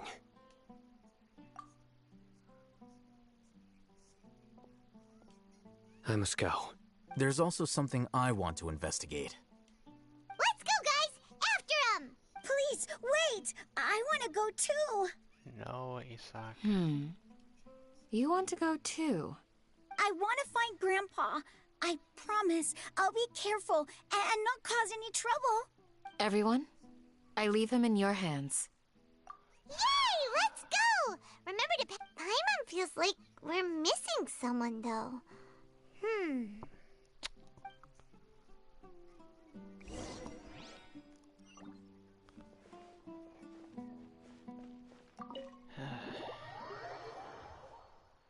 God damn it, Candace. Why did you push him onto us?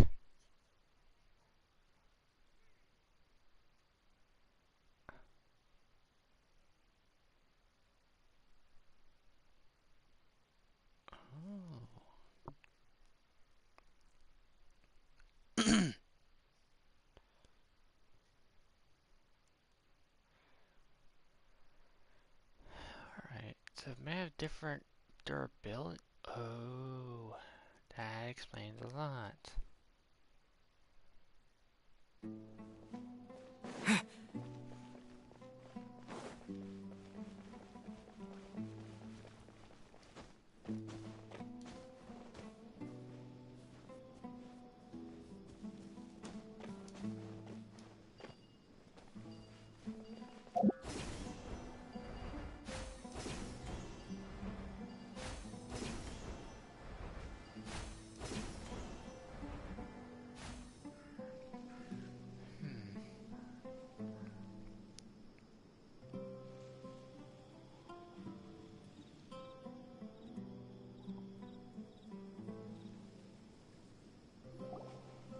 So, where do we go from here?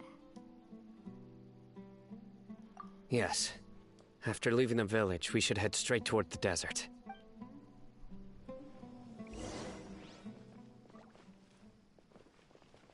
I know the desert like the back of my hand. Is that because you play here a lot? Yep. One time, Grandpa almost got lost in the desert. But I was the one who brought him back.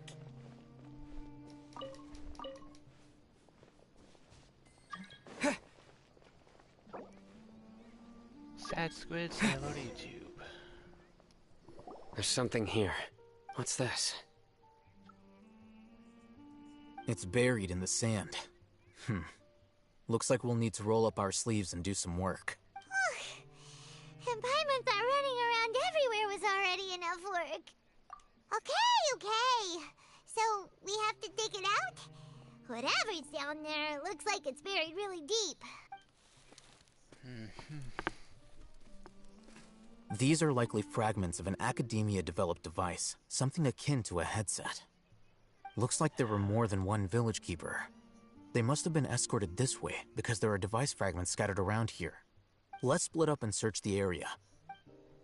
Right. Okay. Second device. Is this what we're searching for? This is definitely a device used to extract divine knowledge. How did it end up buried in the sand? That can't have been part of the plan. They must have been attacked along the way. Wait, what? Grandpa, I hope you're okay. Don't worry, your grandpa's gonna be fine. Razak didn't display any signs of starvation or dehydration. We should be able to catch up. One more thing. Given that the device had been entirely covered by sand, I believe the attack must have happened prior to the sandstorm. Let's keep going. They can't have gone far.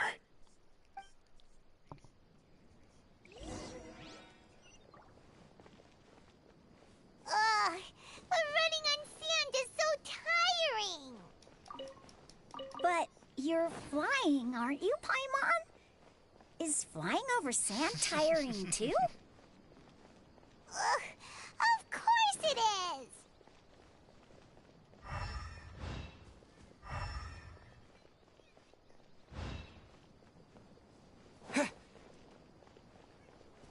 Voices, over there. It sounds like an argument. Whoa, you have really good ears.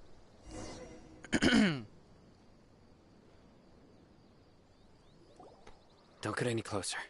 They'll notice us. Dia's talking with the Eremites? Very interesting. Let's listen in. If you had informed me sooner, there'd be plenty of room for us to... You're one of us. We would never lie. scholars. You don't know as much as I do. Need me to... I knew it. That's our Dia. Dia? Why would you... Dia! Hey, what are you doing? Huh? Didn't you say you'd help me find Grandpa? Why are you on their side? Well, look who's here. Ain't that something? This complicates things. You've betrayed Aru Village? So, this is the great General Mahamatra. Dear, you'd be better off as my assistant than hanging around with this motley crew.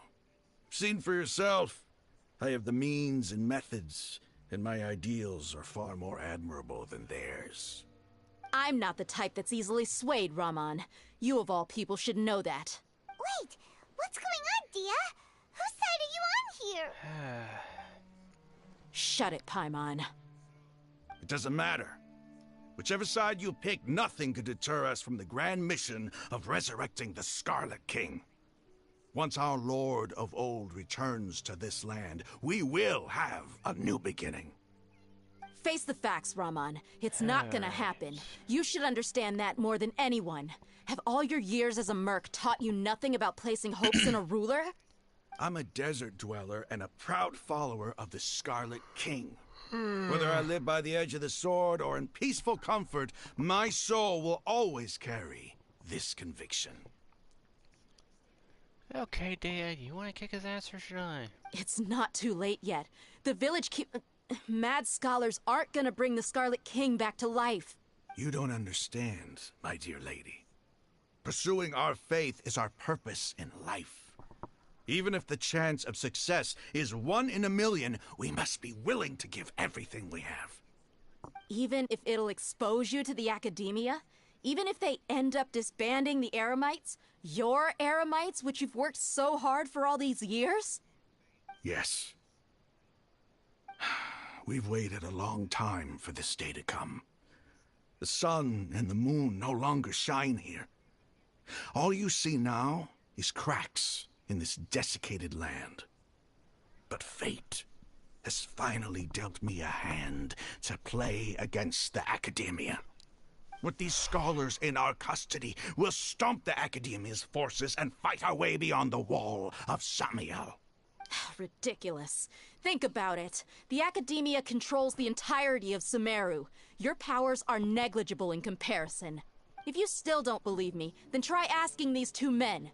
They're also against the academia, but neither of them are as arrogant as you are. They look more like pawns of the academia to me. Why would I listen to anything the people of Greater Lord Rukkhadevada have to say? Filthy traitors. Your god abandoned all honor and betrayed the Scarlet King. We desert dwellers will never trust the likes of you. It's impossible to communicate with someone so hostile. Perhaps we should. Do you really believe that by kidnapping the scholars, you'll be able to negotiate with the academia? These people have no value as bargaining chips, but I could be persuaded to take their place as your next hostage. These scholars were exiled from the academia. I, on the other hand, am their current scribe, and will be a much greater asset to you. Wait, you can't be serious. So, you want to trade places with the hostages, do you? Precisely. Any wise person would gladly accept my offer. What are you thinking? What if they decide to kill you instead? Well, that would be bad luck for me. However, I'd get the chance to observe the scholars, perhaps even find out the truth. Think you can talk me over with that confident look of yours? I'm not trying to persuade you. I'm using this as a means of joining forces against the academia. You are the scribe. What do you have against the academia? Not all desert dwellers believe in the Scarlet King, and the same applies to the academia. Why must all knowledge seekers approve of the academia's way of doing things?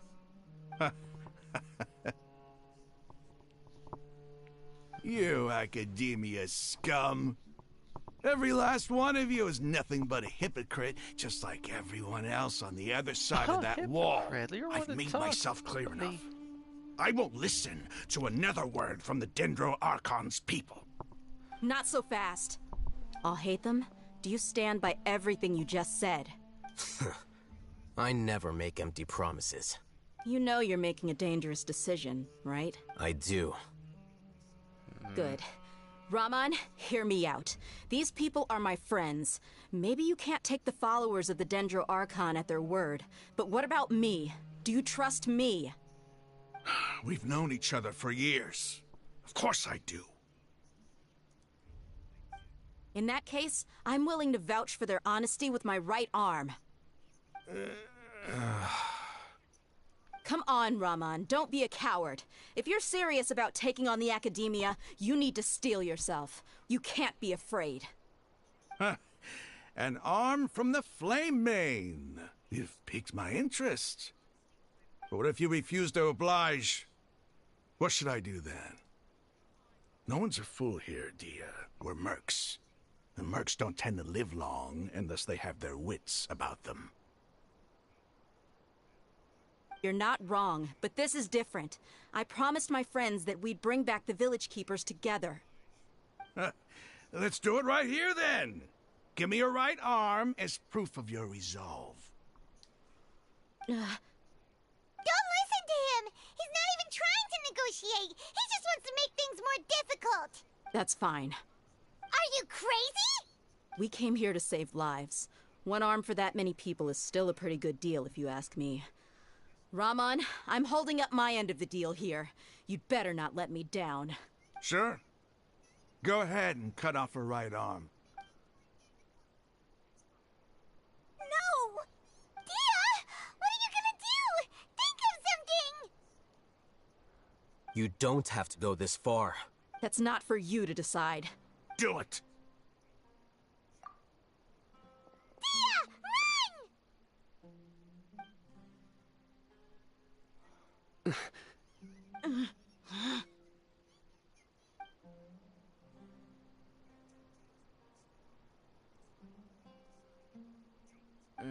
Stop! What's wrong? Can't do it? Flame Mane, you and I are both desert folk. Cutting off your arm is no different than cutting off my own fingers. Where's the sense in cutting my own kin to pieces? Oh, that was close. You've shown me that you're serious. Go on now, take your friends and leave. Meet me in the desert at noon tomorrow.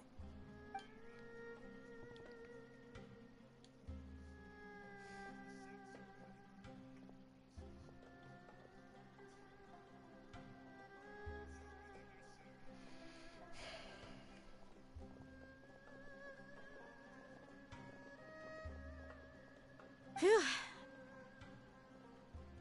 I was really counting on him not going through with it. Dia! That was crazy! Have you all lost your minds? What if he'd actually cut your arm off? Then I just have to hold my claymore with my left arm. Okay, I'm sorry. But sometimes when you're out on a limb, you gotta double down to seal the deal, you know? Don't ever make a promise like that again. I can deal with the likes of them. If it came down to it, you would not lose to them either. I don't doubt it, Sino. But this is about more than me and them. There's a lot more where they came from. Even if we got rid of one bunch of radicals, there are others out there. As you wish. I'm sorry, Dia. I should have stayed put and listened. I should have trusted you. It's okay. I promised you I'd help find your grandpa, so I'll do whatever it takes. Whatever it takes? You just might be scholar material. Huh? Are you serious? The Eremites once said that I was a lunatic. Perhaps a little madness is essential to be successful in research. Why does it feel like he's using his praise for me as an excuse to brag about himself?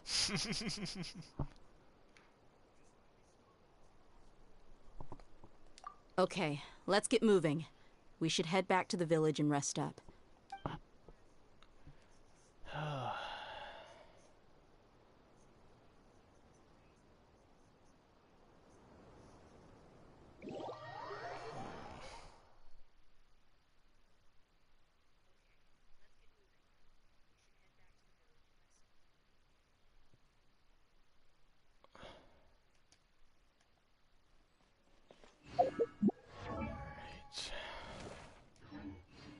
me see, do I have any... I don't have any more resin items. Do I have any more Primogems? No.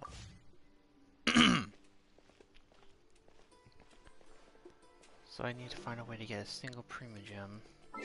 Then I can just do my commissions to get another wish for the character banner.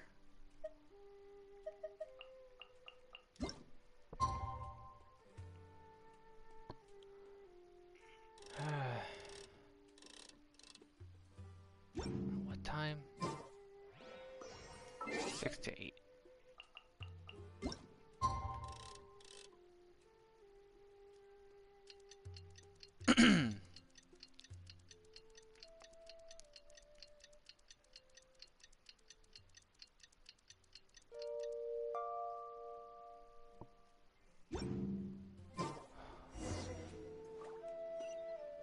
You need to watch out for yourself. Don't even think about it. Some turkeys are meant for Oh, there's a chest. Wait. Oh. Ooh, that's a funny little glitch I just found. You're all here so early. Looks like we have everyone here. Isak, are you sure you want to come with us? I'll watch from a safe distance. Dia, I want to be there to bring Grandpa home. Okay, let's go then. Dia, wait. What's the matter? I heard that you were quite reckless yesterday. No more of that today, understood? Or I'll be very upset with you. Fine.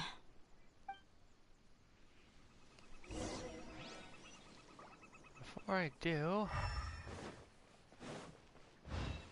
there's a chest right here.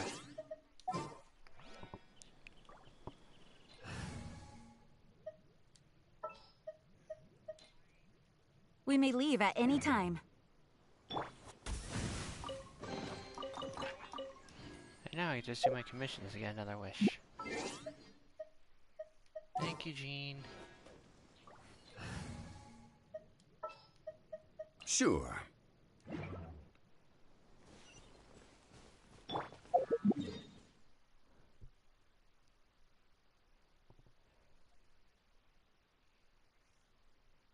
Sheesh.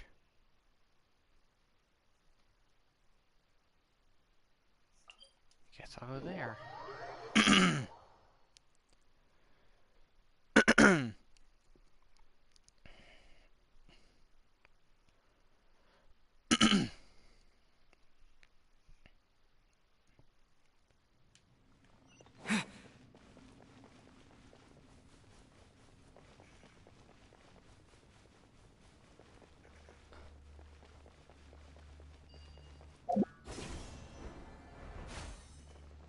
There's no way. Oh my gosh. Why is it even there? Is this one above ground?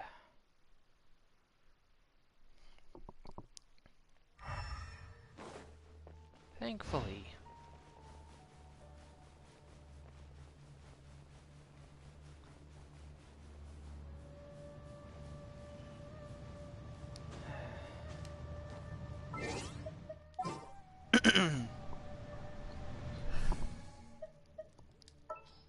Sorry, Chi-Chi. I'll put you back in the party soon. Who's our target this time?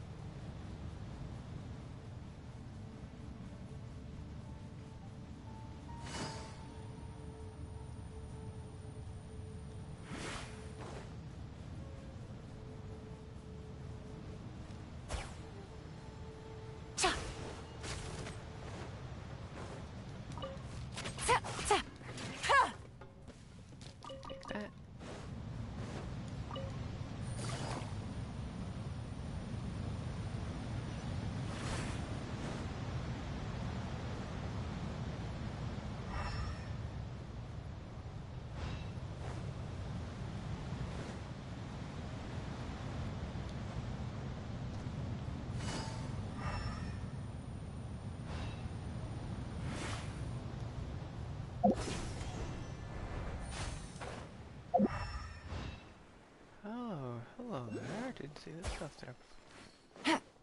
Oh, I hate invisible walls. They suck so much.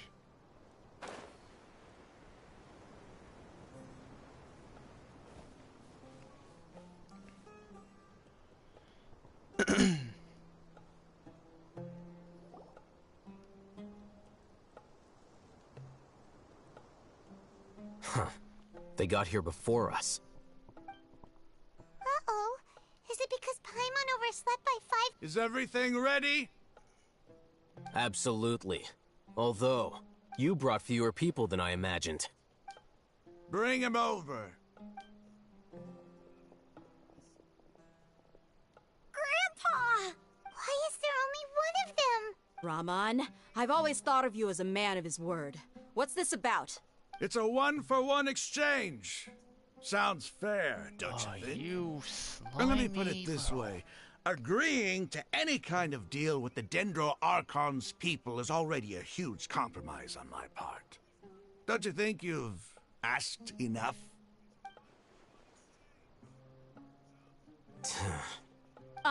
You stay right there!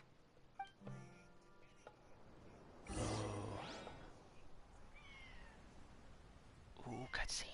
Oh, she's mad.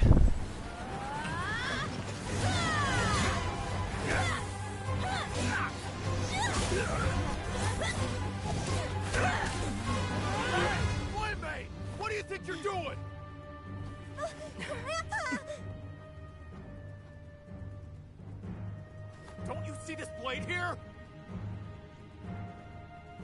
You coward! Why are your hands shaking? Wait a second! It's a earthquake! Grandpa!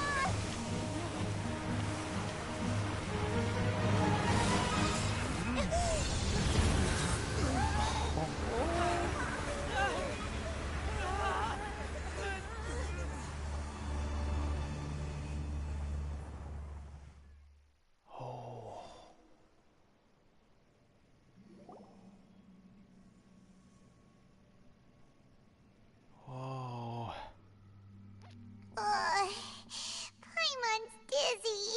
Oh.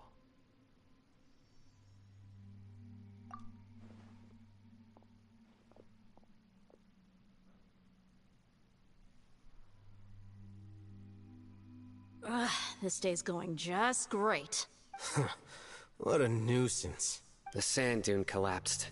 I saw an energy field. The village keeper protected us. It glowed green with Dendro. Just like you said, it may well have been the remains of Lesser Lord Kusanali's power inside the scholar's body. No doubt about it. The Dendro Archon. The present one. Grandpa? Grandpa? Oh no, he's getting confused again. Hey, look around you. Did there used to be a temple here? It seems that when the sand dune collapsed, it exposed these underground structures. The symbols on the gate belong to the Scarlet King's civilization. This structure must be ancient. It could have been an underground palace in the distant past. Oh, a miracle. Praise the Scarlet King! What's he doing here? Oh, And his that men guy's still too? alive. They must have fallen down here with us. Pretty lucky if you ask me.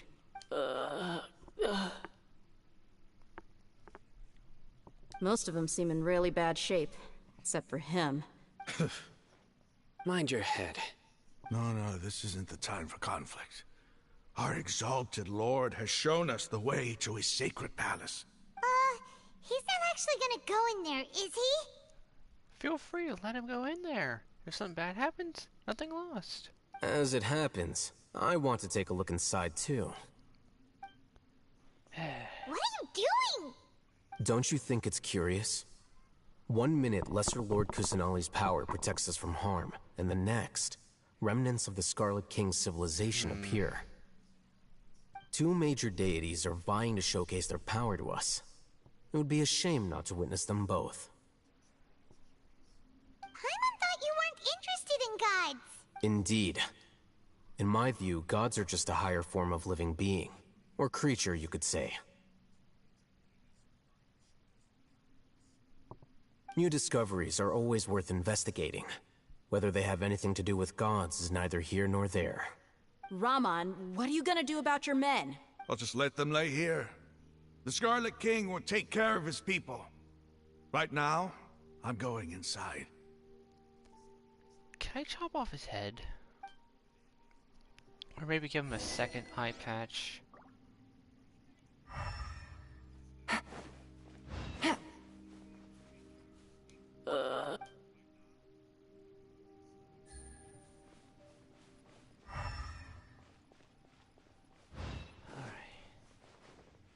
Grandpa? Grandpa? Grandpa? Okay, so I can't even talk to the guy.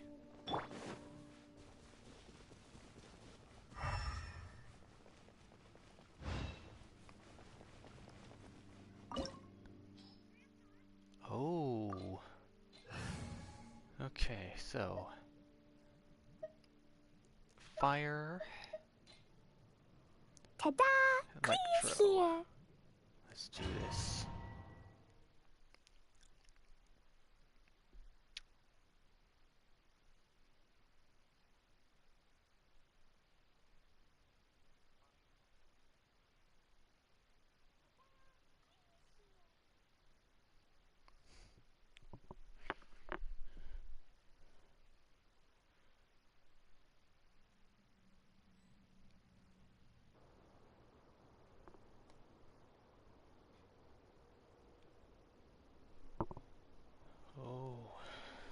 It's full of life here.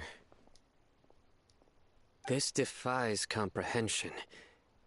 It looked completely desolate from the outside. Yet, it flows with energy inside. Yeah, and there's so many plants. It's so pretty.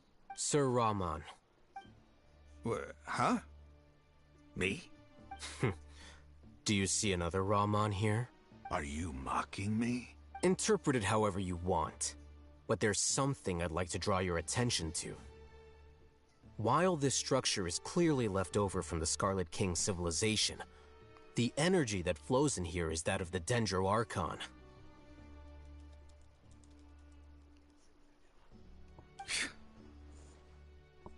Whatever you say.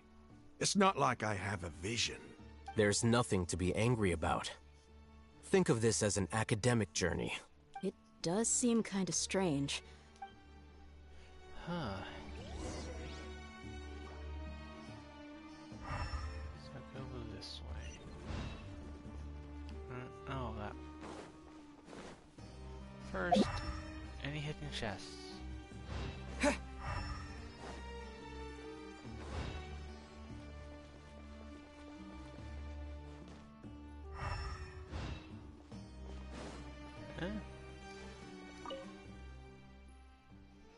Look up at the hall as a mortal and listen to the holy guidance.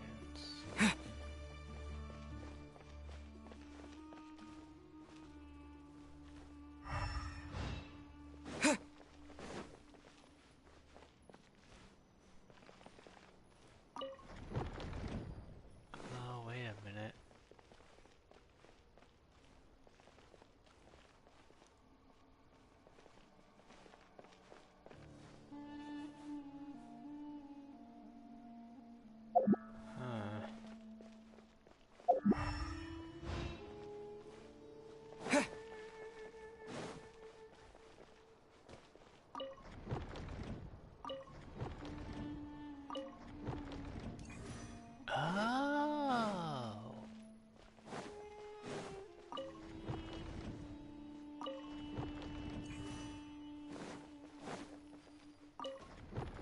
I'm an idiot. Wait a minute. Wait, they turn each other?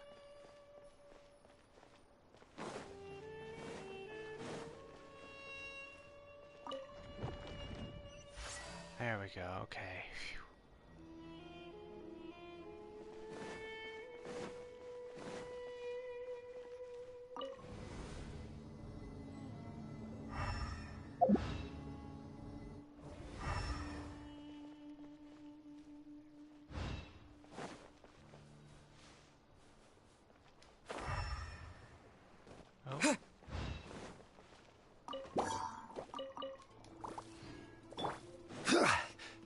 Order guide you.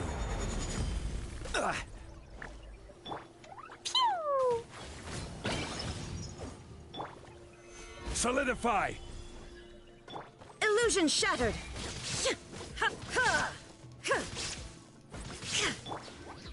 Ooh. La la la. Ha. Hi-ya. Boom! Boing, boing, boom! Here.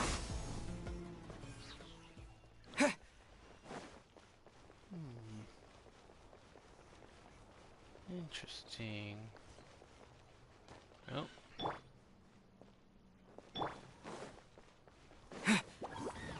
Germinate! Torn to oblivion!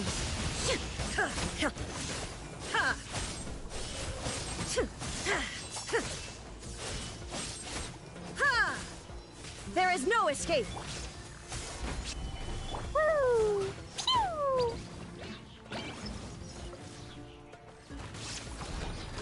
Boom! And boom.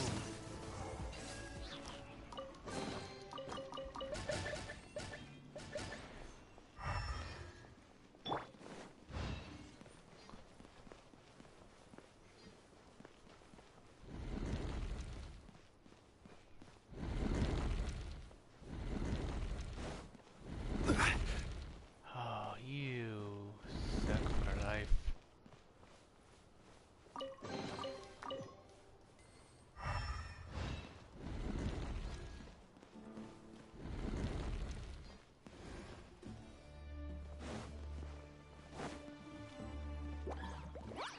I will have order. Jumpy, dumpy. Shine down! Propagate.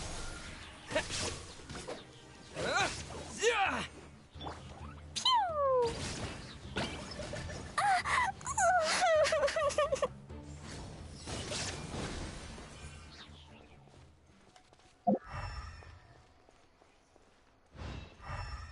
La la la.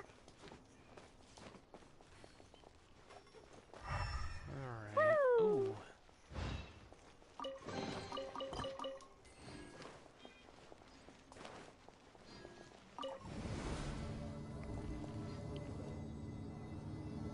Get my shield ready.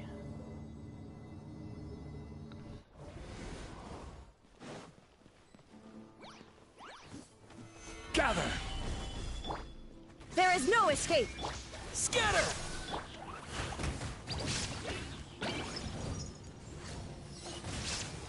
Boing, boing, boom!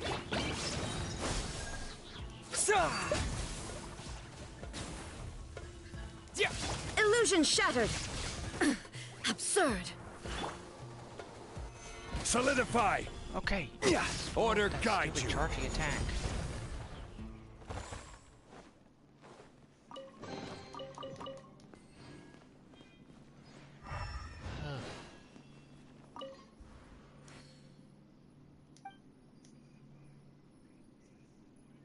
Elevator will descend to the ground. Get on top of it before it starts ascending again.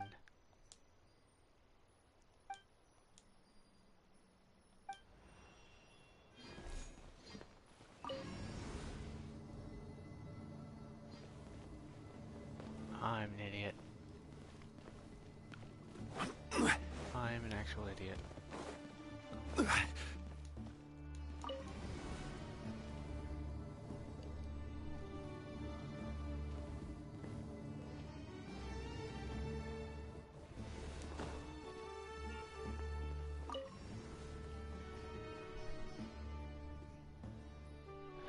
Okay, that's pretty clever though.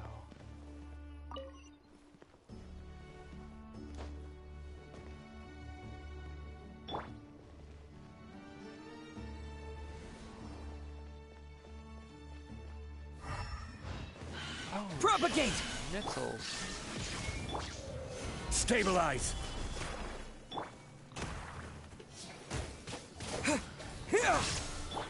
Inazuma shines eternal! Ha! Ha!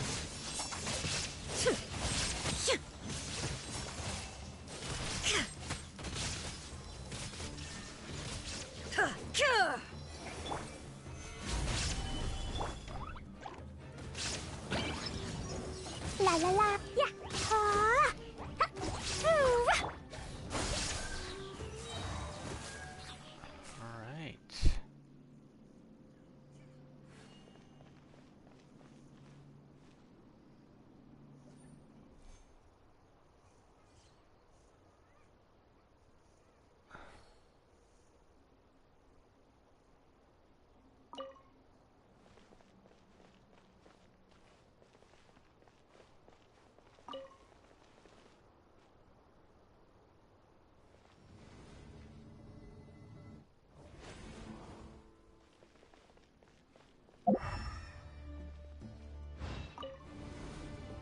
No, that's not what I wanted to do.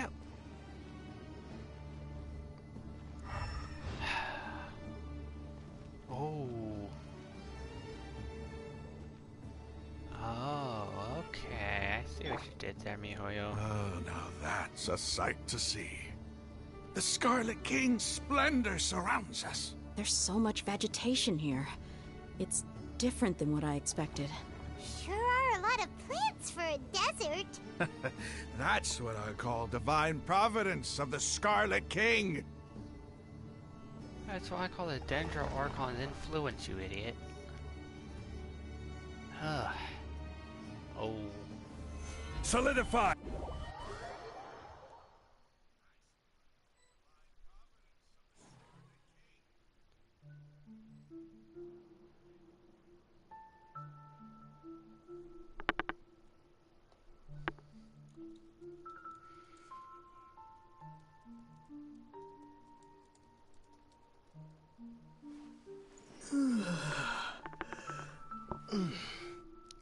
Whoa.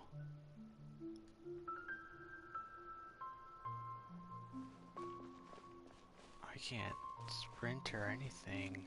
Oh. It's getting brighter. Oh, it looks so beautiful.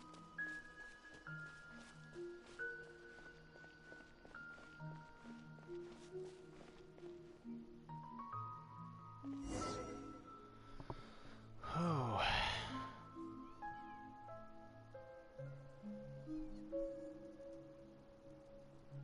Wait, what's that?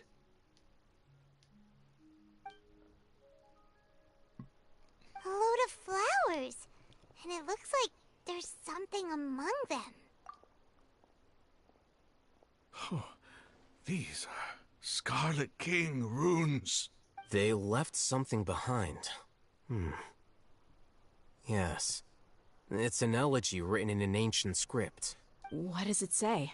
Here lies our faithful priest Kasala. His wisdom is a miracle among the people, deserving of high praise and admiration. You can read ancient Scarlet King script? Of course.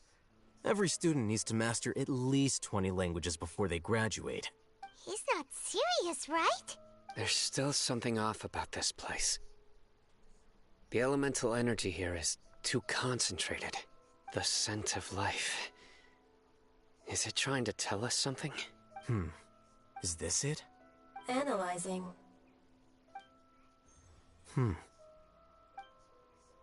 There seems to be a hidden message among these skeletal remains. Excellent. There's a device from the Scarlet King's civilization in this gravesite. I'll transmit the information over and project it for everyone to see.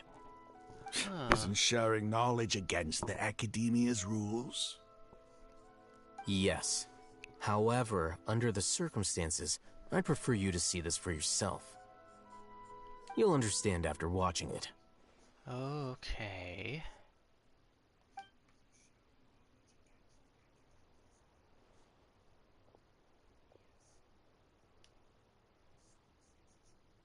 Ooh. Civilization is born of knowledge, but so too can knowledge be its demise. Ooh. A disaster caught us unaware. It was knowledge that did not belong to this world.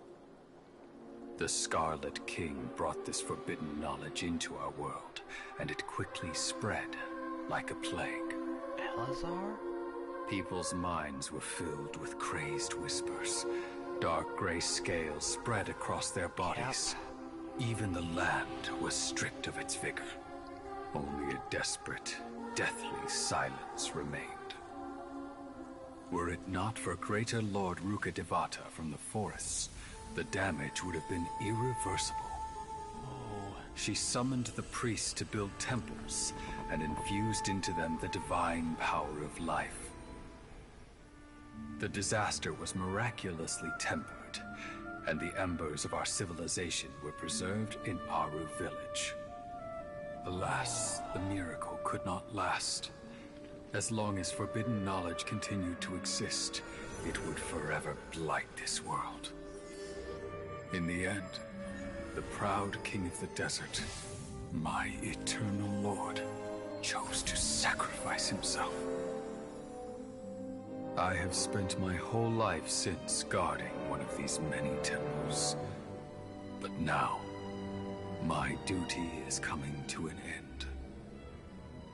As I close my eyes for the final time, the sight of that noble deity will appear in my vision once more.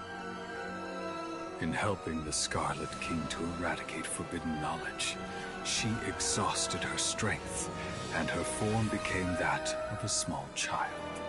How strange. Now that I think of her, I no longer have any fear of death, for I sense that the spirit of life will abide with me during my eternal sleep. Children of the desert, cling no longer to past grievances, but hold tight to the memory of this act of benevolence. What was that?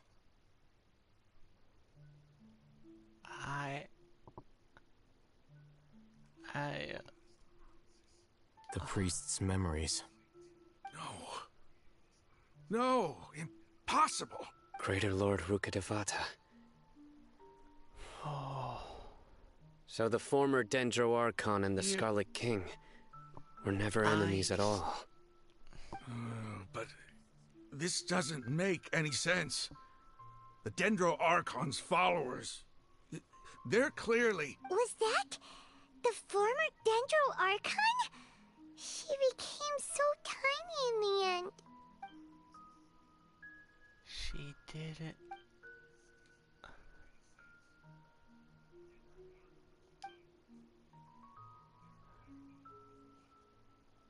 You might be distrustful of the Akasha, but there's no reason for you to doubt the Scarlet King's technology.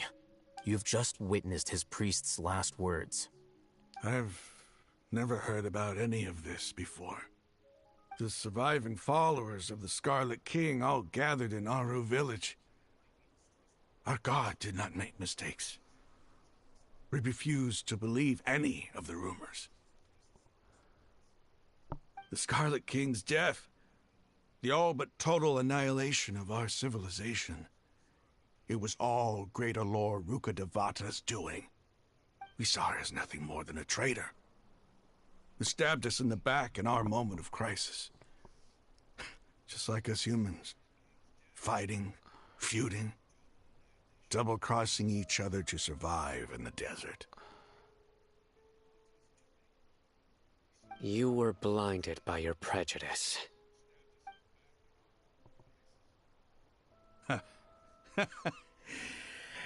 If I hadn't seen this for myself, if I hadn't witnessed his last words with my own eyes, ears, and heart, how could I ever begin to accept this? The truth is so far from what I've always known. Am I really supposed to believe that after all these years, all this time seeking revenge, suddenly now my enemy is my savior? Rahman, that's enough.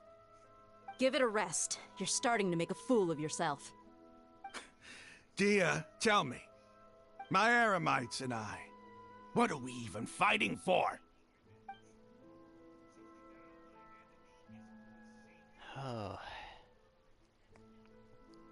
Hey, how you doing? I'll live. Thanks. I should probably go.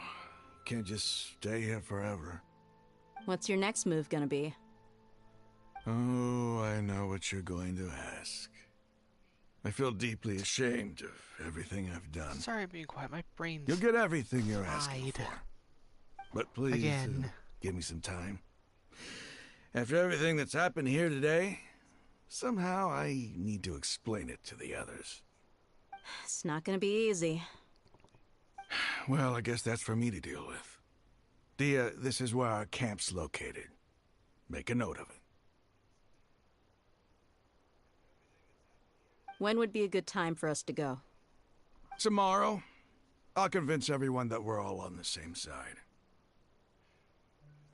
That's not gonna And go I'll well. return every last one of your your village keepers.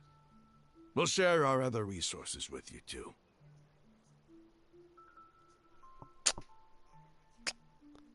You seem to finally understand that our true enemy is the sages. Yes. The gods never gave up on anyone. It's the people responsible for all this that need to face the consequences of their actions. That must have been rough. But he seems to have figured things out now. Ramon's no fool. Being the leader of your own faction in the desert is no easy feat. It's too bad he was held back by his belief in the Scarlet King. But now that that's changed, I guess we have a few more people on our side. The outcome, at least, is favorable. We should get going too. Let's head back, have a proper meal, and a nice, long sleep.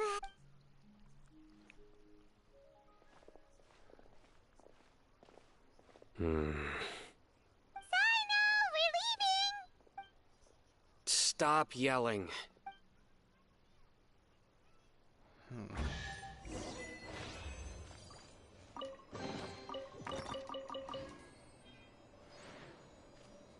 Only 10 from that?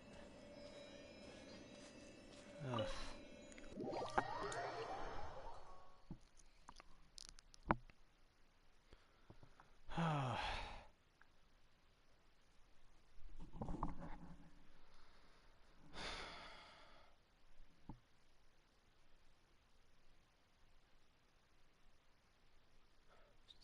Oh my gosh, my brain is just...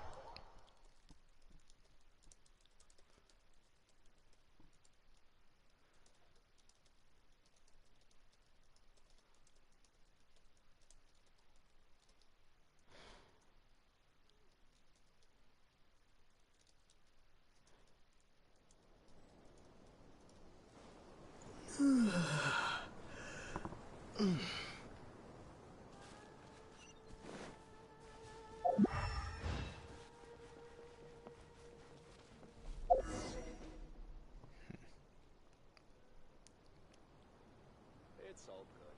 Whatever the boss says.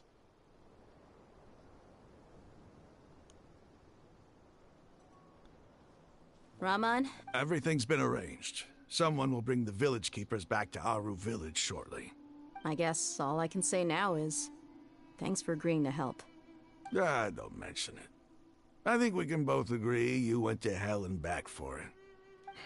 But we share a common cause now. From here on out, we're allies. Where are the perpetrators? I'll bring you to them.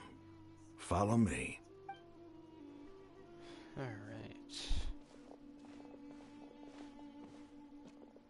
So these are the people who kidnapped the village keepers. Oh no, it's the scribe! There's no need to yell. No one can help you now. We've been all over the desert trying to find you! That's right. Oh. General Mahamatra? No, no! Make it quick, please! Swift and painless! Whoa. The moment they set eyes on Sino, they turn pale like they've seen a ghost! You should have known that I would be coming for you. Wait, we were just following orders. You know what I'm talking about, right? No, not Sino. He's gonna tear us limb from limb. I could do worse. Please have mercy. Start talking. Otherwise, I'll have to resort to other methods. So, your superiors have kept you quite busy recently. Why? What are they trying to accomplish? They wanted to extract canned knowledge. Don't play dumb. You know what I'm really asking. They extract divine canned knowledge. Then what? I really don't know how to explain it. Well, you better start talking or you'll be sorry! You don't want to make things any more difficult for yourself, do ya? Be my guest.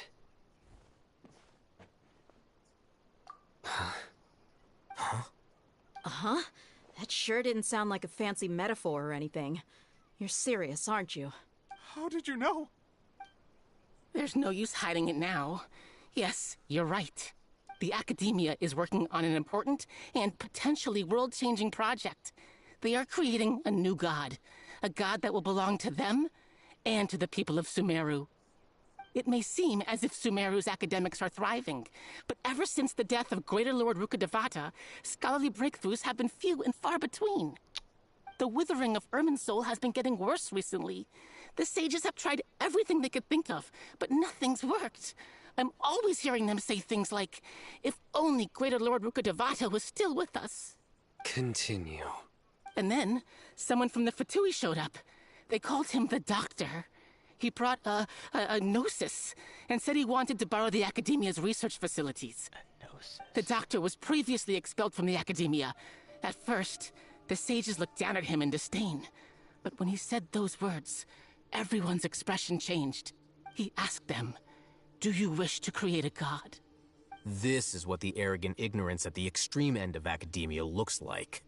First, the Academia spent a long time constructing a divine vessel, which was based on an exquisite humanoid puppet.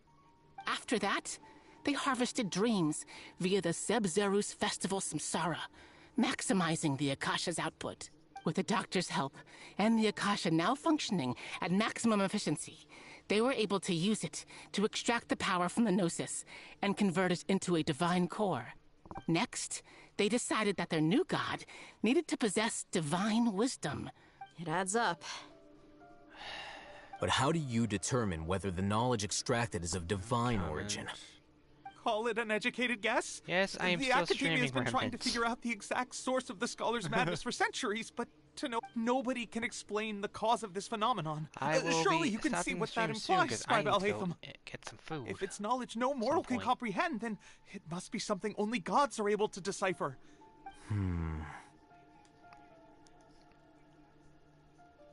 You must have noticed by now. The Academia doesn't care about who their god is. It is as if they are cursed with a desire for omniscience and omnipotence that burns in their blood. Some organisms demonstrate phototaxis, Yes, Bryce, and I'm still thus streaming. orient their entire lives in respect to sources of light. For the Also, I sages, was told their you did only something to source my of house, hope is so the prepare for existence of a payback. deity who embodies the acme of wisdom. This is but a form of phototaxis. For many scholars, the absence of a god of wisdom means stumbling in the darkness for the duration of their lives.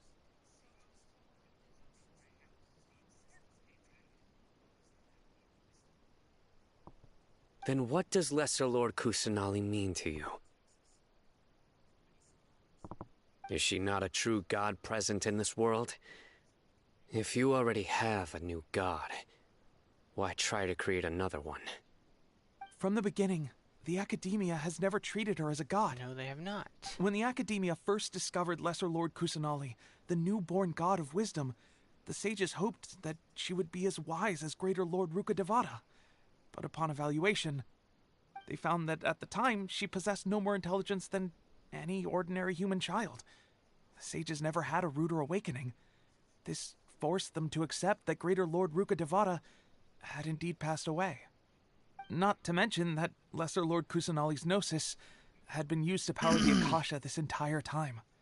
By herself, she has neither an Archon's raw power, nor the spectacular insight expected of a god of wisdom. So Slowly she but doesn't surely, have her people gnosis. began to forget about her existence. So, this is the path the sages have chosen. All right, let's try to keep our cool. Raman, give me a few men to help us escort the village keepers back to the village. Sure, as you wish.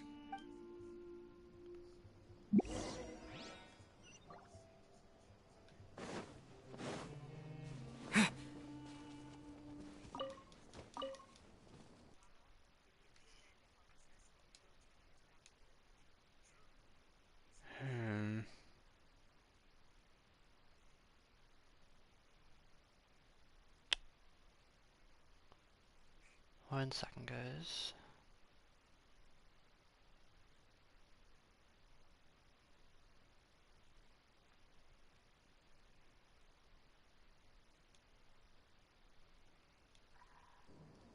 Oh, there it goes. Sorry about that.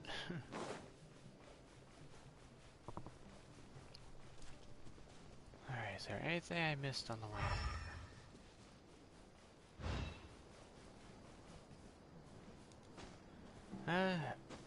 I saw that message, Bryson. We'll see if you did nothing when I get on Minecraft later to check. I'm giving you a chance. If you did do something in my house, you damn well better undo it. 'Cause I will inspect every inch.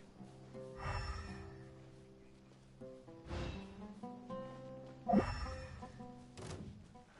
looks like I didn't miss anything here.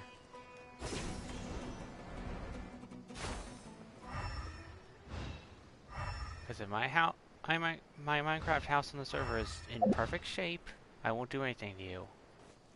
If there's even one thing wrong, I'm messing with your house.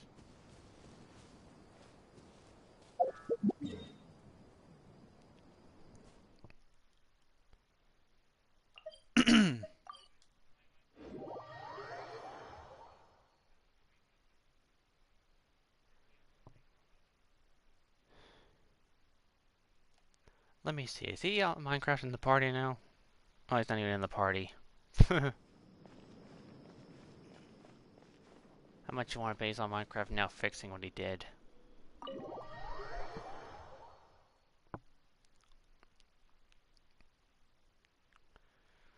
I certainly hope I'm near the end of this Archon quest. And then I get to beat up the doctor.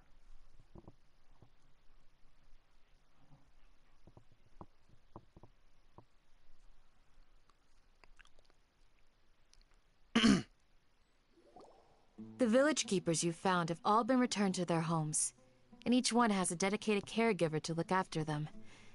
The 2 new scholars are being kept under close supervision, too. Really great work, everyone. The atmosphere is so heavy.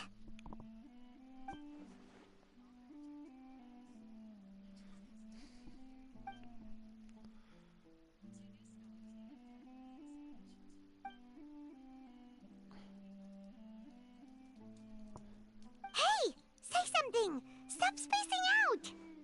Paimon, I Come never on, say is there anything. nothing left to talk about? In that case, let's all get some water and try to think about something else.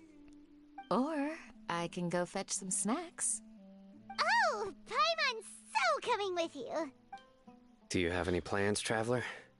Gods above, you're not talking about work, are you? So you were still withholding some information?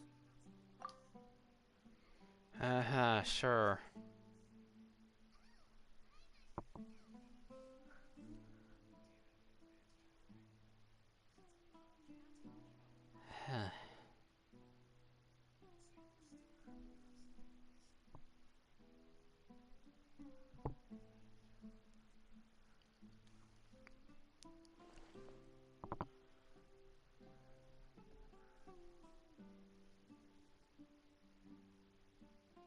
Even though we lived through all of this firsthand, it still feels super surreal to hear you talk about it again. What a whirlwind of a story. I felt like I was holding my breath the whole time. It seems like there will be more issues to face in the days ahead than I had anticipated. Still, now's a good time to make our next move. Now that Ramon's joined us, we'll be an even stronger team. It's time to make a plan. Indeed. These events are a flagrant transgression of the rules in every sense. We cannot allow it to continue. So, everyone, are we on the same page? Crush the sages and rescue our god. That is our ultimate goal. Yeah, took the words right out of my mouth, Sino. Well, let's brainstorm a little more about what other resources we can draw on. The next time we gather here, we must have a solid plan. Yep, it'll work out for sure.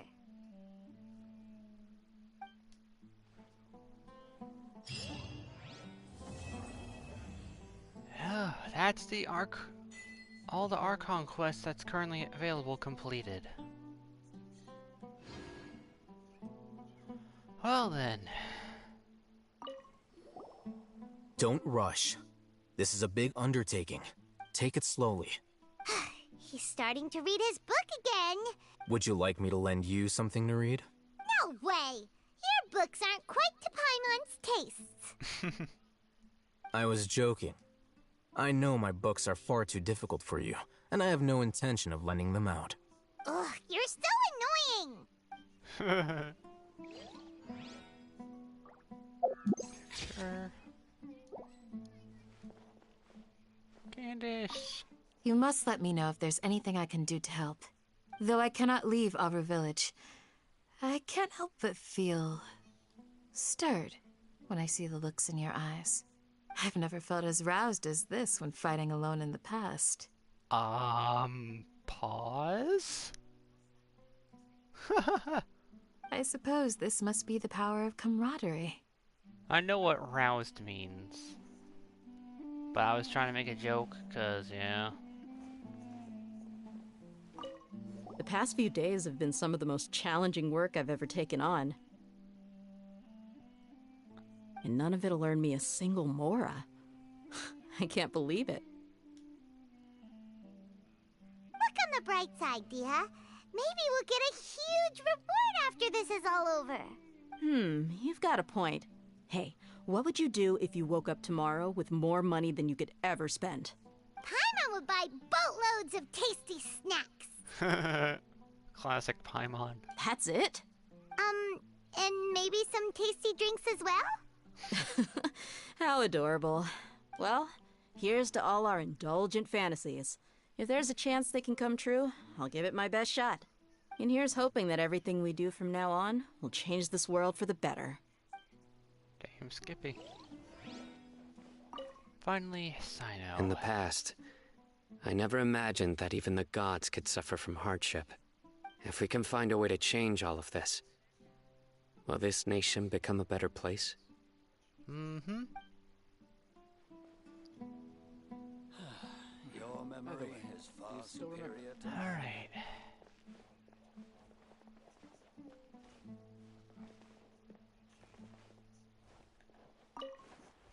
Well, this is... My brain hurts.